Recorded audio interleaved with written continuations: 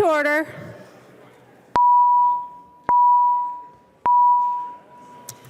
We are on third reading of House File 1200. I have on the list Representative Doubt, Representative New Brindley, Representative Novotny, and Representative Wolgamott. Representative Doubt. Thank you, Madam Speaker and members. I want to start with a point of personal privilege, Madam Speaker, if I can, and this is directed towards you. Earlier, we had a conversation about the doors of the chamber being locked, and I made a very strong implication that you ordered that. And while we were disappointed to see that the doors were locked and we're reading into why that happened, it was wrong of me to do that and make that implication. I know that you didn't order them to be locked, and I know that when we do a call of the House, that's the standard procedure. So every one of us should do a better job bringing us together and not dividing us, and I didn't do the best job, so my apologies to you personally. On the bill, I think I spoke a long time about the amendment. I just really feel strongly that this bill really only serves one purpose, and it's to poke at not intentionally, but unfortunately it disproportionately or negatively affects Representative Anderson's district, and it serves no purpose. It serves no purpose for Representative Wolgamott's district, and frankly, this is something, as I'm speaking right now, I'm realizing what I'm saying, but in the spirit of what I just said, which is we should bring people together instead of divide people, and I just gave a very heartfelt apology to the Speaker on the House floor. This bill does exactly the opposite. This bill divides people. It does not bring people together. This bill pits people in Representative Wolgamott's district against people in Representative Anderson's district, and that's not the sort of thing that we should do in Minnesota. We should find ways to bring people and bring Minnesotans together, to solve the real problems that Minnesotans face. And while I was sitting here, I made a list of the problems that we are not working on tonight on the House floor. And I assure you, if you call Minnesotans and you say, what are the biggest issues that you care about? You tell me what's on your mind and what I can work on here at the Capitol. Making sure that we make sure a private prison isn't in the future of this state won't show up in the top 100 on that list. I guarantee you. Or as my dad used to say when I was a kid, I guarantee you. But these are the issues we are not working on. We're not working on giving people relief from inflation. We're not working on reducing the out-of-control crime rates in our state. We're not working on giving people relief from the more than double the interest rates that they're paying on their home mortgages right now than what they were paying a year ago.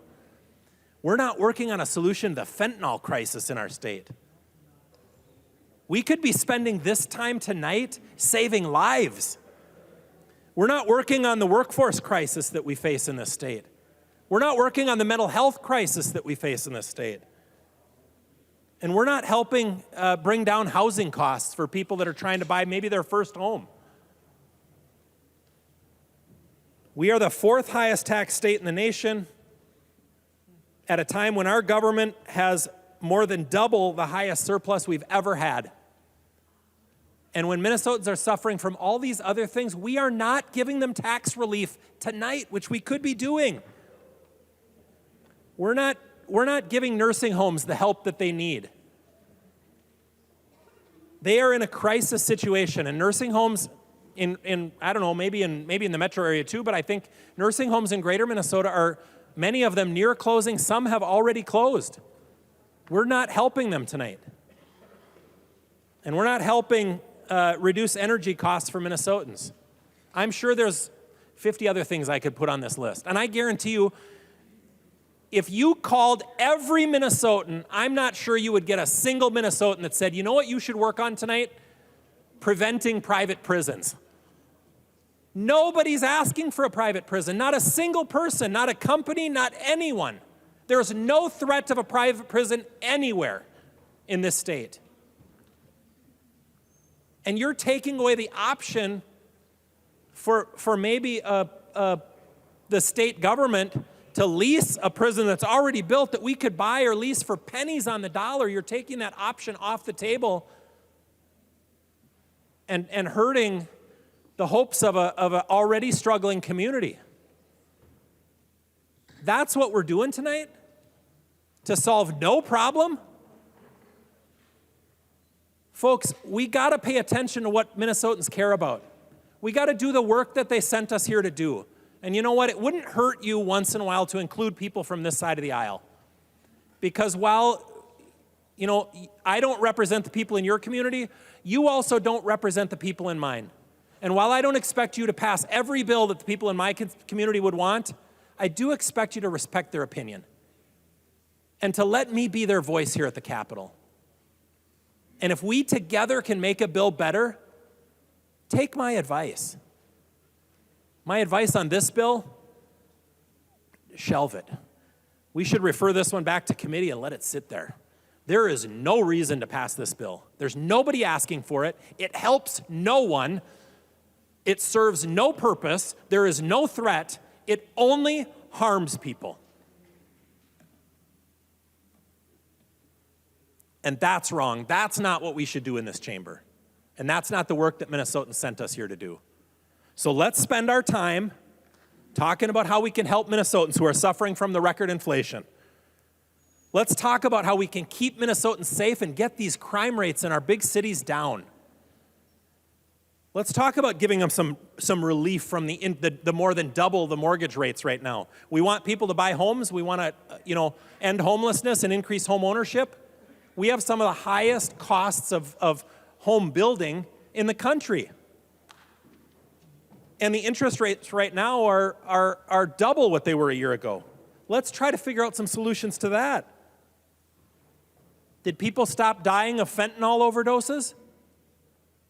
Is that not an issue? Is that not important? Is that something we should ignore while we work on private prisons? Why don't we do something to help the workforce crisis and get people back into the workforce? That will actually help bring inflation down. But right now, companies can't find, restaurants can't. I went to a restaurant in the East Metro a few weeks ago. They had one waitress on, and she had the whole place. Took us 30 minutes to even get a menu. We gave her a huge tip because she deserved it. She was working so hard, we didn't complain a bit. But she needs some help. We need to stop paying people not to work. We need to stop giving people so many benefits not to work. And let's give people a path back into the workforce, because that'll help solve our workforce crisis and help bring down inflation. And we've got a mental health crisis that we have ignored for far too long. We've got people that are sitting in emergency rooms on mental health holds for 100 days sometimes. And we all know that an emergency room is the most expensive, least effective place to treat somebody with a mental health issue. That's what we should be working on tonight, instead of a bill that impacts no one, will help no one. Fourth highest tax state in the nation, depending on what you look at. And some were the highest, and some were first, second, third, fourth. I kind of average, I like to say fourth. Generally, I think New York, California, and Hawaii are higher than us. We have a 30% surplus in our budget right now, and we haven't given any tax relief back to Minnesotans. That's what we could be working on tonight. Nursing homes closing. The people who need us the most, who have given us the most in our lives, who are at a critical point in their life and need a little help, need a safe nursing home with good staff. That's important. The workforce crisis is why they're closing as well. We can't neglect those people. Those are the people we should be helping tonight, not have a bill on the floor for hours that helps no one. And energy costs going through the roof. I don't know, text me if you got more ideas. This is the list I came up with in 20 minutes. These are the things I'd be working on if I was in charge right now. And these are the things I want to help you work on. So if you're ready to help Minnesotans, and I guarantee you if you call Minnesotans, you'll find this list and probably almost every one of these issues in their top 10. That is not where you will find private prisons. So together, let's roll up our sleeves and do the work that Minnesotans sent us here to do.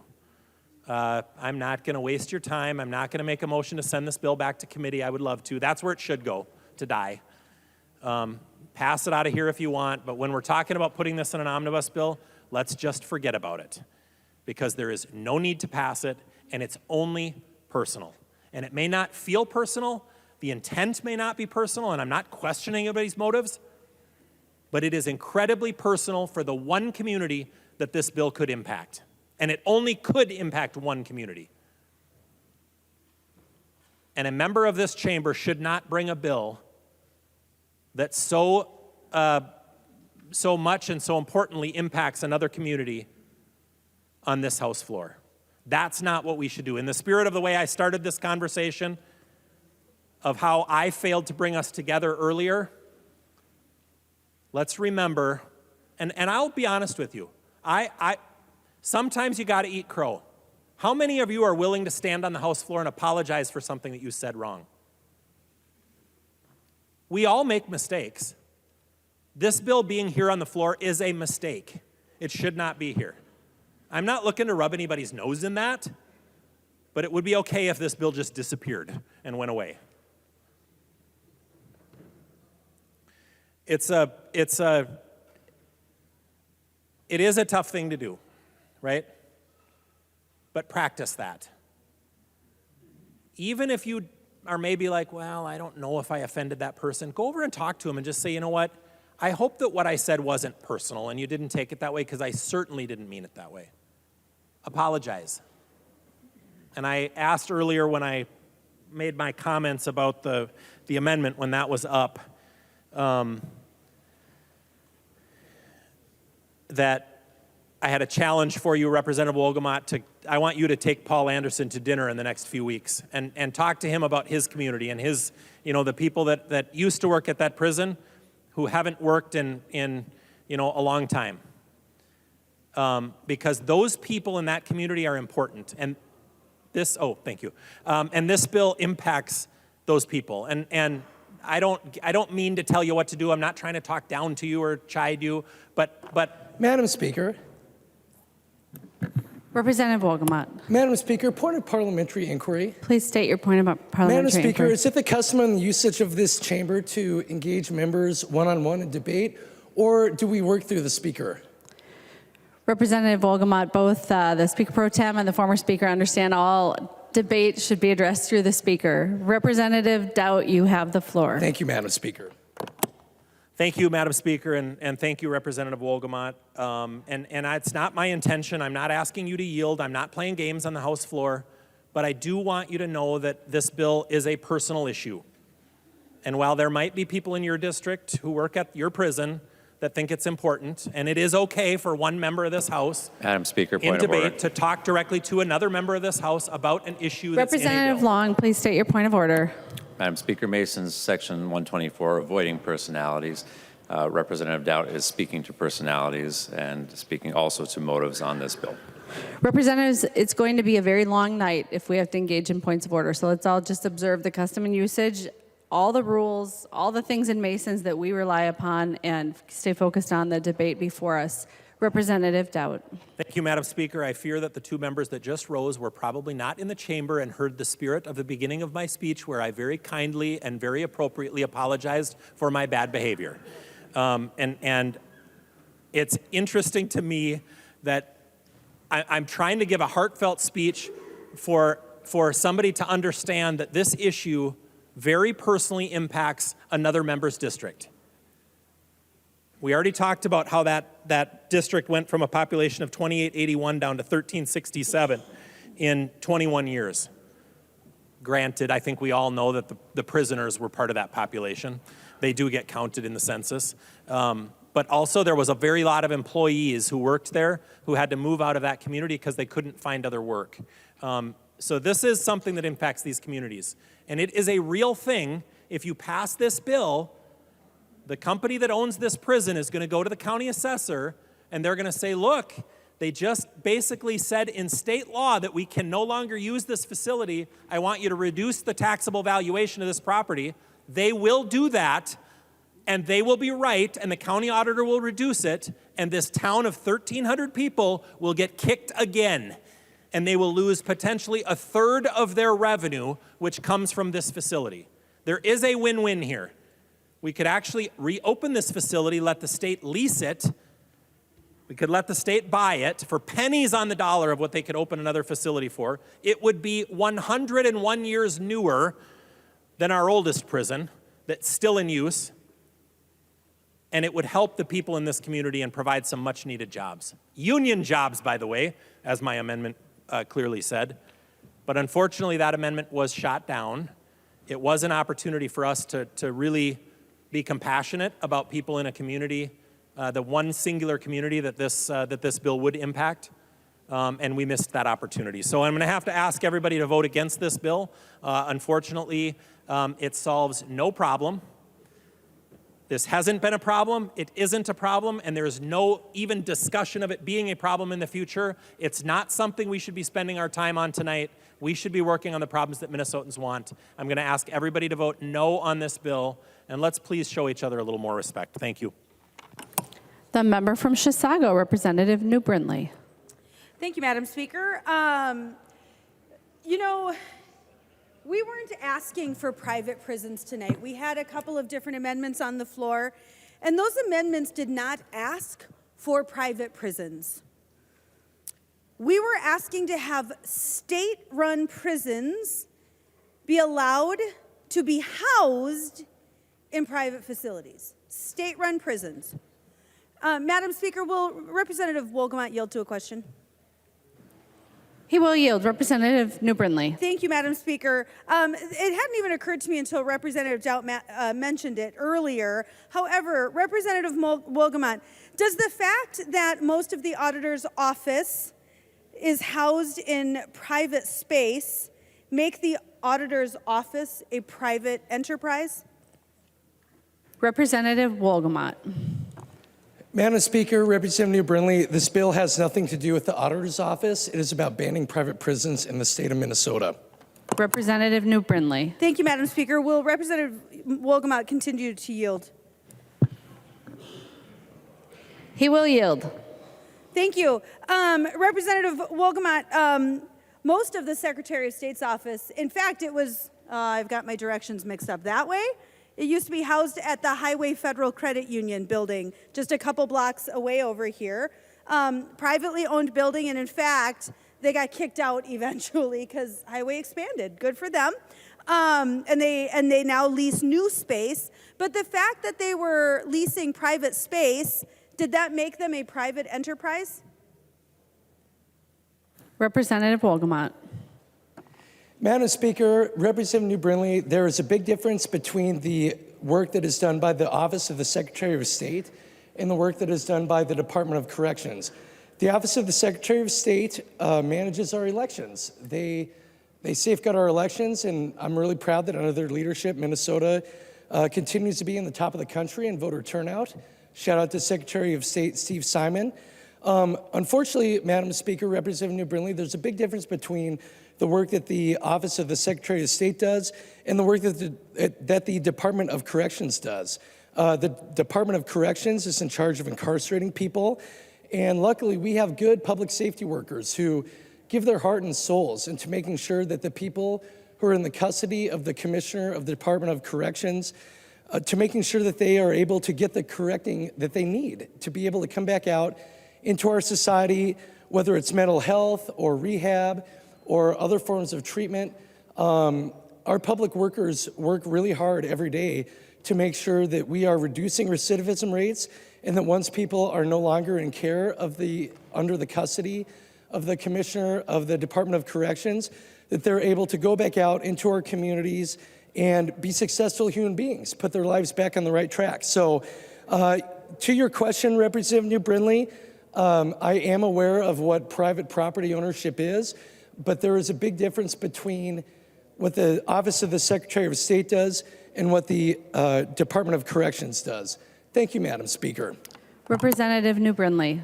Thank you, Madam Speaker. I really appreciate you mentioning that in our prisons we have a lot of public workers who do really good work there, which is what we propose to continue.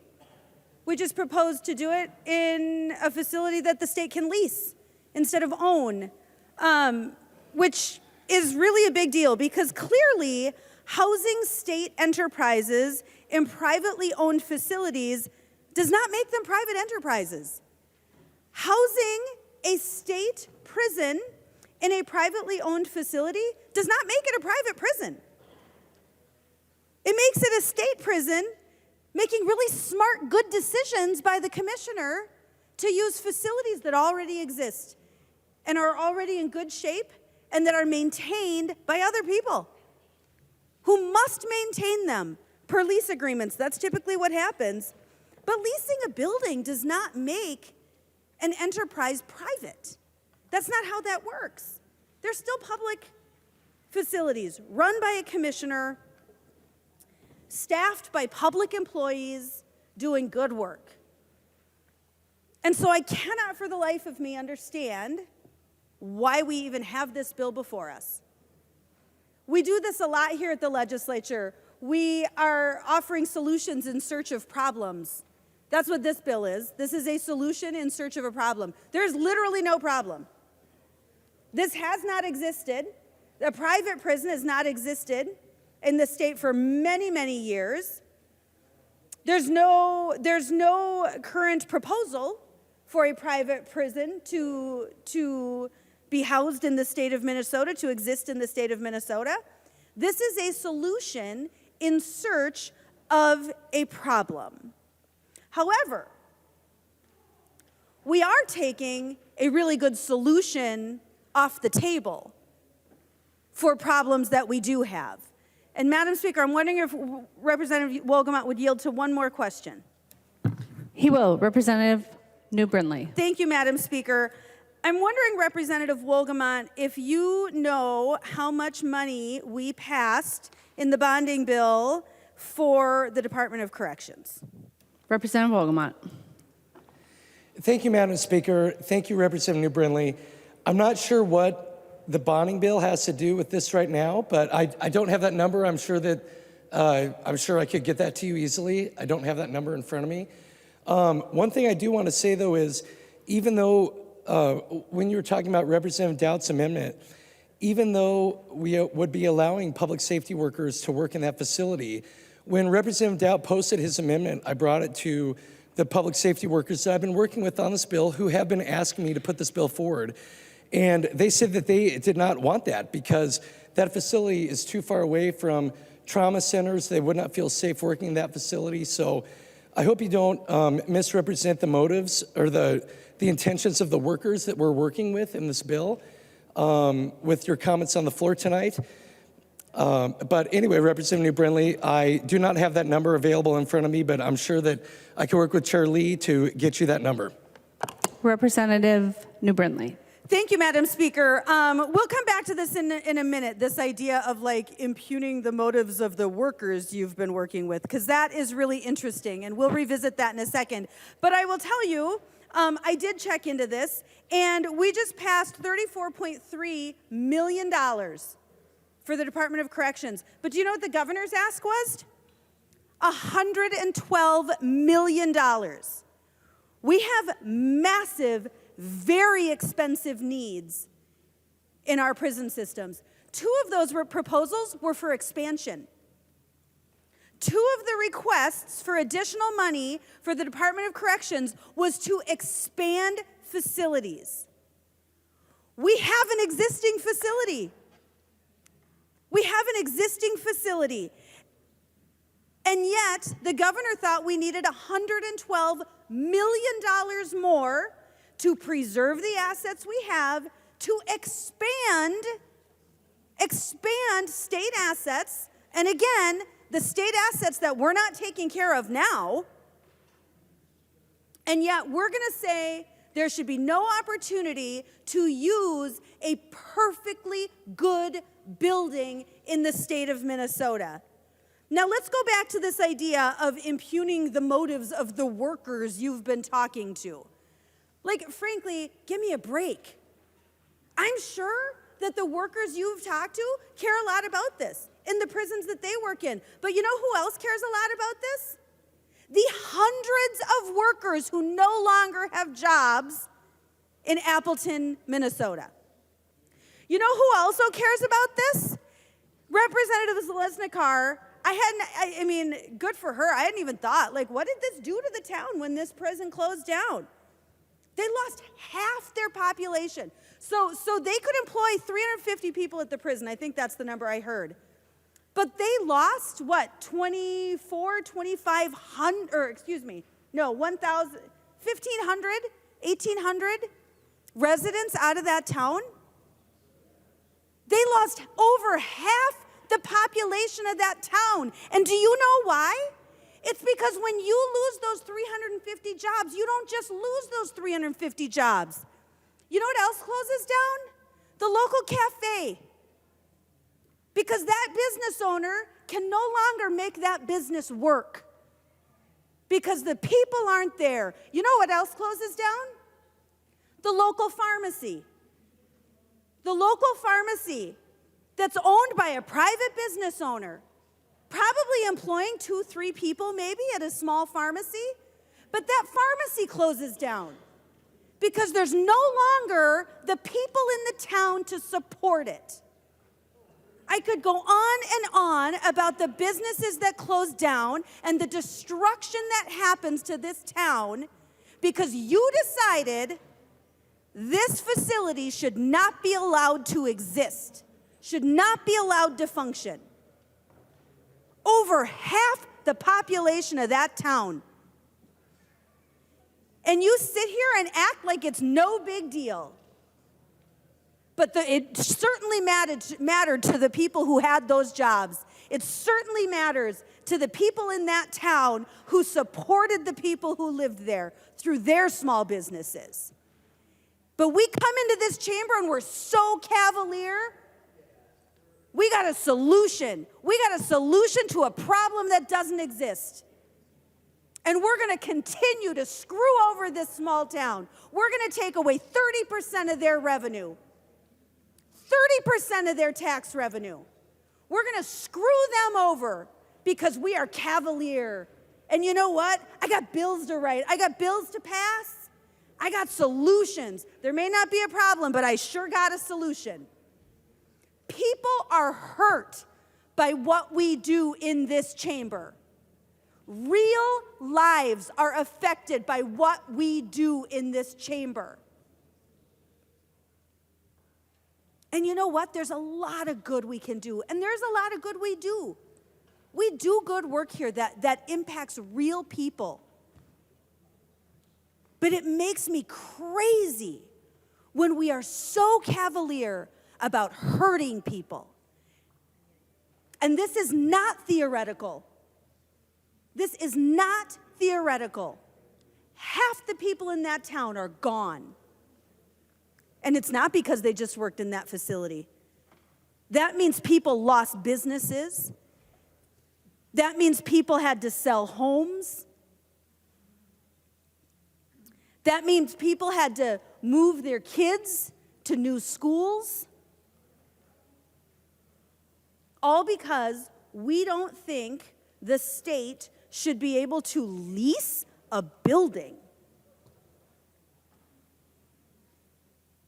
I'm dumbfounded. I am dumbfounded. But I am begging you to use some common sense on this one. You're hurting people tonight. You're hurting real people. The 1,300 residents that are left in this town? I think it was in that ballpark, 1,300 people left in this town. What are they going to do when they lose that $800,000 in tax revenue? What are they going to do? Because you know what? I get it. You might represent a big town. You might represent cities and suburbs down here, but not all of us do. My towns are small. I live in the biggest town in my district, 10,000 people. $800,000 is a huge hit to my town. In my towns, $800,000 is a police department. That is an entire police department. And that is the direct result of what we are doing tonight. There are real consequences to the solution we are passing to a problem that does not exist. Members, I know you're distracted. I know we're not paying attention, but what we're talking about affects real people tonight. What we are talking about is $800,000 to a town of 1,300 people. And I sure hope, you know what? We got mayors in this chamber of small towns. I'd love to hear what $800,000 would mean to these small towns. We are hurting people tonight by solving a problem that does not exist. Please, I am begging you to have some compassion. Look beyond the borders of your cities. Look beyond the borders of your towns. Understand that not all of us represent the populations that you do. Not all of us have the commercial industrial base that you do. It doesn't exist. And to lose the tax revenue from a facility like this is going to be devastating for real people. Please vote no on this bill. The member from Sherburne, Representative Novotny.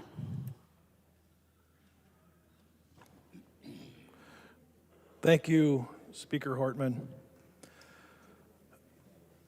I have a confession to make. It's not nearly as devious as the confession that Representative Davis made a couple of weeks ago, but I'm a hardcore listener of a podcast called Garage Logic. And yes, it's by Joe Souchere. He's a columnist for the St. Paul Pioneer Press. And as I was told I'd be given the closing for this bill, several things made me think about what I was going to say. And the first thing was keyed off by Representative Niska talking about break glass in a case of emergency. And one of the sayings Joe has is, case of emergency, break glass, smoke Luckies. The other thing Joe talks about is the problem with liberals is they can't link. And as everyone talked about different things on different amendments in this bill, I thought part of the problem is we're not linking. We can't connect one thing with another. And I thought, I'm going to link these things. I'm going to link what Representative Niska said to what Representative Swedzinski said about the schools, and then what so really brought it together was what Representative New Brindley talked about with the remodeling of the state office building. And Representative Wolgamott, I'm going to ask you to yield to one question, and it's really simple, and it's not a gotcha question. I know you know the answer. You were on corrections when I first came in. So, Representative Wolgamott, would you just yield for one question? He will yield. Representative Novotny. Representative Wolgamott, give or take a couple hundred, what is our current bed space for correction for the DOC in the state? How many prison beds do we have? Representative Wolgamott. Madam Speaker, Representative Novotny, I don't have that exact number before me. I'd be happy to get it to you. But while I have the microphone, Representative Novotny, I want to thank you for the words of support that you said about this bill as lead of the Public Safety Committee. Thank you for your words of supporting this bill.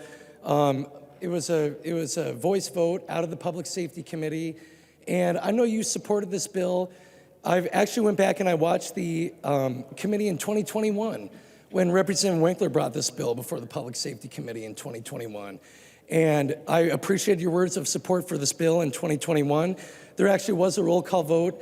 You had the courage to vote for it. Madam Speaker, point of order. In 2021. Madam Speaker. Representative Madam Speaker. Stout, Point of order. please state your point of order. I think we all know that Representative Novotny's position can be spoken by Representative Novotny, and Representative Wolgamott is trying to suggest whether he supports it or not. Whether this member supports this bill or not is up to that member, and he'll push his button when he wants to.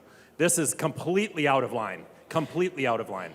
Representative Dowd, we can't talk about who should take who out to lunch, and we can't talk about who should take who out to dinner, and we should avoid talking about members' voting history as well. Representative Wolgamott. Thank you, Madam Speaker.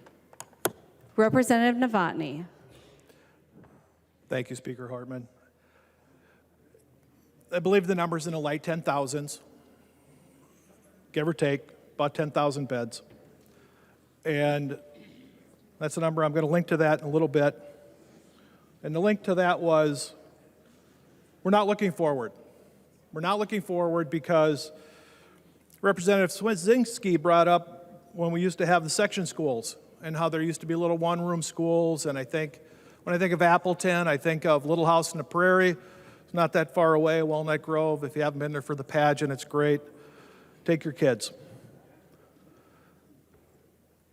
And I say that because when they had the one-room schools back then, they would have never imagined that a couple hundred years down the line that you wouldn't be doing a one-room school, that you would put your kids on something they'd never heard of called a bus.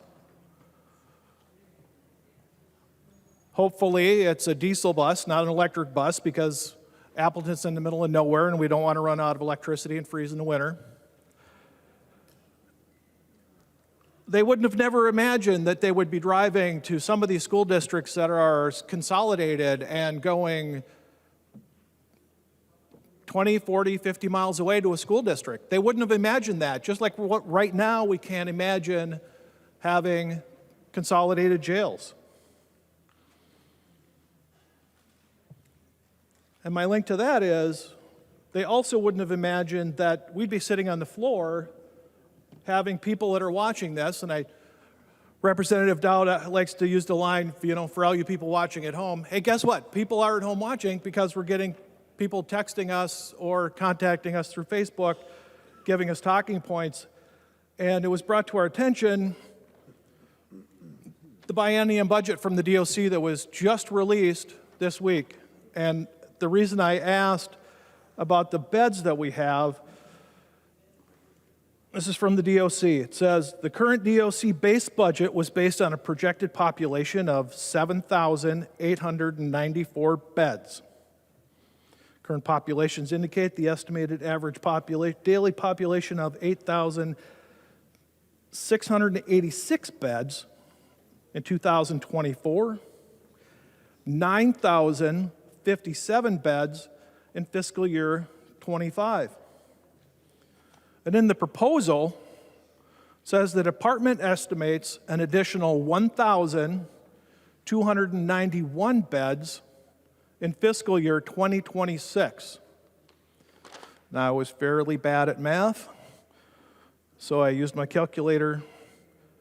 9,057 in fiscal year 25 equals 10,348 beds in fiscal year 26. Which to me means we're going to be back up to our pre-COVID filled up prison system. Now, if we take and just make one assumption and go one more year, putting out for fiscal year 27, that'll put us at 11,639, which is give or take 1,300 beds that we don't have. We don't have. And my final link of that is to Representative New Brindley was talking about the state office building. We've got to be on our third year of the state office building being proposed, roughly. We're doing bore samples this week. We're just doing bore samples on one state office building that we've been planning for 3 years.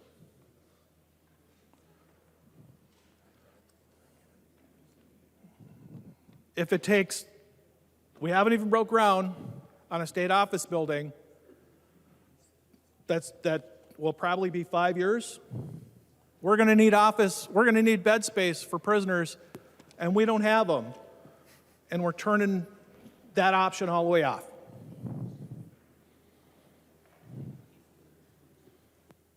I've been in St. Cloud Prison. I've been in Stillwater Prison. The word that I'm always struck with when I went into the building for work was medieval. They're not fun places to be. Not that they're supposed to be, but that's where we're at. And we've got aging buildings, and we don't have enough, and we're going to need more, and we know it. And I'm just going to close with two final thoughts.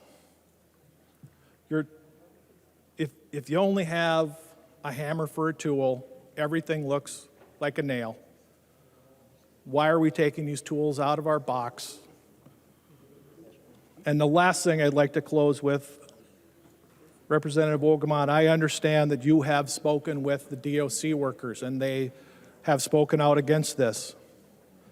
I come to it from the county standpoint, and I'll reiterate my local control options. I'm going to guess you didn't speak with the county employees. You didn't speak with anybody from the county side that might want to use this facility.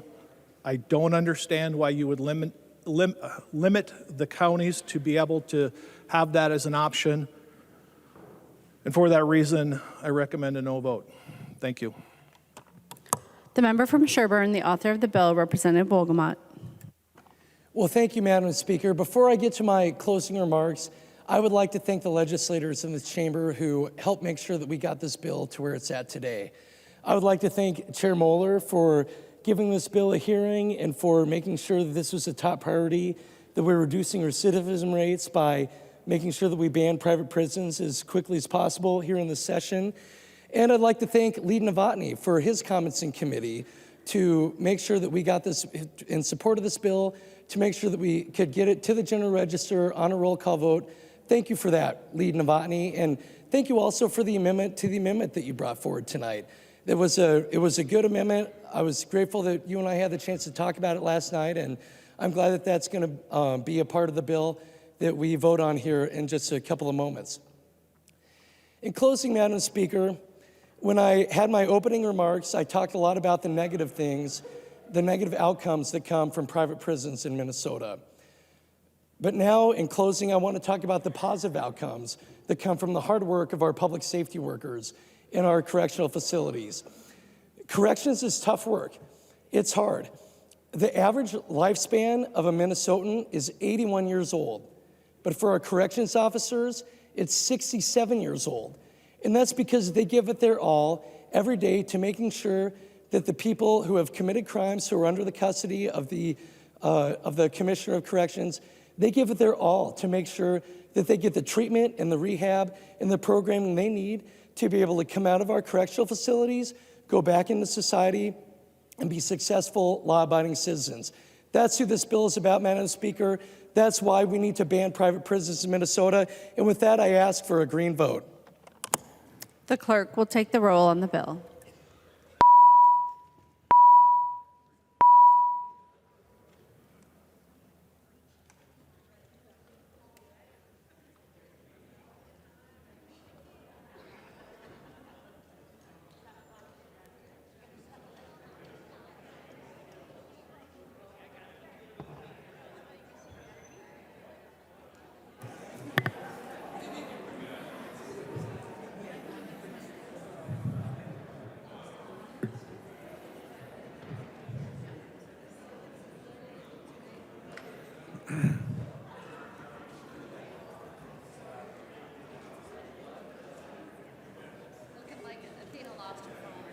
Yeah, like something like that. Oh, there you go. Yeah.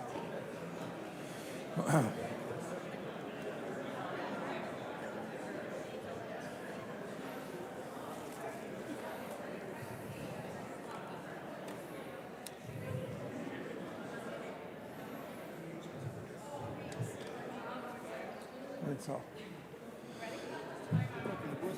Will the chief clerk please call the names of the members who have not yet voted? O'Neill. O'Neill, no. O'Neill votes no. Pryor. Go ahead, Lloyd. Pryor, aye. Pryor votes aye. The clerk will close the roll.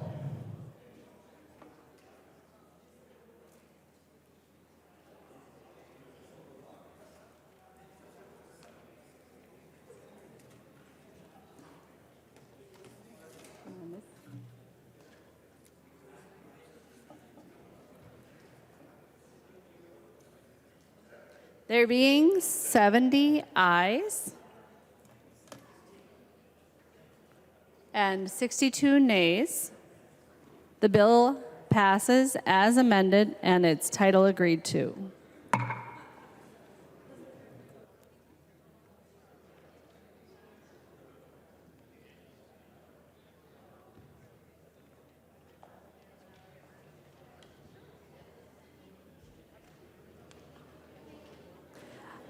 The vote was 70 to 61. The bill is passed as amended and its title agreed to.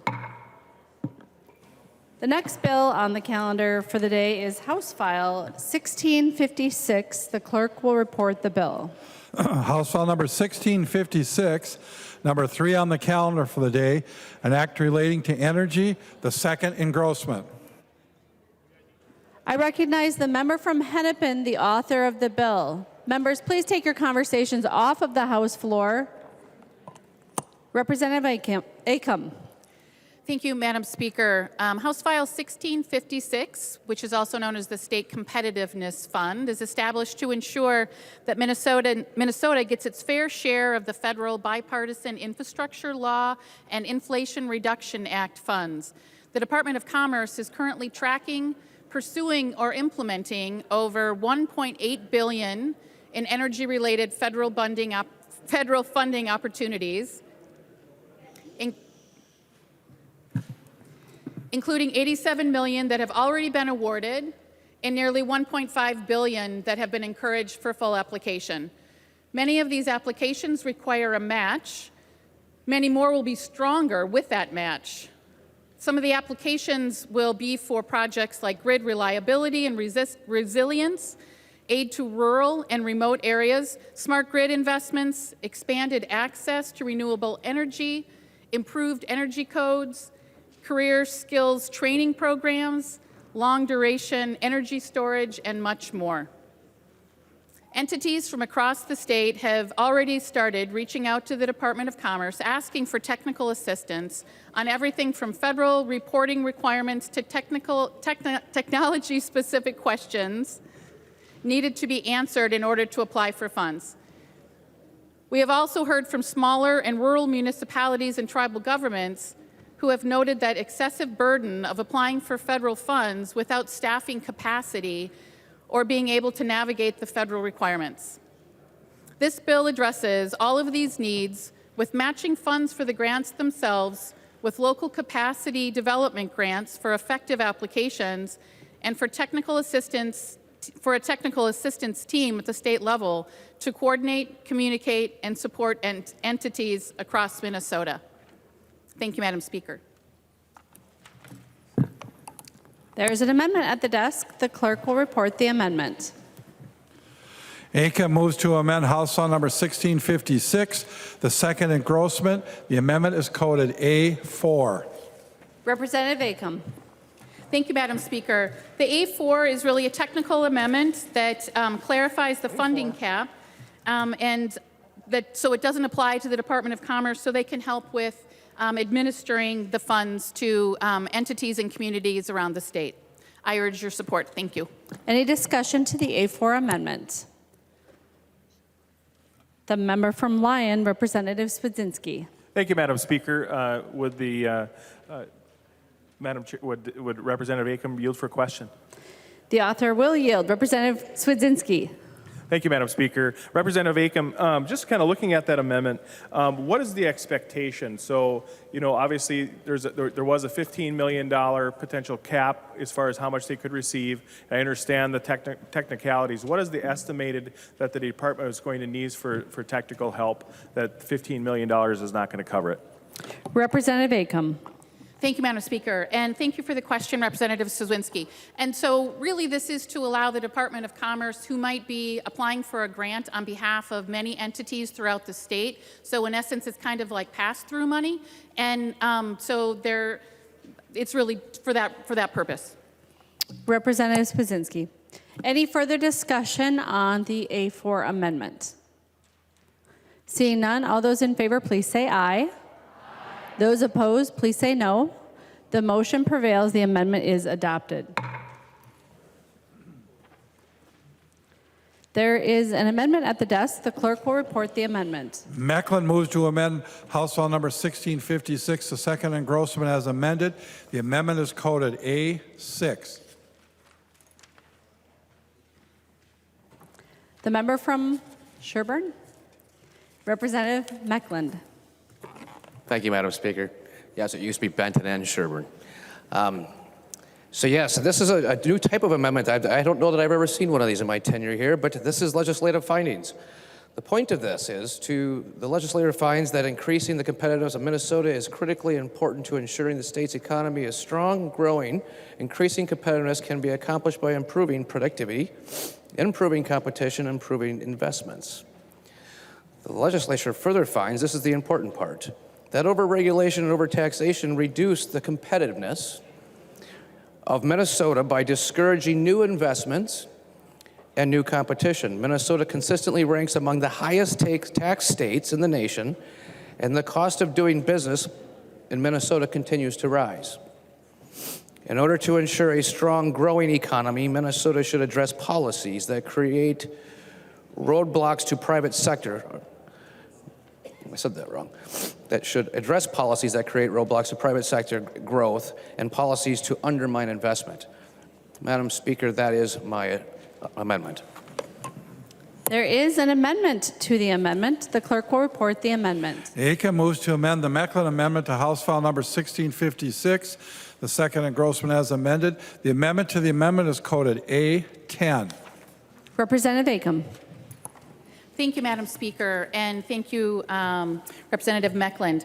And so as I considered this amendment and read through it, and thank you for reading it to the body, this bill doesn't have anything to do with taxes or regulations, and so my amendment is taking out sections B and C of your amendment. Discussion on the A10 amendment to the amendment. The member from Lyon, Representative Swedzinski. Thank you, Madam Speaker. Representative Acomb, would you yield for a question, please? She will yield to a question. Representative Swedzinski. Thank you, Madam Speaker. Representative Acomb, we understand, environment, right? That's a big reason why a lot of these things are going on, and why the majority is pushing a lot of the bills that we see before us today. One of the issues that we also have is economic environment.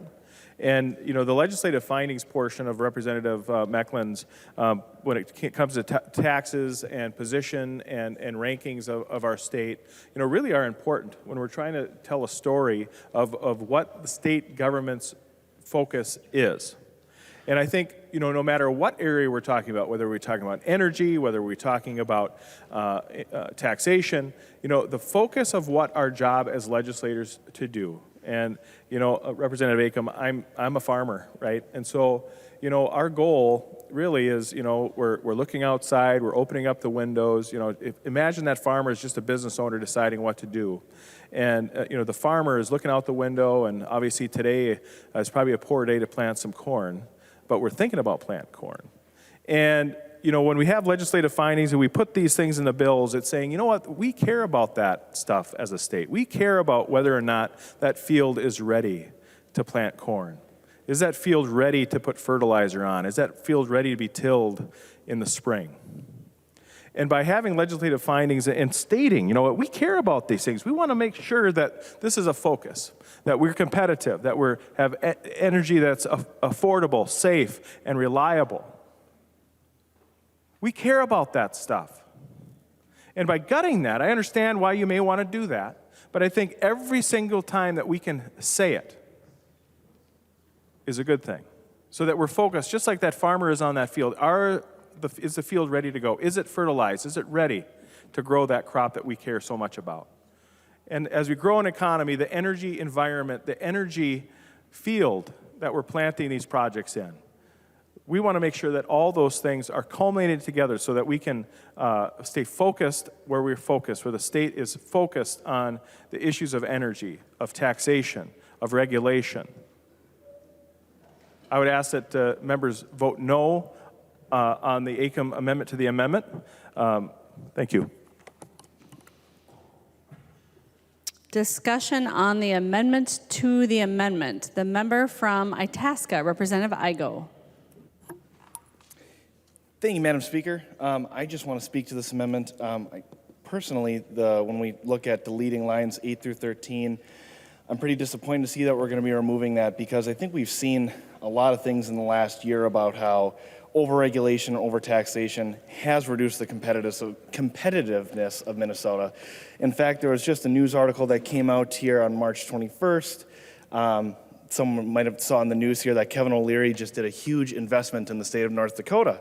Mr. Wonderful, right? In the headline of this article, he made sure to say that he would never headquarter a business in the state of Minnesota due to taxation and overregulation. Right there is the sound alarm that we've been talking about on this side of the aisle for a long time, that we need to start changing things in the state of Minnesota if we want to attract good business.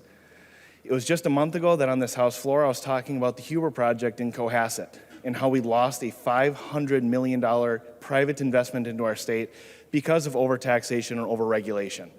If we want to be using dollars like we are in this bill today to couple more federal investment, we need to be doing other things to make sure that these investments stay and produce long-term jobs and prosperity for the citizens of Minnesota.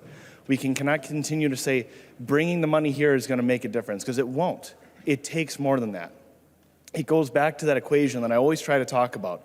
It's really easy to market to the people of Minnesota a solution. Everyone loves solutions, but solutions take hard work and they take more matters to get to that actual solution. If we want to use these dollars for good, it means actually instituting the things in Representative Mecklen's amendment. This amendment to the amendment totally guts this amendment and makes it not relevant to this issue at all and will not accomplish what we're trying to do here. We can come together as a body and actually make Minnesota a state that prospers, that helps people in all different forms of business, in all different forms of community. That is our commitment as elected legislators in this body. We are the House of Representatives. We are the closest to the people. We listen to those people every day, and the people that I listen to in my part of the state, in northeastern Minnesota and on the Iron Range, they are feeling the burdens now more than ever. So let's take a stance today saying that we're going to adapt this amendment. Let's remove this amendment to the amendment and actually start taking a stance to make this better, to make bills better so they work for everybody, to make these dollars work for everybody, to make this investment stay. Because when we have investment in our communities, it does more than just provide jobs. It sustains our communities with tax base.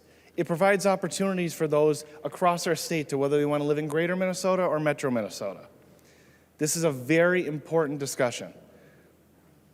And the things we're learning based on the track we're heading is that we are going to lose further investments, and we're going to continue to see the investments that we have here leave. We are not going to be able to sustain the state of Minnesota if we continue to lose investments that we have here. We cannot continue to lose investment and have to increase LGA formulas to keep our cities afloat. We will bankrupt this state. That is something very, very concerning. And when we talk about the budget targets and things that are getting proposed, we're actually going to be on track to be in a deficit in 2 years based on a lot of these bills that are moving through. We've already heard from companies from the Minnesota Chamber that they are considering leaving the state over a lot of these proposed bills. But we have been given an opportunity with this bill today that we're going to leverage more federal dollars. Let's take the stance today that we are going to put Minnesotans first, and we're going to start moving in the right direction to make this state prosper again. That is not only the goal of us as legislators in this room, but it was the goal of our founding fathers. Life, liberty, and the pursuit of happiness.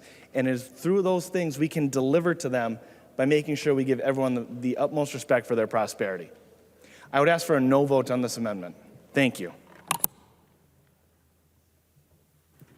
The member from Carver, Representative Nash. Thank you, Madam Speaker. Well, Representative Mecklen, when I saw your amendment, I thought this was really great because I think lines 1.8 through 1.11 really are a very sound finding. Members, last 2 weeks up here, I've had a number of people from my district in my office. I've had business owners. I've had people from various cities. I've had some farmers. It was Farm Bureau Day up here not long ago. And almost to a person, what they told me was, Jim, the amount of regulation that is being layered upon us again and again and again and again, not just in what they're currently undergoing, but in the bills of yours that they are reading, they are telling me that this causes them grave concern.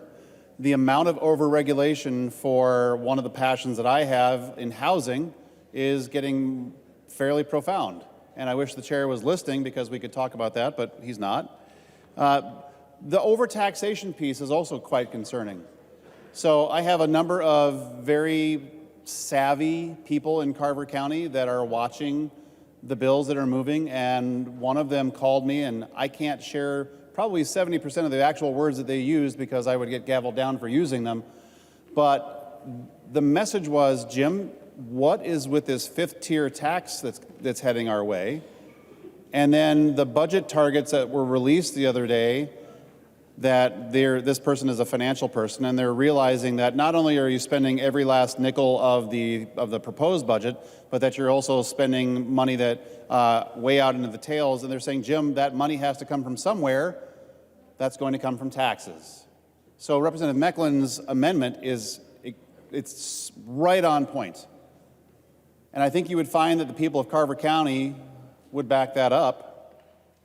They find that the overregulation is making it a very adverse business climate for them.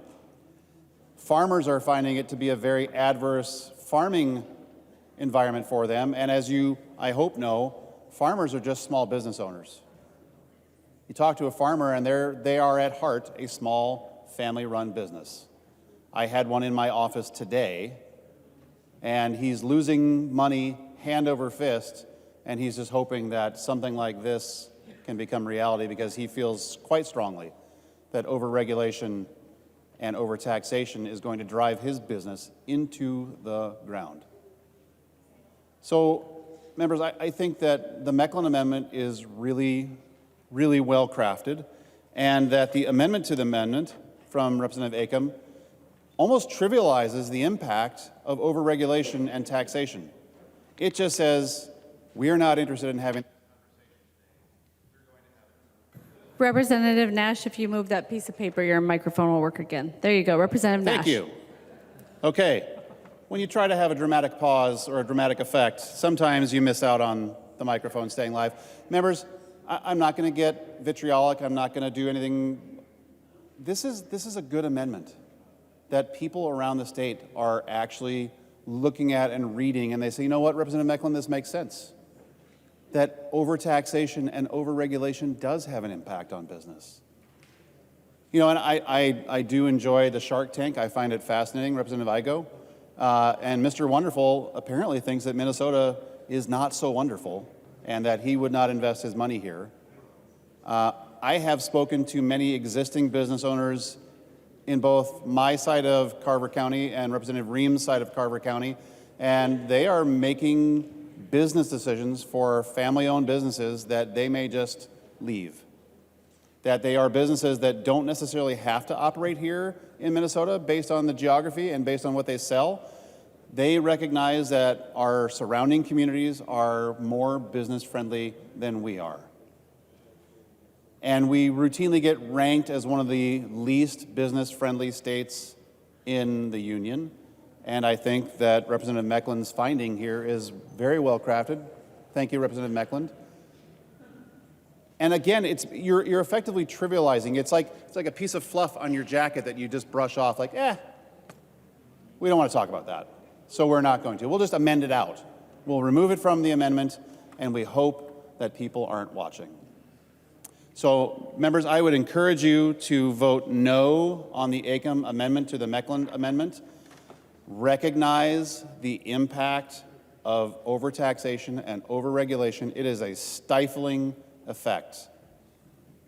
And that if you were to go to a local watering hole and you were to ask folks if you just read the Mecklen amendment and help them understand the practical upshot of what he's trying to get at, they would say, he's right. He's right. Vote no on the amendment to the amendment, and then let's move on to pass the Mecklen amendment. The member from Olmsted, Representative Quam. Thank you, Madam Speaker. And I was confused listening to the author of the amendment to the amendment. I thought I heard that portions of this amendment weren't relevant to the bill, but looking at the calendar of the day write-up, that this bill is described as establishing grant programs to enhance the competitiveness of Minnesota. Competitiveness is on line 1.9 that's being deleted. And that's very relative if we trust, and I do trust, the staff that generates the calendar of the day and the the verbiage that designates what the bills are doing. So by that, it's definitely directly related to the actual bill. And we're talking about projects and new technology development and et cetera. I've been to Argonne National Laboratories. I've been to Lawrence Livermore. I've met and spoken with and correspond with people that are developing new technologies. And frankly, there are a lot of things they look at, but one of the things they're restrained by is investment. And the tech people understand that they have to be with somebody that understands business to make a project work. And frankly, a lot of the business people don't think Minnesota is competitive for developing new products and expansion. In fact, local companies here have, because of delays, have had to build in neighboring states because of the regulations and taxes and et cetera. So on the 2 points that this amendment to the amendment are getting rid of something that is directly relational because staff and the documentation say the same thing, competitiveness. And if you do your research, there are issues we have with competitiveness in the state, and frankly, I think that's what the amendment, the underlying amendment, is trying to do. But then I'm just driven by logic, reason, and science, and I might not be understanding something and might have missed something. But from what I see, the amendment to the amendment doesn't belong with the underlying amendment, and I put it where it belongs. Thank you. The member from Morrison, Representative Schultz. Thank you, Madam Speaker and members. I actually think that we have a little bit to build on here. If I heard the author of this amendment to the amendment in her words, and the fact that she didn't completely delete all with this amendment to the amendment, I think we have something to build upon, because in Section A, it talks about competitiveness and all of the different aspects to life that go into that. And so I really think that there might be some building blocks for bipartisanship here tonight, and I hope that we can continue to build upon this conversation this evening.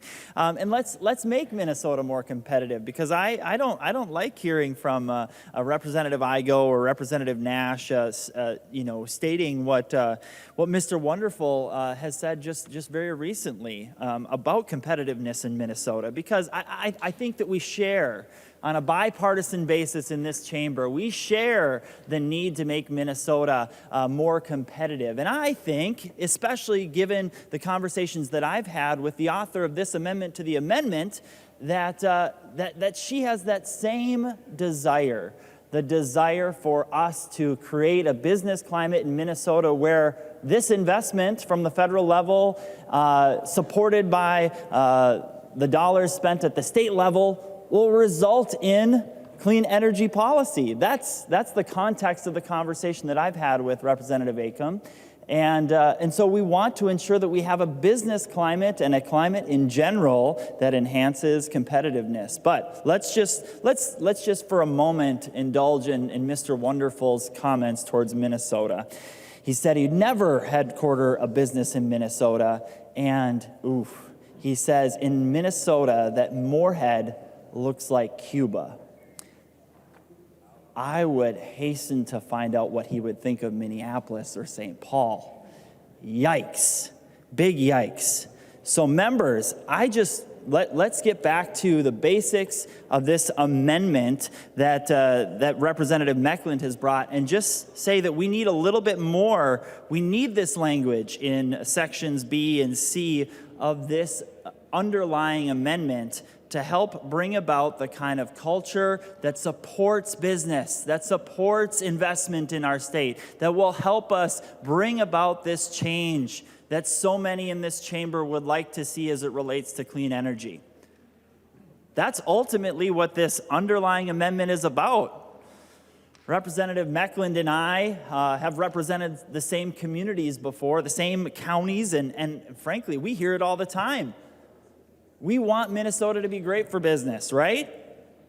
We certainly should want Minnesota to be great for clean energy businesses. That is ultimately what the underlying amendment does. So members, join us. Join us in opposing the amendment to the amendment so that we can get to a place where the full portion of this amendment can be adopted and added to this bill to make Minnesota more competitive and a great place to do business. Thank you. Further discussion, the member from Sherburne, Representative Meckland. Thank you, Madam Speaker. I wasn't sure if there was anybody else. To Chair Acomb, in your comment in the beginning about nothing in your bill talks about taxes or regulation. Again, on the calendar of the day, it does flat out say getting federal money, obtaining federal money, which I hate to think I have to point out federal money comes from taxes.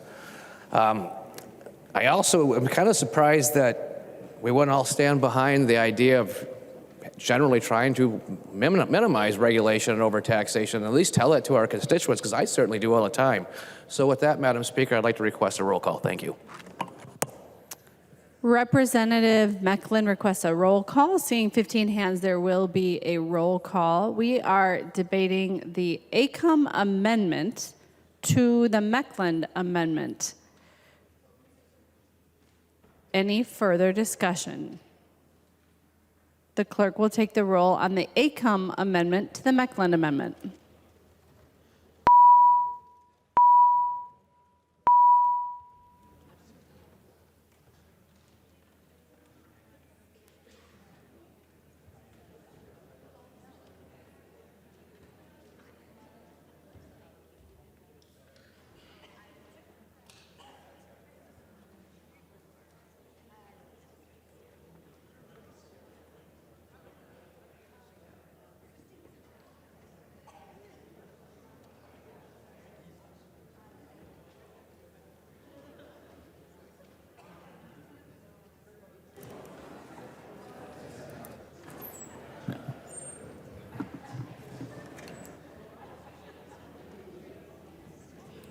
Will the clerk please call the names of the members who have not yet voted?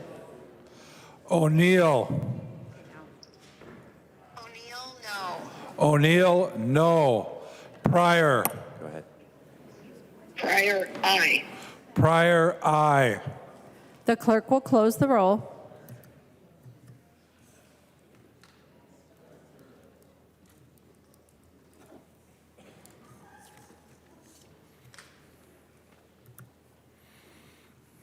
There being 69 ayes and 62 nays, the motion prevails. The amendment is adopted. We are now back on the Mecklen amendment as amended. The member from Lyon, Representative Swedzinski. Thank you, Madam Speaker. Thank you, members. You know, we had a great opportunity there to reject the Acomb Amendment to really send a strong message to those states around us that we actually recognize the issues that it's kind of the old emperor has no clothes, where, the state of Minnesota needs to start recognizing that maybe it's not the place where people want to grow their business. Whether it's taxes, whether any other issue, we're seeing that time and time again here as session seems to progress. We had a good opportunity. And while I wish all of the language of Representative Mecklen's amendment was adopted, it would be my hope that as the amendment was gutted essentially from most of the good stuff, there is a hair bit of okay left in the Mecklen amendment. I would ask members to support that amendment. I think we really need to look at ourselves in the mirror really close. We're kind of in that time of session just before the Easter break, kind of just before deadlines, and getting back to our districts and really get to dig into, what's on the hearts and minds of the people that we represent. And we've got a job to do, folks. As that farmer, as that analogy that I used a little earlier tonight, are we going to leave fertile fields for our state and for our business? Or are we going to rob those fertile fields for our own gain today? And I was surprised. I was really hoping that we would pull that vote off and be able to have a full-fledged amendment by Representative Mecklen. We appreciate that you're carrying it. I would recommend a green vote and support the Mecklen amendment as amended, although we could have done a lot better. Thank you. The member from Hennepin, Representative Acomb. Thank you, Madam Speaker, and I would recommend a yes vote. Discussion on the Mecklen amendment. The member from Morrison, Representative Schultz. Thank you, Madam Speaker. You have 5 counties, so the font is very small, but there we go. Representative Schultz. Thank you, Madam Speaker, and I welcome you to recognize the other 4 counties in my district as well. Representative Acomb, thank you for your offer of support of the Mecklen amendment. We are building upon some great bipartisanship tonight, and I like this. These are excellent building blocks. Excellent building blocks, because when you look at this section A of this Mecklen amendment, when we're talking about improving productivity, improving competition, and improving investments in our state, my oh my, what we will accomplish together. Members, this is exciting. We are going to get our state rolling again, and we're going to create an environment where we can actually see some strong private investment, bring good jobs to Minnesota. This is fantastic. What a great thing to hear that there is so much support for this. So thank you, Representative Mecklen, for bringing this to us tonight. We're excited to improve our state with this amendment. So thank you for your support, members. Vote yes. Representative Mecklen. Thank you, Madam Speaker. Yeah, he did get the short end of the stick. He got 5 counties. I ended up going from 4 to 1. While I'm glad that we still have part of it, Chair Acomb, I'm very disappointed that we had to lose the other 2/3 of it. As somebody who represents the Sherco Power Plant and the devastation of overregulations and what that's going to do to an entire community, he's not there now. What is it, Appleton? Applewood? Whatever. And what's happened to that community is going to be the same thing that's going to happen to several of ours. I believe Igo has one in his district, and when these times change. And I think it's an important message to tell people that we do take into account overregulation and overtaxation, especially when you consider the last year, how much have we all heard about a surplus and how people want it back? I think that's probably one of the biggest overtaxation messages that I've heard as of late.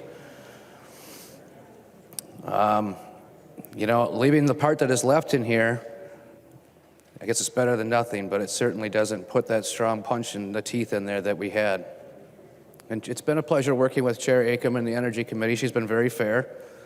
I really was hoping she'd go the other way on this. But, you know, as I talk to the constituents in Sherburne County, my one and only county now, sorry, Isaac, they have the same kind of concerns, that of all these regulations and all these new taxes, and they see the new spending budgets and the biennium budget going up, and where's all this money going to come from going forward? They know in the Sherburne County, the taxes are going to go up because so much of the tax revenue comes from that power plant. For those that don't know, it's 75% of the city's budget, 25% of the school's budget, and 15% of the overall county's budget, all of Sherburne County. We had people last year, the year before, that were already moving. Markets were up. They saw their taxes going.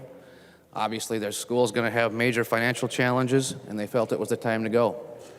Sadly, like many others, they moved out of the state entirely, largely South Dakota, where they're still close to family. So, again, I wish we could have kept the whole thing and given Minnesotans a positive message on that we are monitoring their wallets for the better, and hopefully we will do better in the future. Thank you, Madam Speaker. The member from Chisago, Representative New Brindley. Thank you, Madam Speaker, and I apologize, Representative Mecklen, for speaking. I thought I was on the list, but it was overlooked, which is fine. But I wanted to say, certainly, I'll be voting yes on this amendment. But I'm really disappointed that we added on the amendment to the amendment. You know, it's interesting. The section that we removed talked about overregulation, overtaxation, and it was actually Governor Walz just a few years ago who talked about how tax policy influences behavior. Tax policy influences behavior, and that's really what this addressed. And it's unfortunate that we removed this section, particularly talking about, you know, ensuring a strong and growing economy, and just frankly the reality that Minnesota should address policies that create roadblocks to private sector growth and policies that undermine investment. Well, that's what overregulation and overtaxation do. That's what they do. And like I said, don't take my word for it. That was Governor Walz. He said that just a few years ago. Very specifically, that tax policy influences behavior.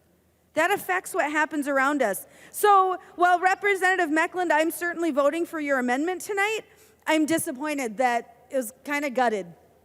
It's not the same amendment. But thank you for bringing it forward.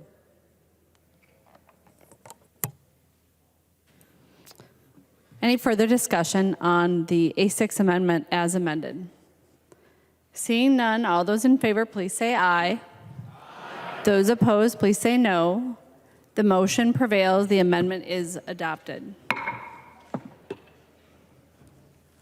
There's an amendment at the desk. The clerk will report the amendment. Swazinski moves to amend House File Number 1656.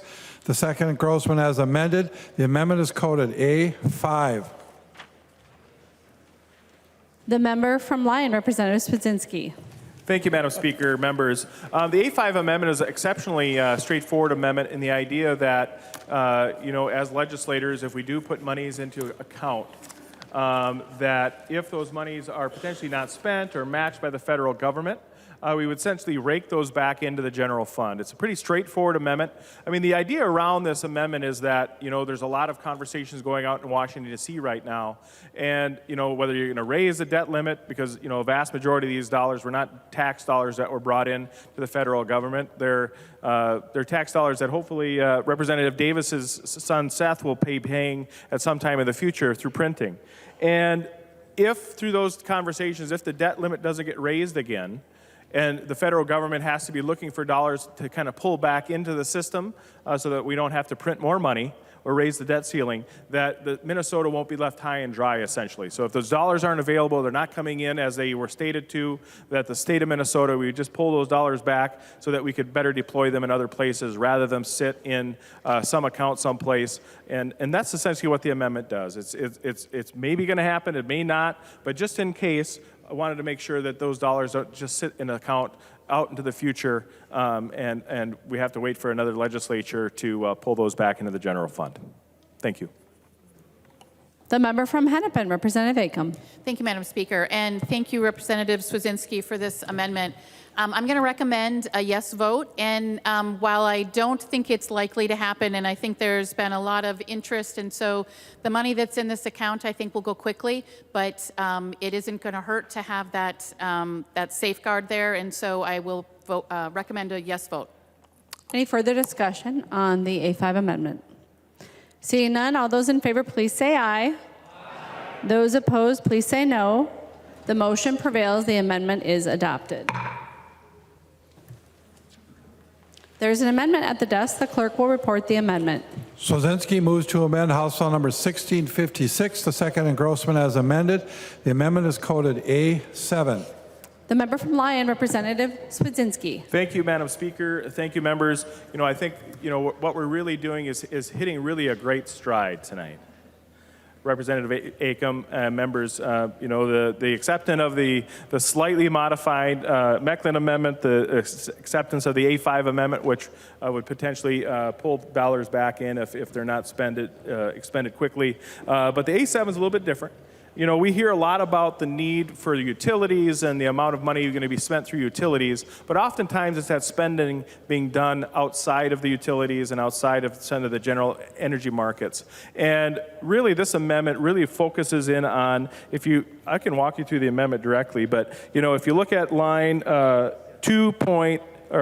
page 2, line 27, we simply, before the first A, insert the or and delete or a nonprofit organization, and then we just slip it down into the next line underneath that. And the reason why we want to do that is to make sure that when we think about energy, we think about the utilities that actually generate it and transport it into our homes and into our businesses.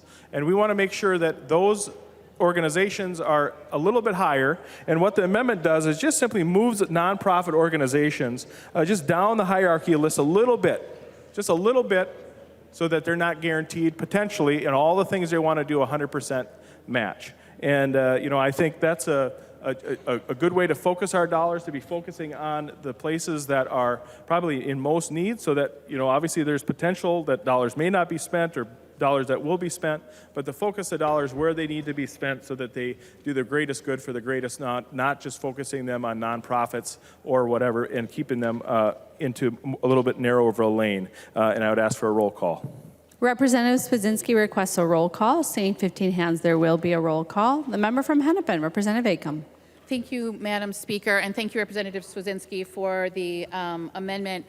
And this one I have a little bit more trouble with, and the language talks about the possible grant awards and a maximum amount, but it doesn't say the minimum amount. And there's going to be a process through the Department of Commerce for evaluating applications.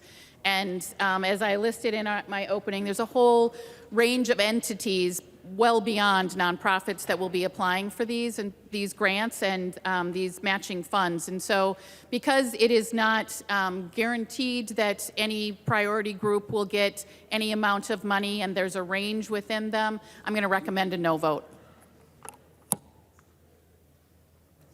Any further discussion to the amendment?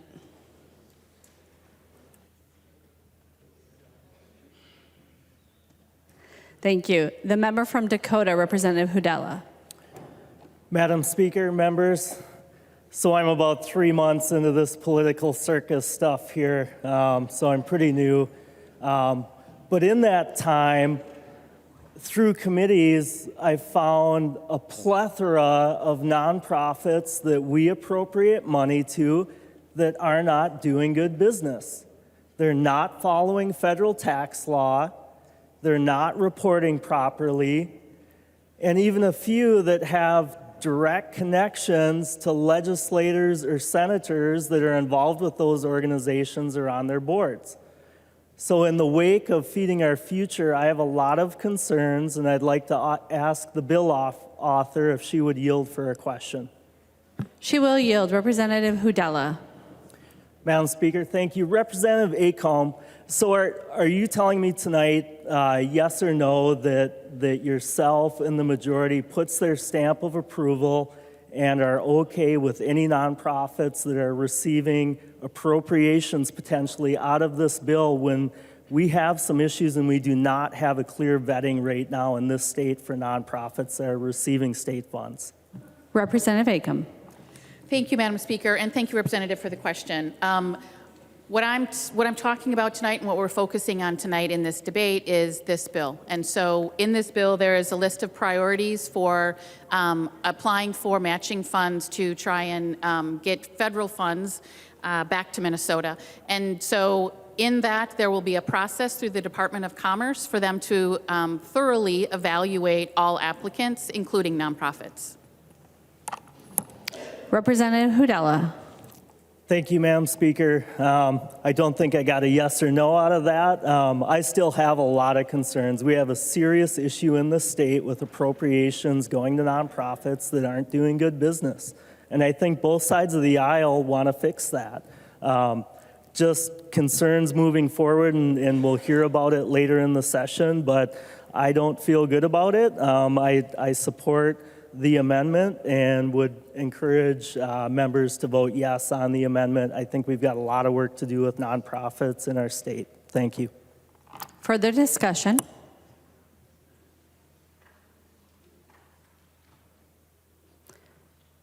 Seeing none, the clerk will take the roll on the A7 amendment.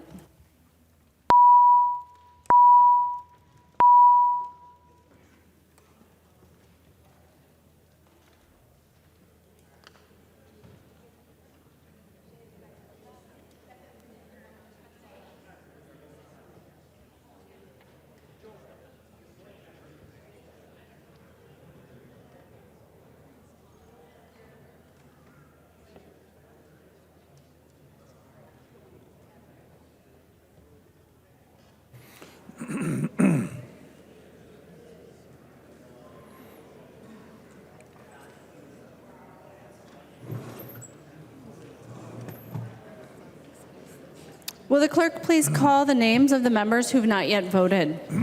O'Neill. O'Neill, aye. O'Neill votes aye. Pryor. Go ahead. Pryor, no. Pryor votes no. The clerk will close the roll.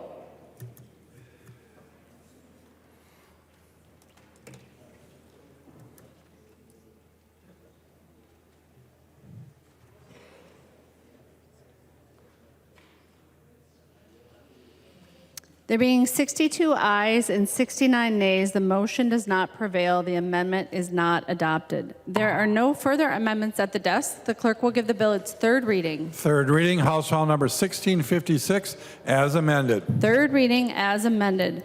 Discussion to the bill. Representative Schultz. Thank you, Madam Speaker and members. This is a concerning bill in my eyes. I'm one who has a lot of concern when I hear about the federal government spending money that they don't have and then sending it to Minnesota and expecting that we're going to make this investment and then also thinking that we as a body need to go about spending $115 million to bring about this end, to bring about the federal level's Green New Deal.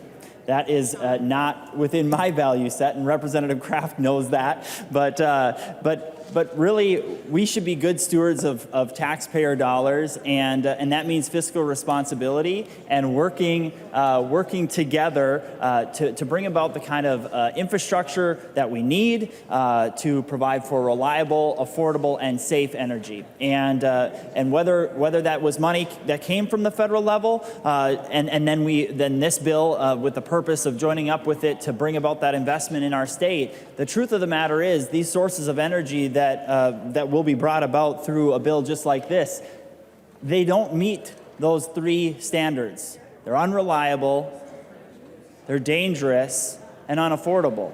And spending more of our taxpayer dollars to do this is not something that this body should perpetuate. And so that's my concern. We have, fortunately, I had the chance to speak with Chair Hornstein earlier this evening. We've done this for things like roads and bridges already, and we did this on a great bipartisan basis, and man, it flew through this chamber. It might have been on, it could have just as well been on Representative Long's, concurrence. It was so popular, so thank you for the work that has already been done on this. But Minnesotans at home should know that we should not be chasing an energy policy in Minnesota, whether it was through House File 7 or through this one, where we are going about spending $115 million to bring about unreliable, unaffordable, and dangerous energy. We've seen one of the harshest winters in a long, long time. And the energy sources that will be brought about through a bill like this are two particular energy sources that really don't bring about the kind of reliability that we need in our state. And I've got to give compliments to the bill's author. I read through this quite well, and you did well to write in the way that you wrote this bill, and it does make sense. So credit where due. But members, we certainly should not be spending this kind of money on this sort of priority. Just this week, the governor, the speaker, the Senate majority leader signed off on joint budget targets. And I'm not, hopefully the public who are watching at home, and from what I'm told, we have more participation online tonight than we've had at any other time during the session, and which makes this a perfect time to talk about the kind of priorities that we should have in this state. We've heard tonight about the things that we should be prioritizing. Making life more Representative Schultz, if you can just hang on a minute. Members, it's getting rather loud in here and difficult to listen to the debate. So if you would like to have a conversation, please take your conversation into the retiring room. Representative Schultz. Thank you, Madam Speaker. And members, once again, this is about the priorities that we should have as a state. We can be prioritizing affordability overall in our state. We can be prioritizing ensuring that the people in our state who have a low income, that they have a path to get into a job. That is where our priority should be, to get more people into the workforce, to lower inflation. We should be going after the massive crime crisis in our state so people can be safe in their homes, in their communities, in their schools. These are the priorities that we should be putting forward this legislative session. Far too often we're hearing stories of carjackings, of shootings in the Twin Cities. $115 million could go a long way to enhancing public safety and the pipelines for more people to enter law enforcement. That's what we could be doing with $115 million. But instead, we have a bill tonight before us that brings about radical energy policy in Minnesota that is unreliable, unaffordable, and dangerous, members. And further, these investments that will be made in our state disproportionately impact rural communities. And I hope that we've thought about this in the last 2 months since House File 7 passed off this floor. And for the members across the aisle who represent rural communities, as hopefully you've taken note and listened to a few of your constituents, because as you know, that bill passed so fast in this chamber, that nobody in Minnesota had the chance to even know what was inside that bill. So now, 6, 7 weeks later, constituents back home have had a little bit better chance to hear what's going on this legislative session and to hear that within that bill, 31,000 new wind turbines will be installed in the state of Minnesota in the next 17 years. And Representative Acomb's bill just wants to increase that, or for us to spend more of our state taxpayer dollars to make that investment. 31,000 wind turbines, members. 1,000 wind turbines in my district alone. How is that advancing green space? You know, had I been a little bit more creative, I potentially should have offered an amendment tonight that said that those needed to be placed in every single Minneapolis park. Because truly, members, with a bill like this, you are going to be placing 31,000 wind turbines across this state, in 87 counties across this state, 350 wind turbines per county. Do you want to leave this chamber and see 25 wind turbines as you look in one direction? And we don't want to be Iowa. We need to protect the green space across this state.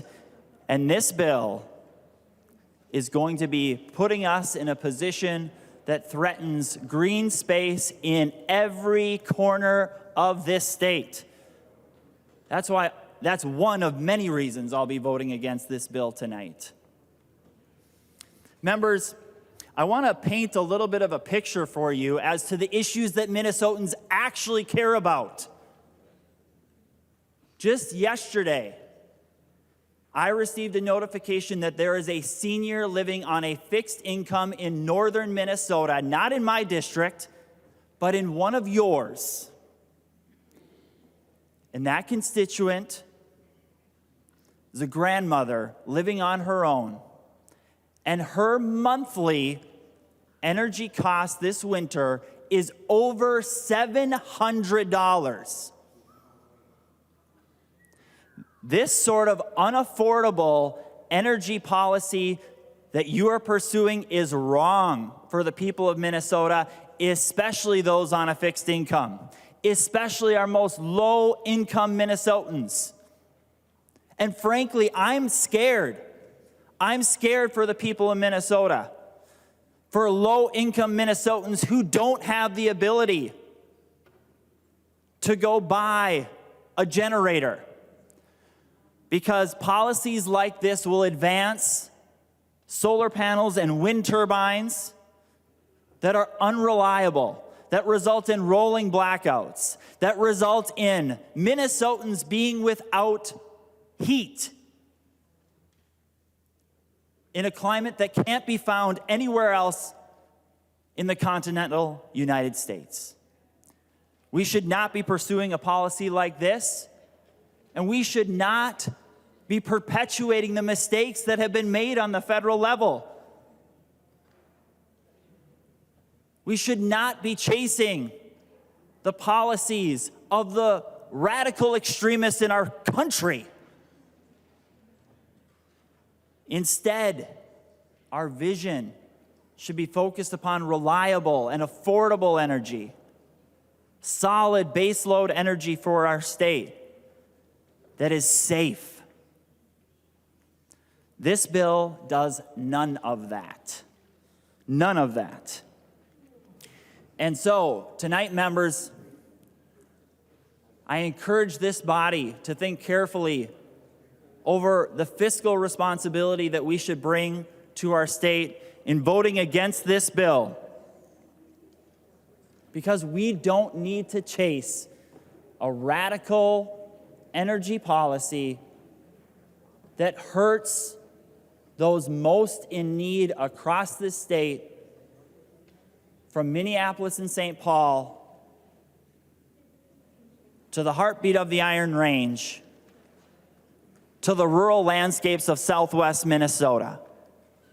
Instead, we can be prioritizing reliable and affordable energy that keeps people safe. Let's make that the priority. Let's vote no on this bill, and let's get to work on the priorities of affordability so that Minnesotans can prosper in a time of record inflation that impacts each and every family. There's been conversation tonight about the cost of food. I'm not sure how many of you went out to dinner tonight during our break, but if you haven't heard, getting a Big Mac and a McChicken costs $15 in Minnesota today because of the wrong spending priorities, because of inflation, because of workforce challenges that this body is failing to get to work on, the biggest issues facing us. And instead, we chase radical policy that impacts each and every one of us, and especially the poorest in our community. Members, I encourage you to vote no, to be fiscally responsible with our state's dollars. And let's get back to the drawing board of the true priorities of the people of Minnesota. Thank you. The member from Washington, Representative Anderson. Thank you, Madam Chair. We are halfway through the session, I believe, and hopefully. We have yet to pass a bill off this floor that deals with the #1 crisis in Minnesota, and that's our children's education. And the fact that here in Minnesota, less than half the kids are proficient in math. Reading, it's about 50% proficient in reading. That is the #1 issue that's facing this state, both in the short term and the long term. Because if we don't fix that and fix it soon, we're going to suffer the consequences forever. $115 million is a significant, significant amount of money. It's enough money, as we know in the education committees, that we could provide tutors for all the kids across the state. We could provide extracurricular after-school programs that are specifically dealing with reading and math scores. We could provide help, more help in the classroom to try to get our kids back to where they should be. Instead, we're debating a bill to spend $115 million, $15 million of which is for administrative costs. $15 million. $100 million is to do things in Minnesota that we all know are only a tiny part of our energy system. We had, I think it was NPR, had a story earlier this week that said that we just broke a record in Minnesota. We had 5 continuous months of over 10 inches of snow each month here in the Twin Cities. And they said that was an all-time record. This is a cold, cold state. We cannot afford to have Minnesota turn into a state with blackouts. This bill is spending money that frankly could go to better, much, much better purposes, things that are immediate. It's going instead, or being proposed, to go to things that provide a tiny, tiny section of our possible energy needs. Tiny. And if we continue to push and spend all of our taxpayer dollars on windmills and solar panels in a state where the wind doesn't always blow And the snow certainly covers these panels half of the year now, or more than half of the year. This does not work for Minnesota. So I would urge my colleagues to consider this bill and vote no on this bill. Thank you. The member from Traverse, Representative Backer. The member from, I can't see because of Representative Dotseth. Cass? Itasca, Representative Igo. Thank you, Madam Speaker. Speaking to this bill today, at the end we're coming down to what we're doing today is going to be leveraging federal dollars. I do want to say I was really hoping we were going to take Representative Mecklen's amendment as it stood tonight because I thought that'd be a great chance for every member of this chamber to say to Minnesotans, we hear the concerns that you have about overregulation and what our economy is heading towards here in the state of Minnesota. We were able to keep a small portion of that, but I do think it's worth noting this bill would have been a lot better keeping that language. When I was reviewing this bill and deciding whether or not I was going to vote for it, I wanted to look at some of the narratives in the State Competitiveness Fund, that the items we were going to go after. Some of the things in there are really great. Hydrogen, for instance, carbon storage, validation, and testing. Those are great things, but I think it was missing a lot of the things that I hear a lot about from Minnesotans. For instance, we were missing the conversation around nuclear as a whole. Again, you talk to any other developed Western country, they are looking at ways to develop nuclear on new scales to provide affordable and reliable power, especially in climates like ours. I wish we'd be leveraging those dollars. Again, it's worth mentioning that in my district, there is a deposit in Tamarack that is going to be crucial for the carbon capture and storage and sequestration technologies that are emerging. I've spoken about it before. Even the Biden administration has talked about the need to fund out carbon capture hubs across our country. Minnesota is one of the places we can do that. We would be a place that could actually have carbon negative industry. An industry that would really matter to me and my constituents would be carbon negative steel, which is something that we are on the verge of doing if we can couple federal dollars to invest in the correct way. We want to talk about making sure that we are the most competitive we can be. Well, it's beating out China from the steel that they dump on our shores. We already know that the best steel in the United States is mined right here in northern Minnesota, and now this would be a way for us to make sure that we are the most competitive globally.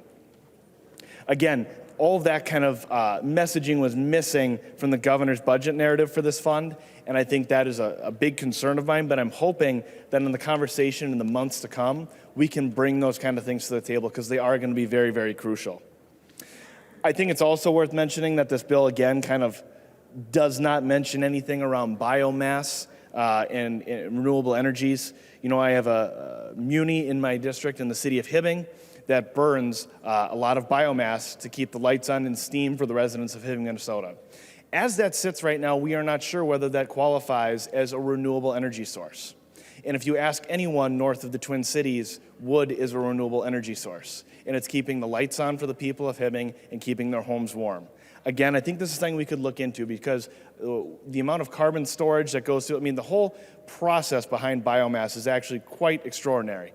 When you think about the fact that as a tree matures and it gets older, it actually will start to emit more carbon than it would be sequestering in its lifespan. So if we take those mature trees and we turn them into wood products, we sequester carbon or we burn it and we plant more trees. For instance, a young popple stand of forest, that whip popple you see that's taking up a whole place that's been logged, that's sequestering carbon at 3 and 4 and 5 times more than a full-grown forest. It's also helping make sure we don't have fires that emit more particulate. Who remembers the wildfires that we experienced all across Minnesota coming from Canada? That particulate in the air? We made the joke, it was like smoking a pack of wildfires a day. We don't want that for our children, we don't want that for our citizens. That's why we have amazing forest management. So again, we could be using the dollars in this bill today to leverage more investment in forest management, but also in making sure that we can have biofuels and use wood as a heat source and a fuel source and an energy source.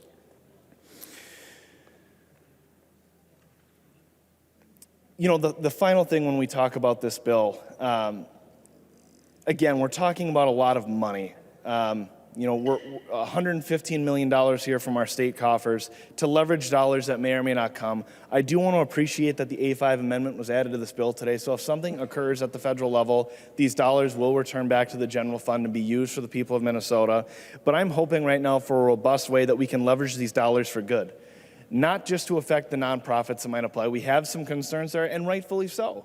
The people of Minnesota have seen fraud again and again over the past few years. We need to have faith and trust in government. If we don't, this system doesn't work. That's why all of us work so hard to communicate and work with our constituents. That's why we write letters, we take phone calls, we write emails, we show up for town halls. Because if there is not faith and trust in what we do, this whole system of our constitutional republic doesn't work. So I'm hopeful that in this bill today, if we move to pass it and we leverage these dollars, that we can have the real conversations about bringing technology and leveraging, working with our power producers, our munis, our communities, to make investments that are going to create generational differences, that are going to attract businesses to Minnesota. So we don't have Mr. Wonderful sitting in North Dakota talking about how he's spending millions of dollars there and he wouldn't come to Minnesota. Minnesota is the best state in the country. We all believe in that. That's why we're sitting here today. But we can do a lot more to make it better. One of the points that I've always found very, very inspiring about energy policy, there's been a lot of studies done, and I encourage the chamber to read about it. The best way to lower carbon emissions around our globe is to lift people out of poverty. If we give them lower electric prices, lower energy rates, it is proven economically that we could reduce carbon emissions globally by 18% by lifting people out of poverty. One of the ways you do that is reducing their energy rates. An energy rate is just another tax on your life, on you being able to life that you live every day, whether it be in Minnesota or across our country. And unfortunately, the energy policy we've seen move out of this chamber over the past few years is doing things to increase the price of energy. This bill we're working on today has a chance to leverage dollars to create affordable and reliable energy across our state that can make us a leader so that all people can be lifted up by lower energy rates, businesses can prosper, and Minnesota can attract future businesses. Again, it goes back to the comment I was making earlier tonight about tax base. If we inspire more business and develop in our communities, whether it be greater Minnesota, whether it be metro Minnesota, it's tax base for our schools, it's tax base for our communities, it's a reduction on LGA, it means our governments are going to prosper more and more without state assistance. That is what we want to do. You know, if you come up and drive Minnesota's Iron Range, especially if you come to Hibbing, for those of you who have been to Hibbing, how many of you have seen the Hibbing High School? It is one of the most gorgeous buildings in the state of Minnesota, and it was built by the investments of the mining industry. Painters came all the way across the ocean from Italy to paint the ceilings. Tiffany chandeliers, velvet seats in the auditorium, murals on the hallways, marble on the floors, because they had a good partner in a mining company that wanted to invest in the next generation. So if a mining company could do that for the city of Hibbing, not to mention the mining companies help make this whole building we're sitting in here today, what would happen if we could attract more future investment here? Because we have low energy rates, we have the greatest workforce, we all know that. We could really make a state that thrives and is a beacon not only for our country, but for the world. We would lead on a level of decreased carbon emissions and actually invest in the things we have here, in our wonderful wood basket, in our critical minerals. But those things cannot happen unless we have affordable and reliable electricity. This bill can help do that today, but again, it needs to address some of the things that I mentioned. We need to be talking about nuclear, we need to be talking about carbon capture and sequestration, and we need to be talking about biofuels and biomass. I'm hoping today that we can continue to have those conversations because I do share a lot of the same visions that the other side of the aisle cares for.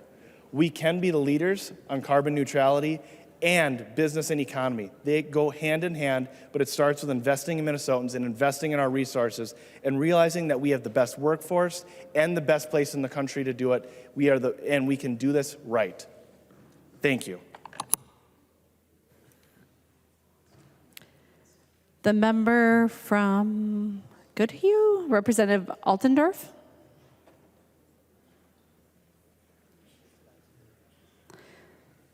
The member from Chisago, Representative New Brindley. Thank you, Madam Speaker. I appreciate some of the comments tonight, and I am going to add to some of the things that have been talked about. First, I'm going to talk about what we're not doing. And Representative Anderson brought up education. And we do have a crisis right now in the state of Minnesota, particularly in literacy. Our kids cannot read. And yet, this is what we're doing with our time. We got some alarming news this afternoon in committee. The governor has dedicated in his budget $4 million to our nursing homes. $4 million. That is literally 0.02%. Point of order? I don't know what the point of order is for, but point of order. Representative Hollins, for what purpose do you rise? Mason's 101, confining the remarks to the subject of the debate. We're not talking about nursing homes or literacy. Representative Hollins, thank you for your point of order. I'm sorry I was temporarily distracted. Representative New Brindley, please relate your comments to House File 1656. Representative New Brindley. Thank you, Madam Speaker, and thank you, Representative Hollins, for making my point for me. Instead of talking about education, instead of talking about our nursing homes, we are spending $115 million. And I wish, I haven't done the math, right? But as of a few weeks ago out of this chamber, we had already spent over $2 billion. That's billion with a B, $2 billion. And that was weeks ago. I haven't actually updated my list, so it's certainly much more than that now. I don't know, 3, 4 billion? I don't know what we've spent by now. I don't think that included the school meals. Like, we've spent a lot of money out of this chamber. And now tonight we're spending another $115 million. And as Representative Hollins said, we're not talking about education. We're not talking about nursing homes. Just today in committee, we talked about Representative Keel. She's got a nursing home closing in her district. Closing, shutting down.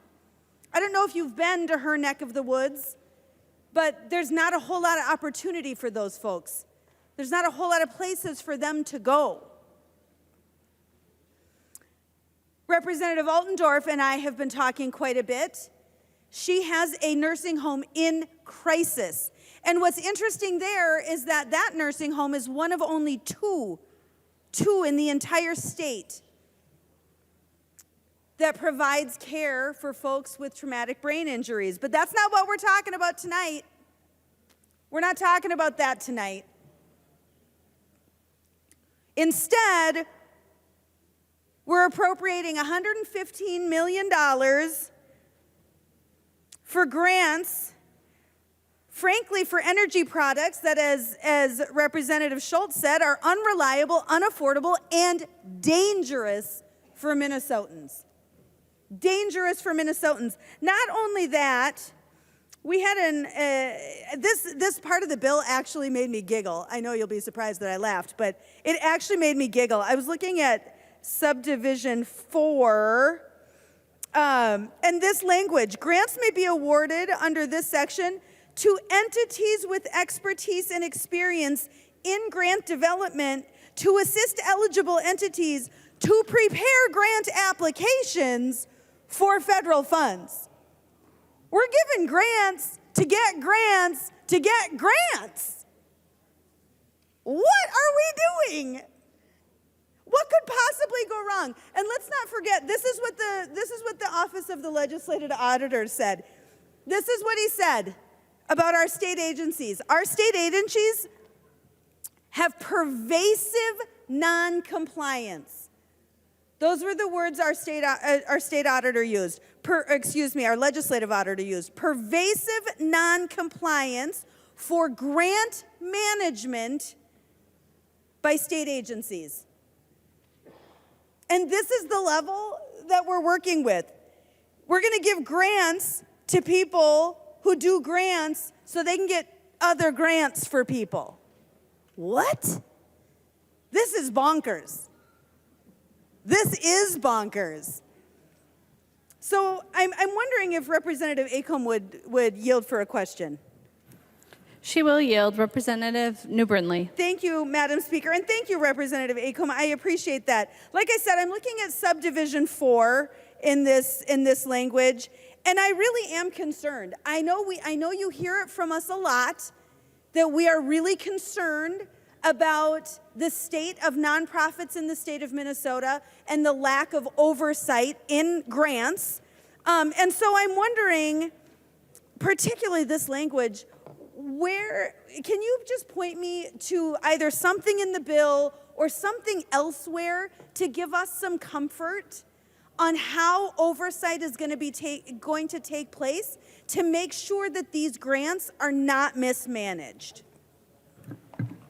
Representative Acomb. Thank you, Madam Speaker, and thank you, Representative New Brindley, for the question. So to provide a little clarification and maybe better understanding for that section of the bill, it's recognizing that we have a large state and we have regional development authorities that are well established within communities to work with our local co-ops and municipalities to apply for some of these grants. And I think we all do better when we're working with people that we know. And so for a local co-op utility in your community, it probably is going to prefer to engage with a local economic development group, such as some of the authorities across the state, than it would be dealing with folks in St. Paul. And so this is with that in mind to allow entities that would be applying for grants, like co-ops or munis or cities, to deal with organizations and people that they know within their community. Representative New Brindley. Thank you, Madam Speaker. So what I heard from that is that there is no language in this bill about oversight. There is no language to correct the pervasive non-compliance in grant management in our state agencies. It's not in this bill. But we're going to dump another $115 million here into grants going to people to get grants for other people. That's what we're doing in this bill. And it's no small amount of money. It's a lot of money. $300,000 for some, up to $15 million for others. There's no small amount of money. But I suspect what we are supposed to do is just trust them. They'll be fine. Don't worry, the departments have told us they'll manage it. They'll do it right. They'll make sure everybody's on track doing it right. Folks, $115 million. That's what we're talking about tonight. And as Representative Holland said, we're not talking about nursing homes. We're not talking about education. We're talking about $115 million in grants with no additional accountability, no correction of the pervasive non-compliance that we already see, no correction. But again, governor's budget, we talked about it today, $4 million for our nursing homes. Do you know what that amounts to? 0.02%. 0.02% of our budget surplus. That's what we've got for our senior citizens. But we're going to throw away $115 million here to give grants to people who write grants for other people to get grants. That's what we're going to do, $115 million for that. It's pretty wild. I'll be voting no. I'm sure that's no surprise. But everyone should be voting no. I mean, at some point, I keep hoping that we'll get some priorities straight, that we'll start caring about our vulnerable Minnesotans, that we'll start taking care of people. But we haven't done that yet. I won't hold my breath, but the least we can do tonight is say, listen, we're going to take a pause. We're going to stop spending money frivolously and spend it where it matters. We're going to spend it on our vulnerable Minnesotans, on our senior citizens, on our kids, on our disabled community. We haven't spent a dime on those people yet. Let's get with the program. Vote no on this bill. The member from Goodhue, Representative Altendorf. Thank you, Madam Speaker. I rise today. I'm sitting on the Energy Committee, and you know, this has been, obviously, I'm a newly elected representative, and it's just been very interesting to watch this really be the process go through what I would suggest in kind of a backwards fashion.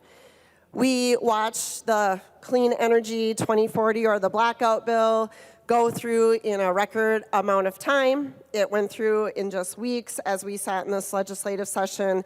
And yet, being a member of that committee, being a newly elected representative, we spent little to no time in the committee really discussing things that would be important in making that decision about, you know, megawatts and how much energy we need and where it comes from and the MISO grid.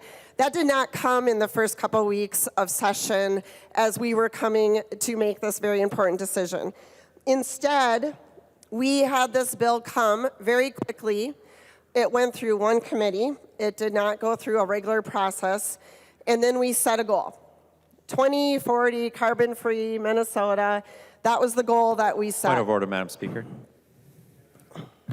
Representative Long, for what purpose do you rise? Since 101, we are not debating the 100% clean energy bill right now. Members, please make a relationship between your comments to the bill, House File 1656. Representative Altendorf, you have the floor.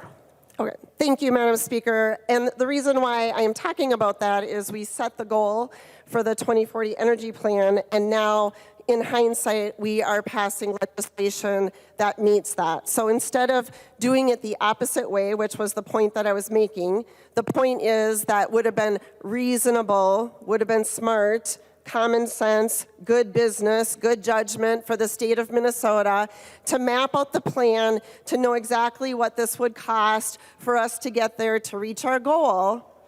Now, because we have the goal, everything else that's coming through is automatically justified. That's what's happening. When I am sitting in the Energy Committee, I hear bill after bill that does not have fiscal notes, that we are not seeing the budget impact that that's going to have on us in Minnesota. And yet everything needs to be justified because I hear over and over that we have set a 2040 energy plan. So this is relevant to the discussion. This is relevant to the discussion because we set the goal before we set the plan to get there. As we are seeing government subsidize more and more money to these projects, there certainly are a lot of problems. And one of them coming from a highly a community that's very, very high in agriculture.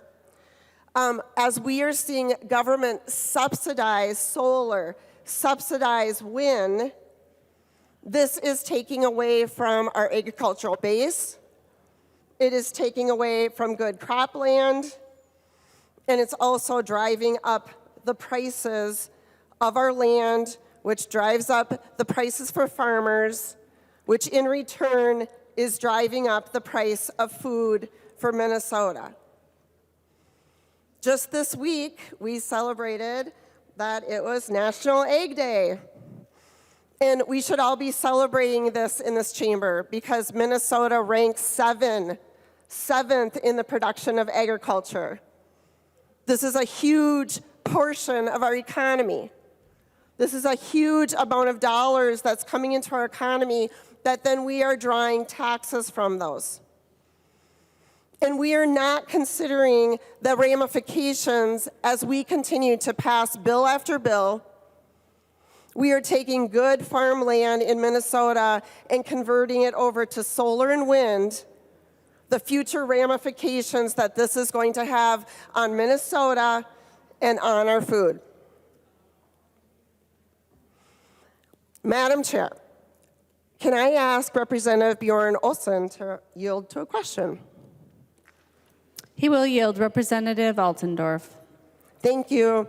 My question is, in your area, coming from an agriculture area, what have you seen in the increase in price per acres? Representative Olsen. Thank you, Madam Speaker, and thank you for the question. That's a really interesting one. So to give you a little bit of a background about where I come from, my aunt is actually the county assessor for one of the counties that I represent, and she recently told me, she said, Bjorn, our entire county is worth $4 billion. So she's the county assessor, so she knows what the county's worth. She says it's worth $4 billion, and of those $4 billion, $3.3 billion is farmland.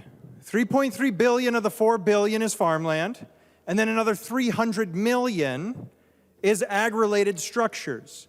So when you're talking about a county in which I live, or a county in my area, we're about 90% agriculture. So that's just giving you a foundation of how valuable this amazing industry is for southern Minnesota. We are 90% agriculture or agricultural related.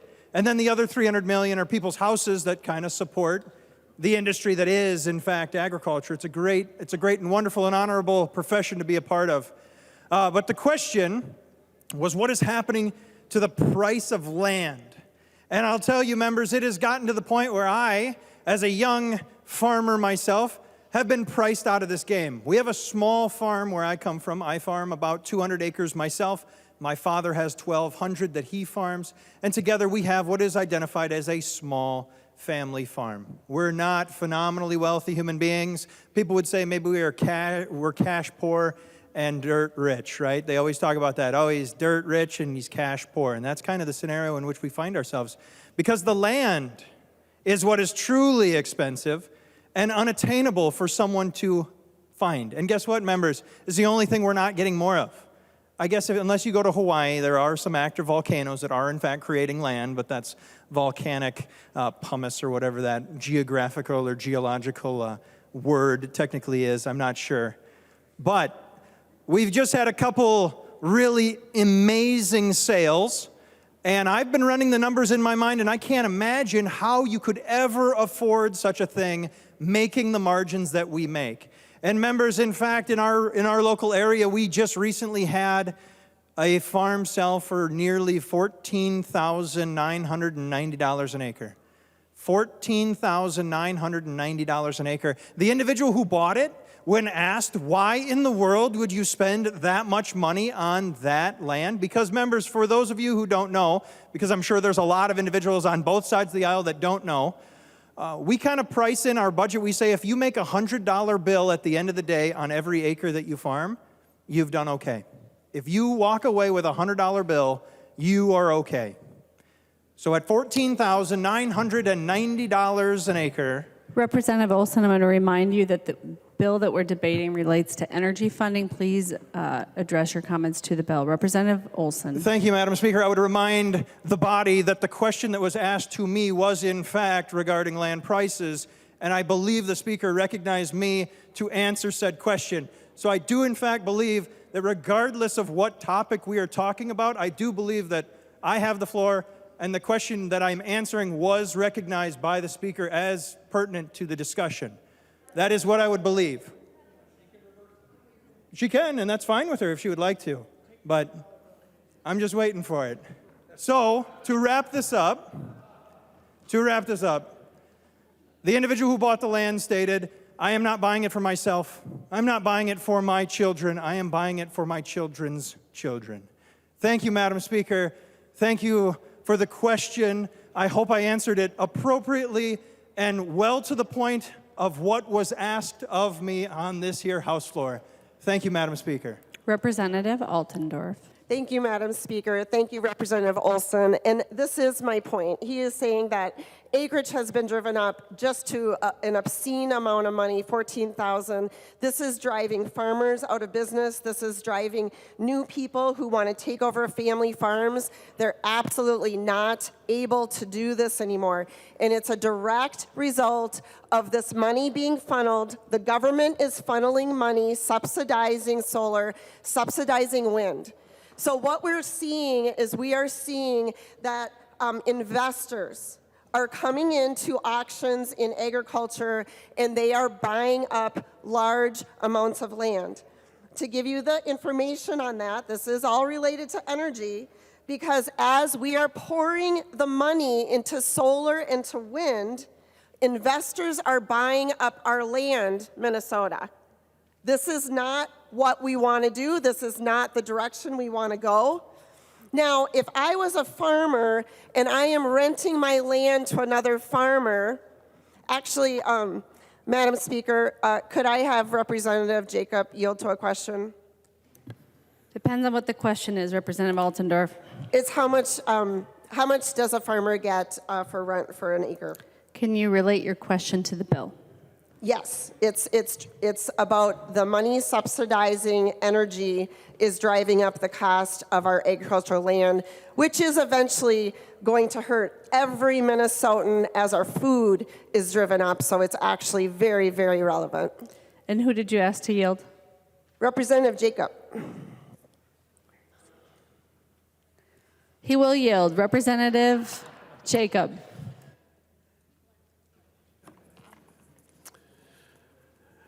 Thank you.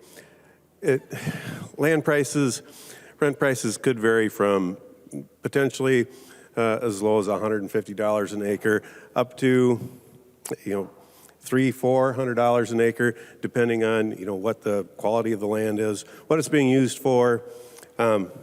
In Winona County, we're seeing more and more solar farms go in than what you could imagine. We've got literally the grid is limited in Winona County to the point that we can't even add any more solar systems to our grid in Winona County. So it's making a huge difference on what the farmers can do with their property, the price of the property, and the values of the property. So, yeah.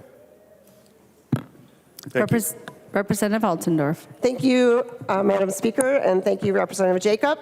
So as he said, we are renting farmer to farmer. We're renting our land. He said anywhere from $150 per acre up to $400 per acre.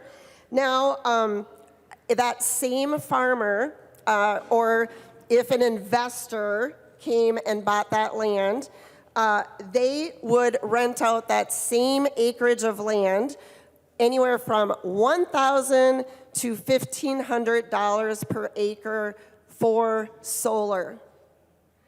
So this is an obvious question. If you are a farmer, are you going to rent your land at approximately, let's even give them the high end, let's give them the $400 an acre.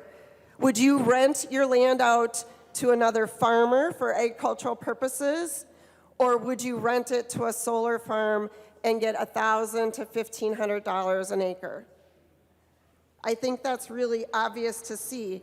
And this is the problem that we're having, is that we're falsely driving the market up of land, of agriculture. We're pushing small farmers, startup farmers, generational farms.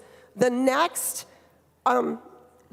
children that are coming from generational farms will not be able to purchase and buy out their land, their farm at these prices. Because the government, us, we are falsely inflating the market by subsidizing these dollars.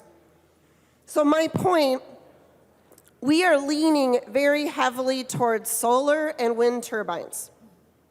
That's where we're investing our money.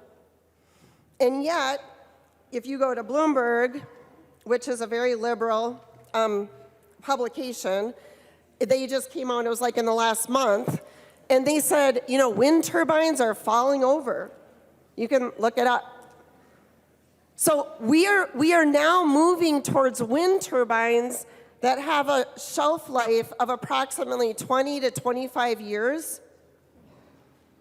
And we're going to pretend that this is green, that this is a good way for us to go in Minnesota.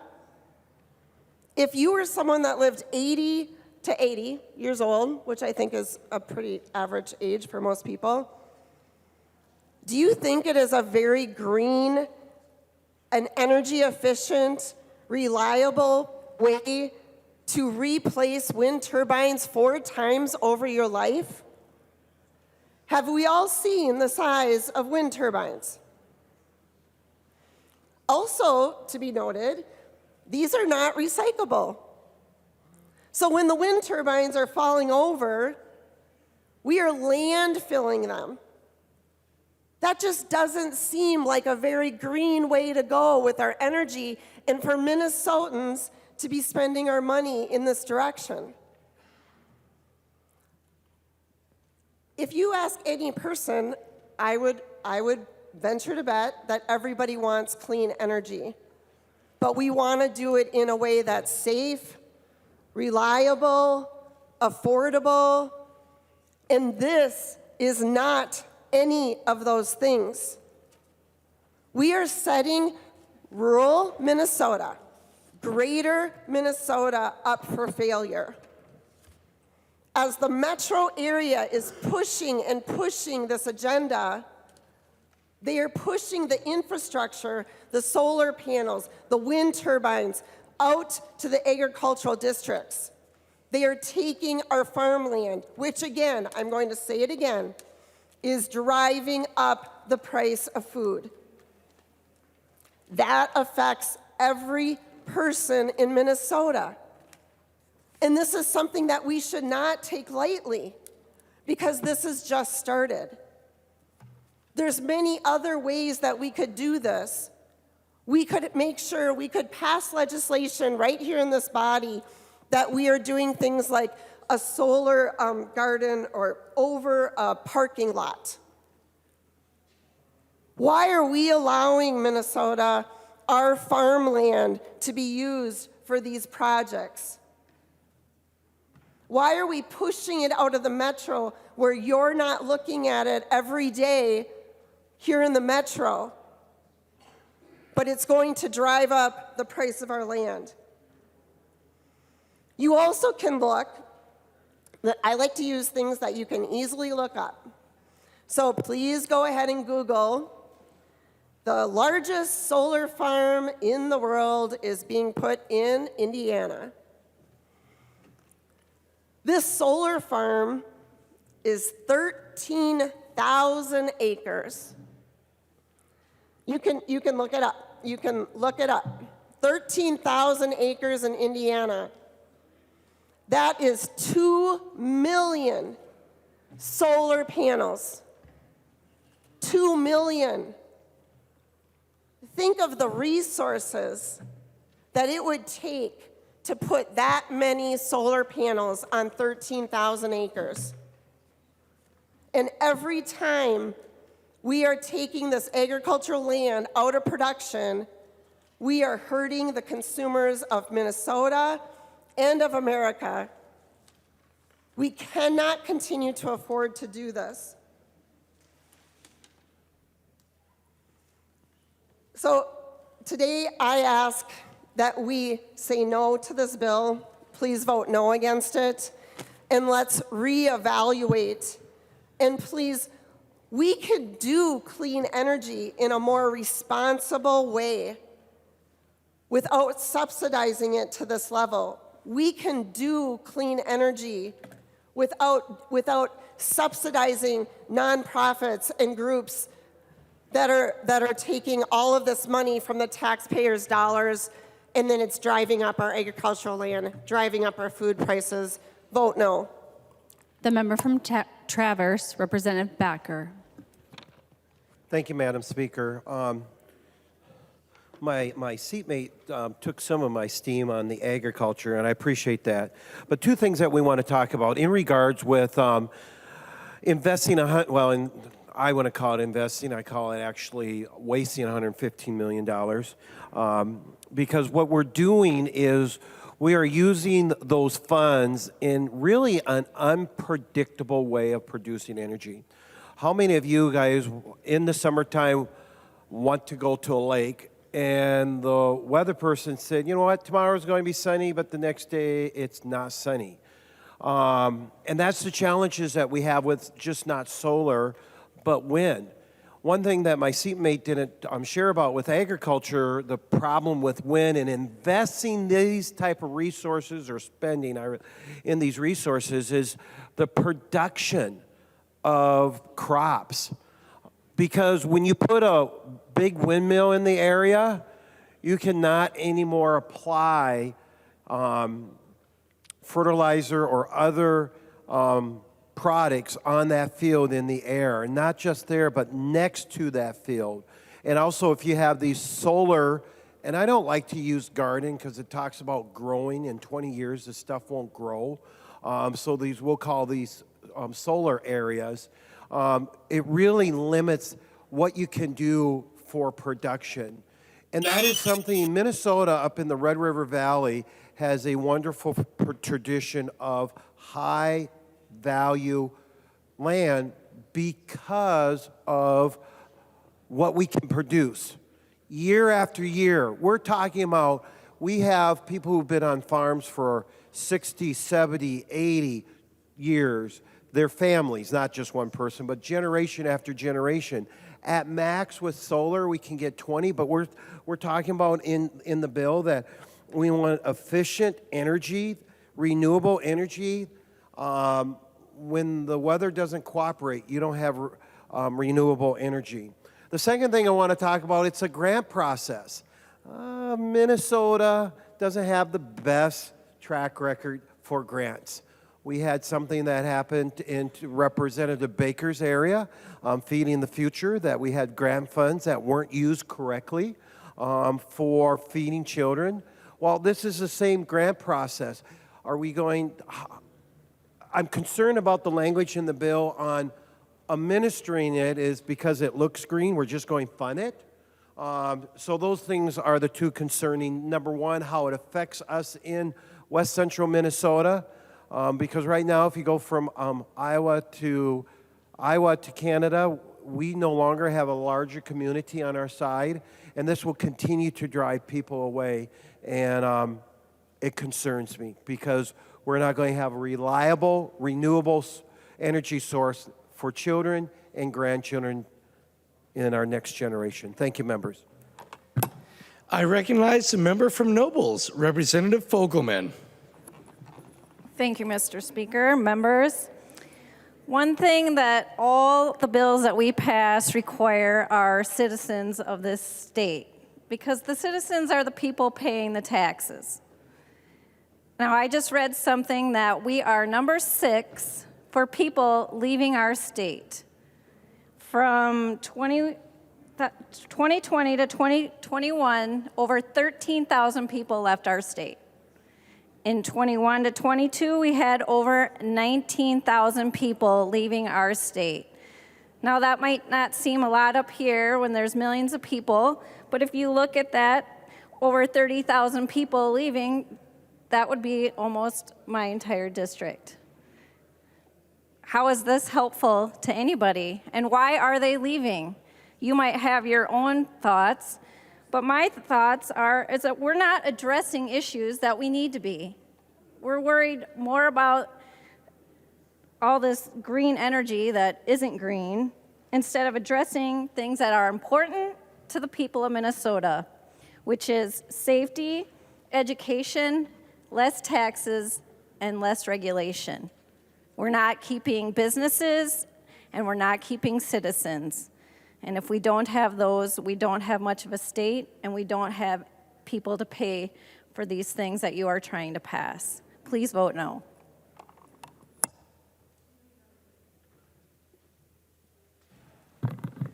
I recognize the member from Douglas, Representative Franzen.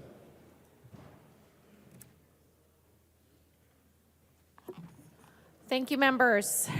So listening to the floor debate and talking about energy and high prices of energy, I just want to let you know what's going around the world. So we've done the headlines before. I'll refresh you on some recent headlines. March 18th, Reuters. Credit Suisse weighs survival options as regulators push UBS deal. Climate Bank. Credit Suisse publishes climate action plan for its investment areas.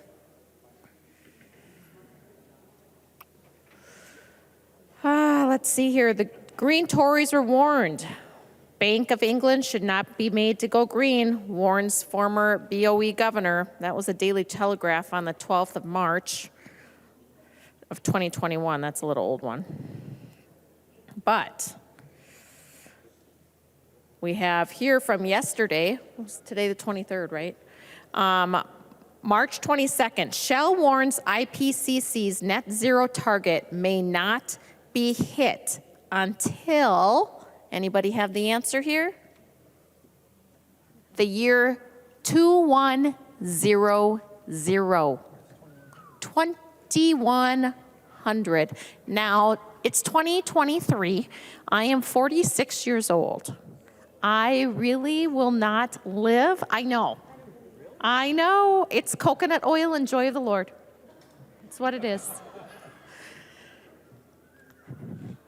But I will not live to see year 2100. Okay? And most likely, majority of us in this room won't be. Okay? The UN's newest climate report is a woke dumpster fire masquerading as science.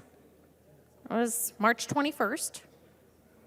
UN report predicting climate catastrophe in 2030 met with mockery. Every single prediction has been wrong. But this body is going to be spending tons and tons of money just so you can feel good about yourself, even though the expectations you lay on Minnesotans and the horror stories are not going to come into fruition like every other horror story told before. Okay. UN climate study proves the fight to lower global temps won't work. That's the New York Post on March 20th. Matthew Lynn, the UN scientific climate report is nothing more than confected hysteria. That was the Daily Telegraph, March 21st, 2021 again. Okay, so Michael Schellenberger, the UN is a climate disinformation threat actor. Public Substack, you can read his Substack, very good information. That was March 20th. Brendan O'Neill, climate hysteria is a luxury belief we can no longer afford. Spiked, March 21st. The Spectator writes, by Ross Clark, the UN's global net zero target isn't realistic. March 23rd, that's today. The Financial Times writes, Germany's risks running out of gas next winter, regulator warns. Now imagine we're in one of our little cold snaps, and Centerpoint Energy says, we may run out of gas. Those of you that are hooked up to gas, you may freeze to death. That's what may happen in Germany. German government signals energy crisis subsidies are not sustainable. Well, I suppose when you run out of people's money, things may not become sustainable. And that sounds like what's happening in Germany. They are running out of people's money, kind of like the budget that we are discussing here on the House floor one of these days. Running out of people's money, spending us into oblivion. Yeah, okay. Then we have bleak warning issued over net zero drive as UK left in a lot of trouble. That's GB News, March 22nd. Rishi Sunak's crazy fracking ban. Cost of UK energy imports more than doubles. That was City AM, March 22nd. The Wall Street Journal. Let's bring it home. Let's bring it home. The Wall Street Journal, the 23rd of March, that's today. Big oil in North Africa may save Europe from energy sector disaster. Big oil to the rescue in Europe. Thank you, America. The Times. Why Britain has big plans to join the rush for small modular reactors. Britain, ahead of the curve. Minnesota doesn't even want to discuss nuclear reactors. Fox News, I know you guys, some of you don't like Fox News, but the headline says Biden's climate change zealotry contributed to Silicon Valley Bank collapse, Republican attorneys general charge. Yeah. So that's a little headlines from across the world. We see what we're dealing with nationally and also globally.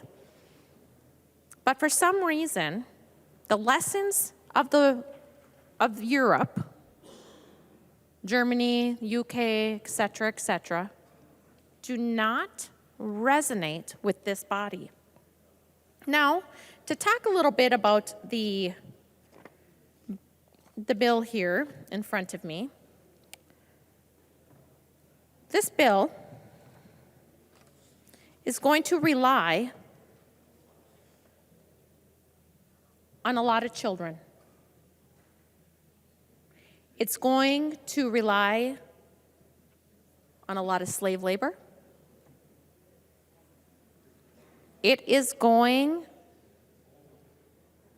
to make things worse. Okay? Because these solar panels do not build themselves. They do not mine themselves. It takes labor. And we heard already the dismal reading scores Minnesotan children have, and the fact that they can't do math. They can't add 2 plus 2. These days, 2 plus 2 is 5. If somebody wants to believe 2 plus 2 is 5, it's 5. But you know what? Whose lives are also being robbed? Are the children who are digging in mines to make your reality possible. Mr. Speaker, point of order. Representative Igbaje, state your point of order. Masons 101, debate must be confined to the questions before the body. We're talking about a government grant funding program. Representative Franson, please confine your remarks to the question before the body, which is a passage of House File 1656. Representative Franson. Thank you, Mr. Speaker. Mr. Speaker, would Representative Acomb yield to a question? She will yield. Representative Franson. Representative Acomb, in this bill, House File 1656, I've read it, I don't see it. Are there any caveats in House File 1656 that would ban child or slave labor? I recognize the member from Hennepin, Representative Acomb. House File 1656, Representative Franson, is a bill to provide grants to communities and utilities across our state to apply for federal funding coming through the bipartisan infrastructure law and the IRA. It also provides smaller grants to help those communities that don't have the capacity to be able to apply for grants. Maybe they don't have enough staff in their office or the experience applying for federal grants. So it gives them the ability to get some help to help them apply for these grants to implement the programs within the federal IRA and IIJA. Representative Franson. Thank you, Mr. Speaker. So what I'm hearing is the answer is no. There's language in here on energy projects. Energy projects would mean turbines and solar panels. And we know that the majority of the minerals used in these items do not come from Minnesota. We are not mining minerals for wind turbines. We are not mining minerals for solar panels yet. But they come from countries that rely on child labor and slave labor. That is the facts. That is not hyperbole. That is not fake news. That is reality. So under this bill, if there are developments going in for solar panels, those minerals are mined in countries used for slave labor and child labor. And if you recall last year, many of you were still here, I went through the horrors that those in China who are being held captive against their own will, the horrors that they face, being beaten, being raped, killed. Many commit suicide because it is so awful. The conditions are so horrid. Suicide is better.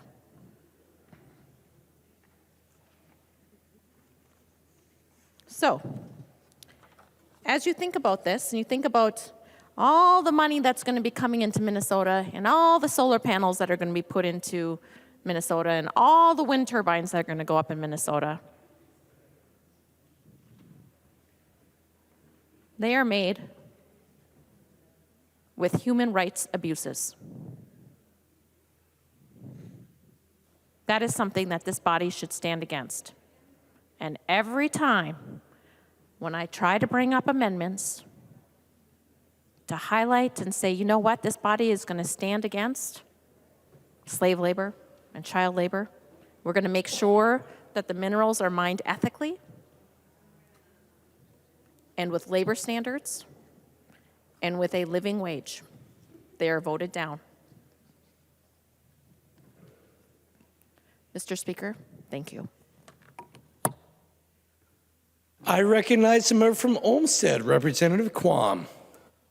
Thank you, Mr. Speaker and members. And looking at this bill, I'm going to talk about federal dollars and grants and federal funded projects.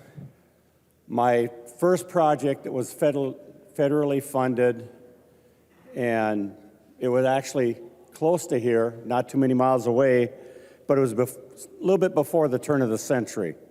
It's sort of fun to be able to say that. And the total investment on the project was in the 9 figures. I'm not sure what the exact grant was. I was a technical person, didn't see the dollars, but I can't tell you too much because we were opto-isolated. Our lab was copper shielded with vault doors to go in and out so that a satellite would see just a black spot. And I can tell you there are requirements for some of the federal projects that entail additional work. The reason I can't tell you is I had a top secret information clearance for that one. My next experience with grants was I was in a physics program, the doctoral student, and there were a lot of NASA grants that people were working on, and got to see some of the fun you have to go through to get those. But the one that I was part of was the superconducting super collider they were building in Waxahachie. We were going to build a scintillating fiber detector for Higgs boson and other research, and dug the hole, spent some money, and it disappeared. And that was my experience of federal dollars and these grants don't always fund resolutions. I had, after that, worked on some DARPA projects and others in technical companies. But what I've learned from those different experiences is it's intelligent to focus the area that you're pursuing the grants in. So instead of just saying, we're going to throw this money up for grants, we should look at what types of areas will best be applied to Minnesota, were most applicable to the businesses and the citizens of our state. We had the tribes here earlier. Representative, you might want to pick that up so you don't roll over it. Wolgamott. Sorry about that. But the tribes were here, and I was speaking with some of the leaders. And there's a great concern about the storage at the nuclear site. And I said, you know, what about these small modular nuclear plants? They've got designs, they've got experimental ones running around in different parts of the world. What if we had some of them in Minnesota that would take the waste uranium and the nuclear that's sitting in casks in Prairie Island and use that for projects of these small modular nuclear plants? So now you're getting rid of those casks that are sitting there. The tribe doesn't want it there. A lot of people don't. And you would be using new technology. You'd be getting rid of a problem. And you'd be having carbon-free energy. That's the type of thing that this bill should have included, because we should focus on granting projects that work for Minnesota, will help Minnesota, and are relevant. And I wish that this bill contained some of that direction, because let us think about where we want to be and how we'll get there, because a lot of projects aren't really great for Minnesota because we have this thing called winter and real cold weather. But there are some projects that are good for Minnesota. And we've got people at the U of M, we've got corporate people in our state that we could bring together and promote the projects we need to move forward. I'm not seeing that there. I worry that it'll go to a project that will get started, a lot of money will be spent, but there won't be an end result because Washington has changed its mind, or it didn't seem practical. That happens. I've seen it in the past. So we should do the extra due diligence to focus. If we're going to spend over $100 million and leverage that for possibly billions, let's pick projects and technologies that'll make Minnesota better, make Minnesota a leader. That's what we should be doing with our bills and our money. And unfortunately, I don't think this bill in its current form does that. Thank you. The member from Mauer, Representative Mueller. Thank you, Madam Speaker, and thank you, members, for this discussion of this bill. You know, the reason I rise today to talk about this bill is because I'm frustrated. I'm frustrated that this bill is making me choose right now. See, my community's never asked for House File 7. My community's never asked for us to pass House File 7. And it's because we did that they need this money. Because the advocacy groups have said that we can't possibly meet the 2040 goal without receiving money from the federal government. We can't do it. Physically can't do it. Never mind that technology doesn't exist. Never mind that all this stuff has happened, and never mind that we're trying to do something so quickly that isn't even something that wants to be done by our general public. Never mind all of that. But the truth is, this is making me choose. Choose between what I know to be fiscally responsible, which is to not continue borrowing money from a government that is so far in debt that it can never recover, and also trying to do what my constituents have asked me to do, which is please let me have resources to get done what you have mandated us to do. So now I have to choose. And I like to say, for all of you who are watching and all of you who have talked to me about please give me the money, I want to. I want to do this. I know this money will go to an energy policy that, frankly, you didn't want. You didn't ask for, and we don't want either. And I don't want to have to make this choice. And so today, though while I support what my groups have asked me to do, have asked me to give them, I also want to say to them as they're listening, I'm sorry that you were put in this position. I'm sorry that you are putting us in the position that you are requiring us to do an irresponsible, fiscally irresponsible decision tonight so that you can meet the demands of something that we have mandated to you. And I'm sorry for that. I'm sorry if you see today that my vote is red because I want to still maintain some shred of fiscal conservatism. I'm sorry if you see my vote red today. Doesn't mean that I don't support you. It means that you were put in a position that is untenable and should never have happened. So members, I ask you to vote red. The member from Sherburne, Representative Meckland. Thank you, Madam Speaker. Caught me off guard there, sorry. So one of the members mentioned earlier today about 31,000 wind turbines. And I know we've heard some others about overregulation in northern Minnesota. But out of those 31,000 turbines, 279 million tons of copper. 80.6 million tons of concrete. 20,770,000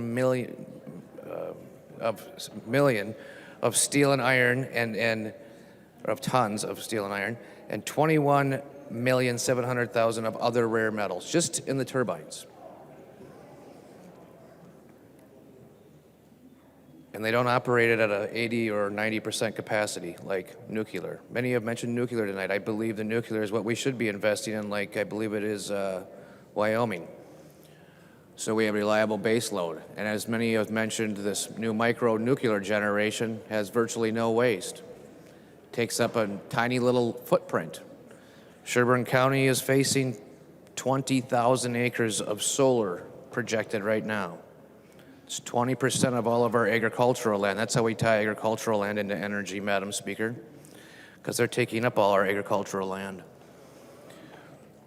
I've heard the argument that it's doing the farmers well to pay them $1,400 an acre. Well, maybe we could go back to the micro-nuclear, get Representative Stevens' marijuana bill passed and let them grow that instead, and they'd make even more money.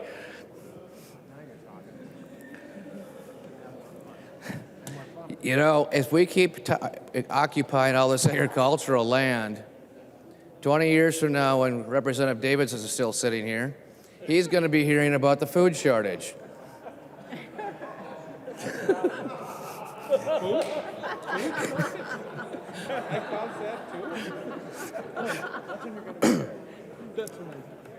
So, this has got a bunch of... Sorry, Madam Speaker. A much greater impact than I think everybody's taken into account. We tend to do all these things and we deal with the unintended consequence later.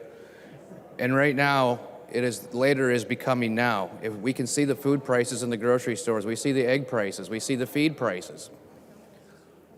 The fuel prices that the farmers are going to pay to put it in, take it out, fertilize it, pesticide it, all the stuff they gotta do, and then dry it with propane. What are we all gonna eat? Can't eat solar panels. Can eat crickets and bugs, I hear. I'll let the turkeys eat the crickets and bugs, and I'll eat the darn turkey, because when I clean a field wild turkey, they're full of crickets and bugs. It's kind of gross. Acorns, too. You know, I see what's gonna, I have the fear of where this is all headed and what's gonna happen to our entire agricultural society out of the push for our energy sector and the changes that are being made when there's clearly much better, reliable, affordable energy and the technology that's being developed in other states. And I don't really want to gamble on solar. As some others have mentioned, a neighbor of mine has put on solar on his rooftop. He put it on somewhere around September. 18 weeks, they were pure white. I kept counting because I have to drive by it every day. I hope he didn't spend too much money on it because his ROI right now must not be doing too good. And then from my understanding, he's not in Excel territory, so he doesn't get all the rebates either, because I once looked into it years ago. ROI, return on investment, sorry. So, I hope that at the end of the day, when we're going to take $115 million state tax dollars so that we can go chasing a bunch of printed federal tax dollars, that we could spend it in much better ways. There are people who genuinely need it. We could spend a lot less than we're spending on all this solar. You notice how Excel won't even tell us what this massive solar project costs? They call it proprietary information. This 460 megawatt thing, which is 3,200 acres of prime farmland. 3,200 is the first phase. And then there's another 280 RFP, so that's another 2,000 acres, puts us at 52, and then phase 3 and 4 is going to be about 20,000 total, which is 20% of all the agricultural land in Sherburne County. Excuse me. I hope that brighter minds and wiser minds will prevail long-term, thinking about our children, what they're going to eat, and how there's 2 young children between 2 of these deaths that were recently born that just are going to inherit an awful lot of debt out of this IRA money. And I know when I talk to people in my district, their number one ask is to get their tax dollars back. Not spend more, not grow budgets, not spend it on other things, not chase printed money. They want their money back. Hope we can do better. Thank you. Oh, it's not Madam Speaker anymore. You changed on me. Thank you, Mr. Speaker. I recognize the member from Hennepin, Representative Myers.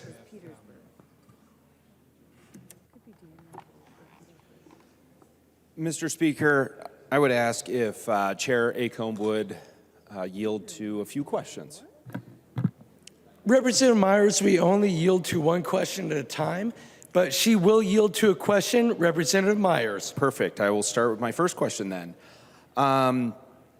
I noticed in the bill that it talks about the formation of a task force, and I'm just wanting to get a little bit more information from you on how that task force was determined.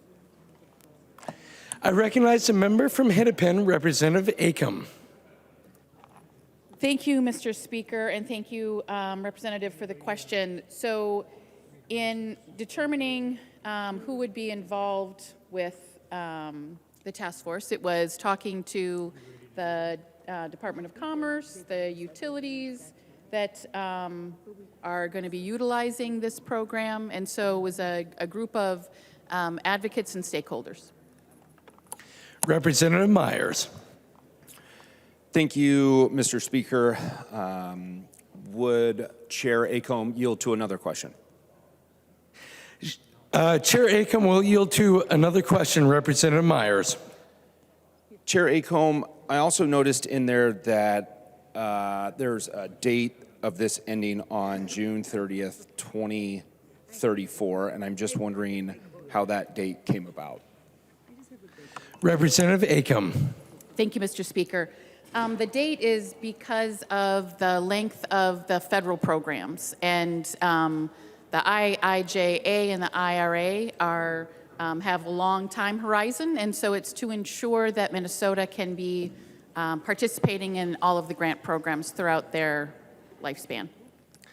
Representative Myers. Mr. Speaker, would Chair Acomb yield to maybe one more question? She will yield to maybe one more question. Representative Myers.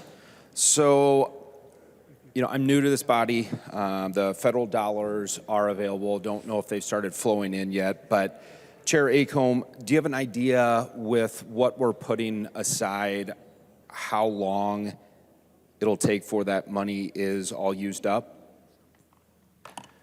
Representative Acomb. Thank you, Mr. Speaker, and thank you, Representative.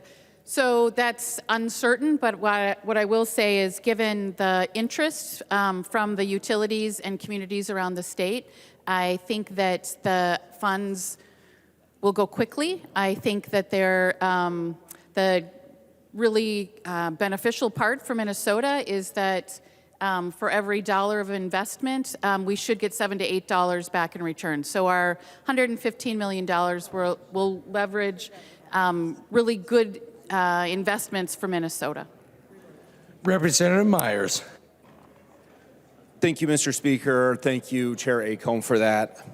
This body, what was it, a month and a half ago, passed 2040 clean energy. And, that is something that is important to me. Recently had a hearing where I was promoting protecting our waters, protecting our fisheries, and, I even offered an amendment during that time that allowed a little bit more time. It was a 2050 amendment. The body decided then that this is something that they wanted to move forward with. They voted, that bill passed. In my city council roles, when I've been on the minority side of decisions, I'm usually not the person that just folds his arms, turns away, and says, you guys figure it out. That being said, there are some good things with this bill. I would have loved to seen the Mecklen Amendment added to this. But there are some opportunities, like Representative Igo detailed, Representative Mueller detailed, that this bill will help with.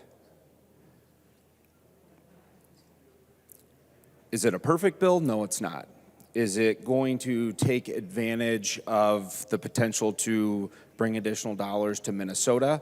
It is. Is it going to cover everything that I want it to cover? It's not. But when I look at a lot of these bills, and when I make a decision on voting on them, a lot of times it's not because these bills are 90% good. A lot of times I look at them and they're 60% good, 51%.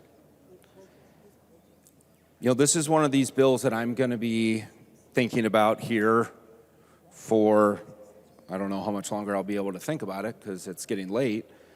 But I at least wanted this body to know that there are some good things from my side that I believe that my district would like.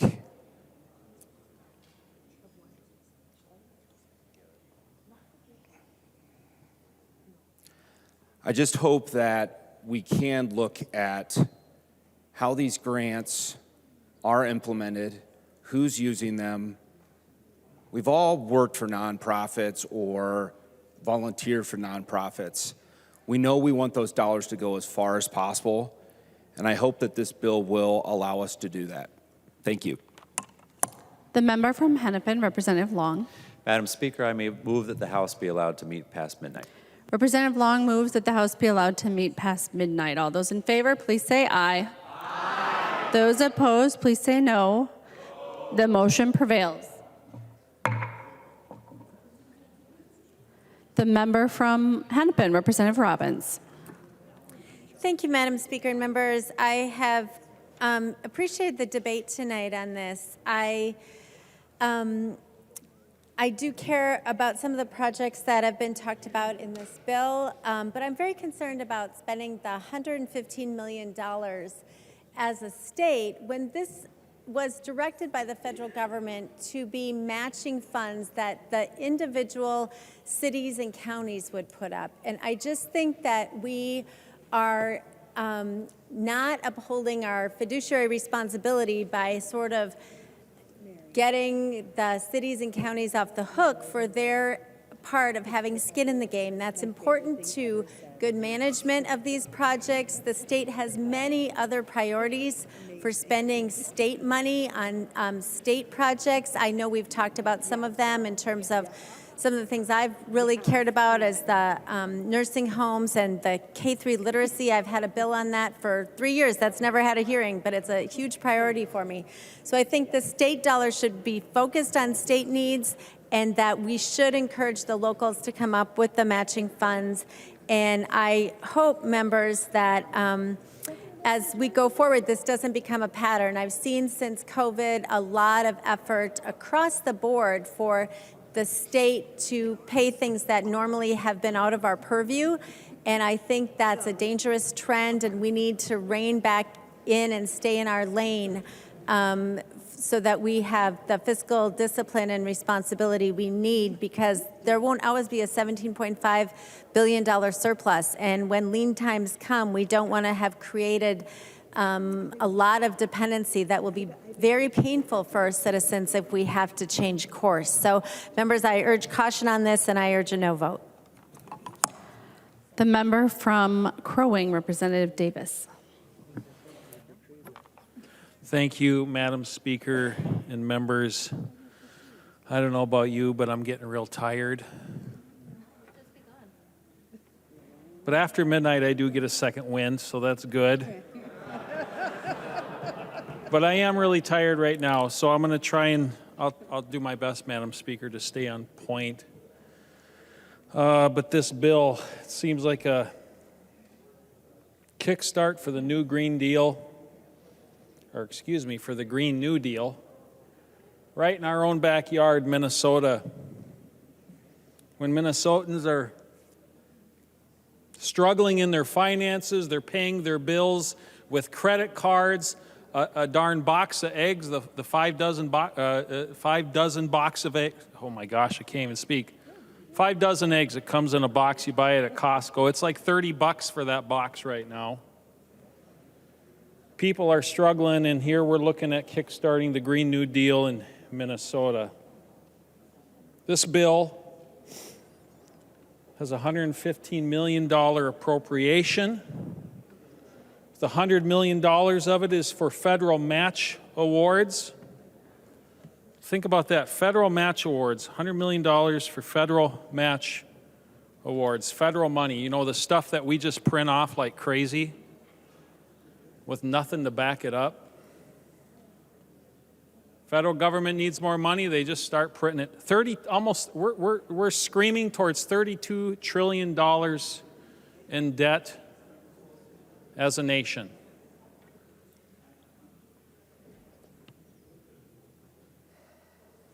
And Minnesotans are struggling to pay their bills so much that they got to go into credit card debt. In fact, you know, Mary's good at the newspaper article headlines. I saw a headline yesterday saying that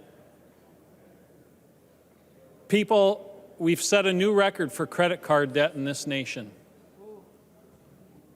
That right there is proof that people are struggling, and we're kickstarting the Green New Deal here in Minnesota. So $100 million is for federal match awards, $6 million for grant writing assistance, $750,000, which to me that's a lot of money, is required just for reports and audits for the Department of Commerce by this legislation. $6.75 million is for information system development improvements necessary to carry out this program. That is a lot of money, members. $115 million. And again, I'll just remind you, I said it once, we're screaming towards $32 trillion national debt. And 5 weeks ago, I just had a son that we brought forth into this world. Excuse me, brought forth into this outer world. He actually came into the world 9 months prior.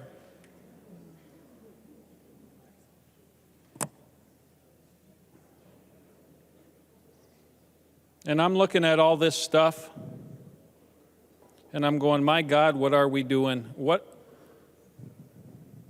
are we doing as a state and as a nation for my son's generation? It's not good. We're spending a lot of money on wind turbines. I'll throw the number out there for the third time tonight, Representative Mecklen, 31,000 wind turbines. I know a little bit about I know a little bit about wind turbines. Can you tell I'm tired? I know where they end up. And yeah, I've been told, I believe it was by someone from Great River Energy that told me after committee one day, oh no, we're recycling all of our wind turbines that burn out. You know, those blades don't last forever on those wind turbines. And have you noticed how big they are? And do you know what they're made out of? And do you know how much carbon is produced in order to make them? A lot. They're made out of fiberglass. And I know where they end up because I have I'm going to pull the brother-in-law card here. I got a brother-in-law who lives out in Wyoming.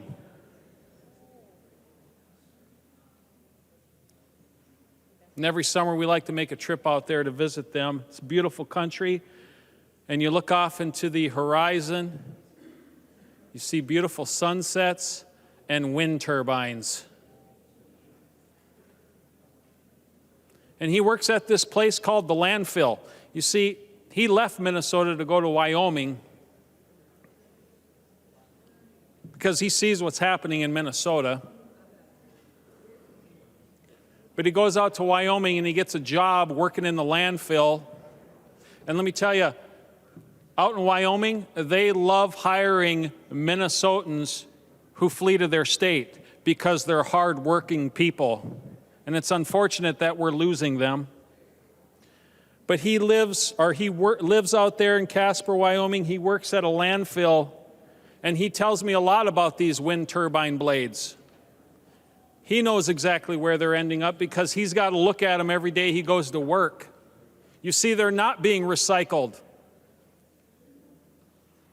He said to me, Ben, these blades on these wind turbines are filling up our landfill and they're just sitting there rotting. And they're running out of room to put them in places at the landfill.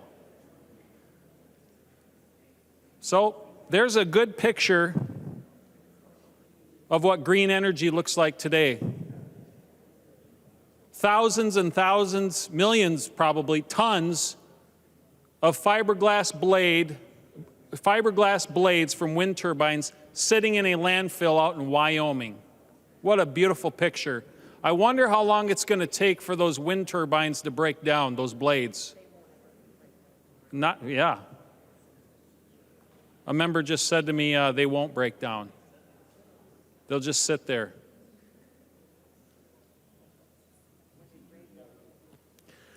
To me, this is unaffordable. This plan is unreliable, and it is not safe for the environment. And you might think it is. And you might tell yourself that when you lay down at night to go to bed, we're doing the right thing here, when in reality, that's not what's happening at all. I want affordable energy for my son. I want reliable energy for my son, and I want safe energy for my son. And some of you may argue, well, then you better start thinking about his future because all this stuff we're doing right now is going to destroy his future. Yeah, you know how long I've been hearing that all my life? It's fear-based, and when we operate on a base of fear, we make really bad decisions. I want to make smart decisions for my 5-week-old son, not fear-based decisions. I should have looked this up, but I didn't. But I remember years ago, Al Gore telling us that the earth would be destroyed by now. He's got a new date out there now about when the earth is going to be destroyed. I can't remember when it was. You know, the theology expert Greta Thunberg just deleted a tweet. Some of you are laughing because you know what I'm talking about. She was just given a doctorate in theology, just awarded to her. Sorry, I'll stay on point, Madam Speaker. I'm sorry. She just deleted a tweet from 5 years ago. You want to know why she deleted the tweet? Because 5 years ago, she had a tweet that said, the earth will be destroyed in 5 years. She just deleted it. Yeah. And again, folks, I want to take care of the environment. I just think the direction that we're going, the path that we're screaming down, is being fueled with fear. And I think we need to go back to the drawing board and rethink what we're doing here in Minnesota. Because again, I want affordable, reliable, and safe energy for my 5-week-old son. And I don't want our landfills filling up with wind turbine blades.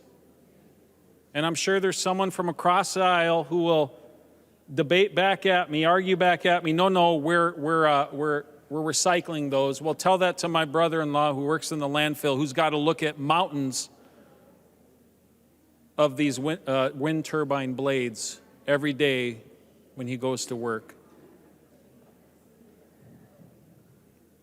Members, let's not support this bill. Let's vote no tonight. Thank you. The member from Faribault, Representative Olson. Thank you, Madam Speaker.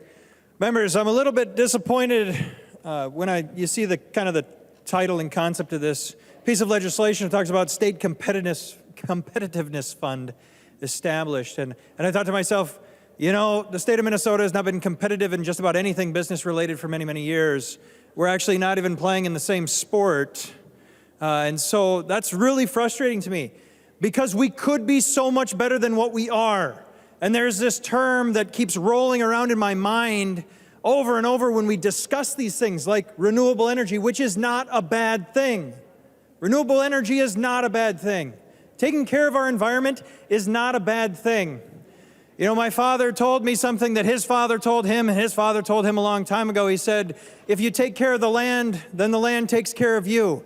And I am totally on board with that. And we've implemented a lot of environmentally friendly practices on our farm. We do minimal tillage. We do no-till drilling. We do a lot of these kind of things because economically it makes sense, and for the environment it makes sense. That's why we do these things. But the term that continually is running around in my mind is the idea of cognitive dissonance.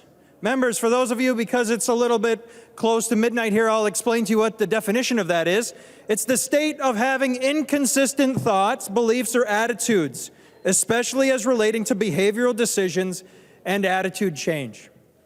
Members, if we are going to legitimately and honestly have conversations regarding this topic, the topic of renewable energy, the topic of green energy, and taking care of our environment, we need to take a holistic approach to it. We need to ensure that we're not just picking winners and losers in this environmental game. We need to look at it all. We can't say, oh, we don't like nuclear, so we're going to forget about it. We can't talk about, we're not even discussing the ideas of carbon sequestration. And the one thing that frustrates me more than just about anything that I can even imagine is how I consistently hear about people say, we can get to a neutral carbon emissions level. We're going to get neutral. We're going to get neutral. Well, guess what, members? In rural Minnesota, we can get to a net negative. If you are honestly serious about doing something, we can go negative in rural Minnesota. We just need to talk about it. This is what's so frustrating to me. No one is seriously looking for solutions. They say wind, they say solar, and that's all they say. There are so many answers to ensure that we have a legitimate and viable energy source many years into the future. You don't hear anyone talking about ethanol utilizing carbon sequestration tactics. That is an answer to the problem. It's not the entire answer because, members, guess what?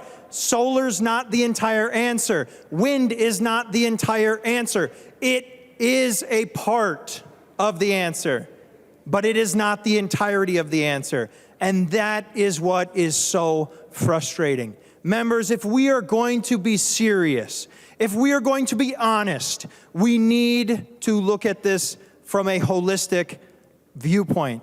We need to include everything. We cannot just throw money at one or two options. We need to discuss the entirety of the issue. And that is what is so absolutely frustrating to me, members, because we can do really great things. We can do really great things. And I will admit that there are some really, really important reasons why unlocking federal funds is a good thing. But members, when we are ignoring entire aspects of this conversation, it is impossible in good conscience to vote for something such as this.